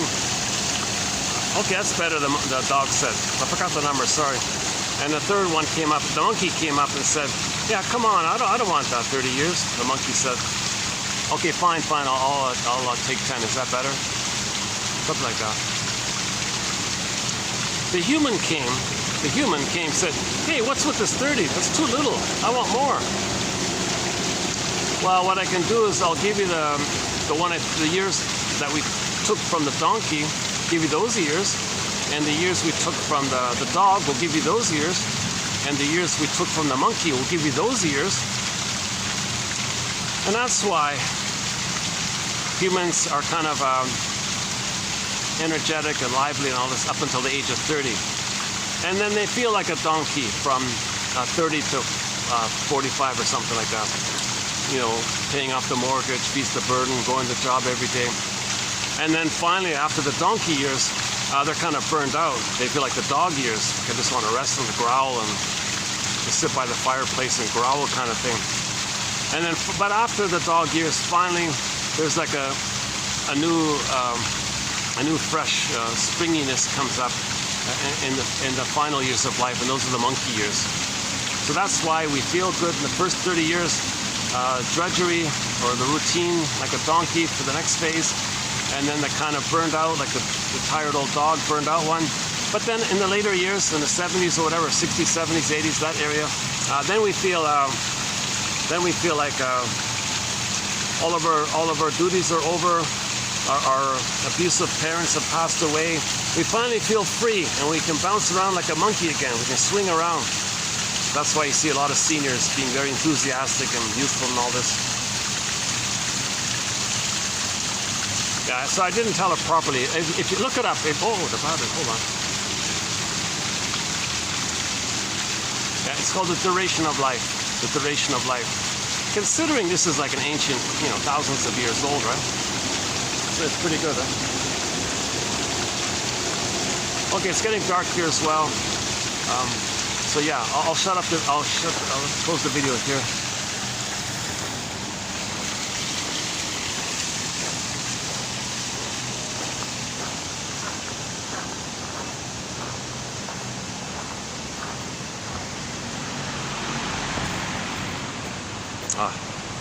Thank you.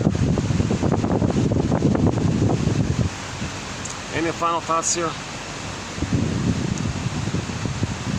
Yeah, I gotta confess, when I saw that trailer, oh my God, seriously, I didn't know they were gonna make a sequel to Inside Out. There were rumors about it, but there was nothing confirmed. They said in lieu of Inside Out, they're gonna do like that Soul film or something. But Pete Docter did the Soul one. I haven't seen that one. So this.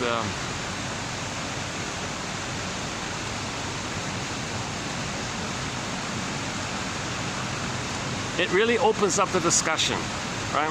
So now people can talk about, on the console, anxiety, envy, embarrassment, and the NU, right? You want pleasure, but you feel restless, and you're not, because something's going on. You can't feel pleasure, but you want rest. So that's the restless, the NU one. That was a bit of a surprise that one came up. Yeah.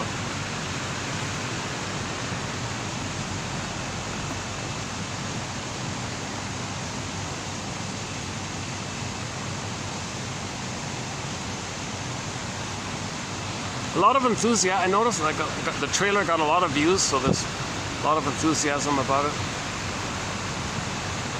Let's see. Battery's holding up, huh? Any final thoughts here? Well, it's not one of my favorite songs, but we can close up with Street Heart's song called Snow White.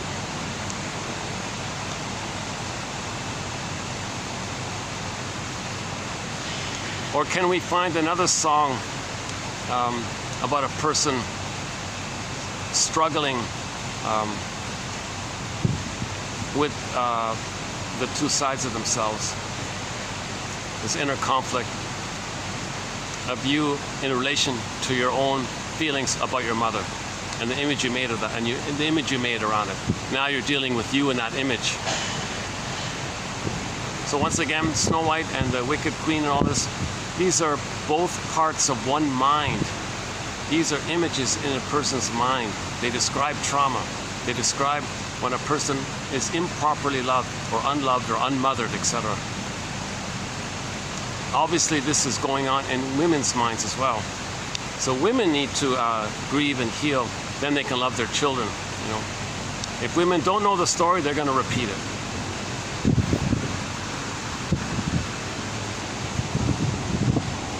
What about here? Hang on a sec. What about right here? How's the lighting here? Is the lighting? Not much lighting here. I think no matter which way I turn, I'm not getting. Oh, what about there? Oh, look at that. Okay.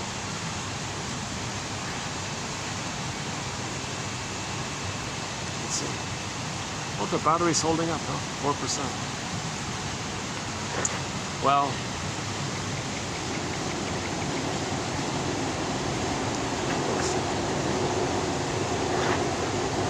oh, Snow White. Oh, that's a swan. Yeah, sorry. That's another story, right? The swan.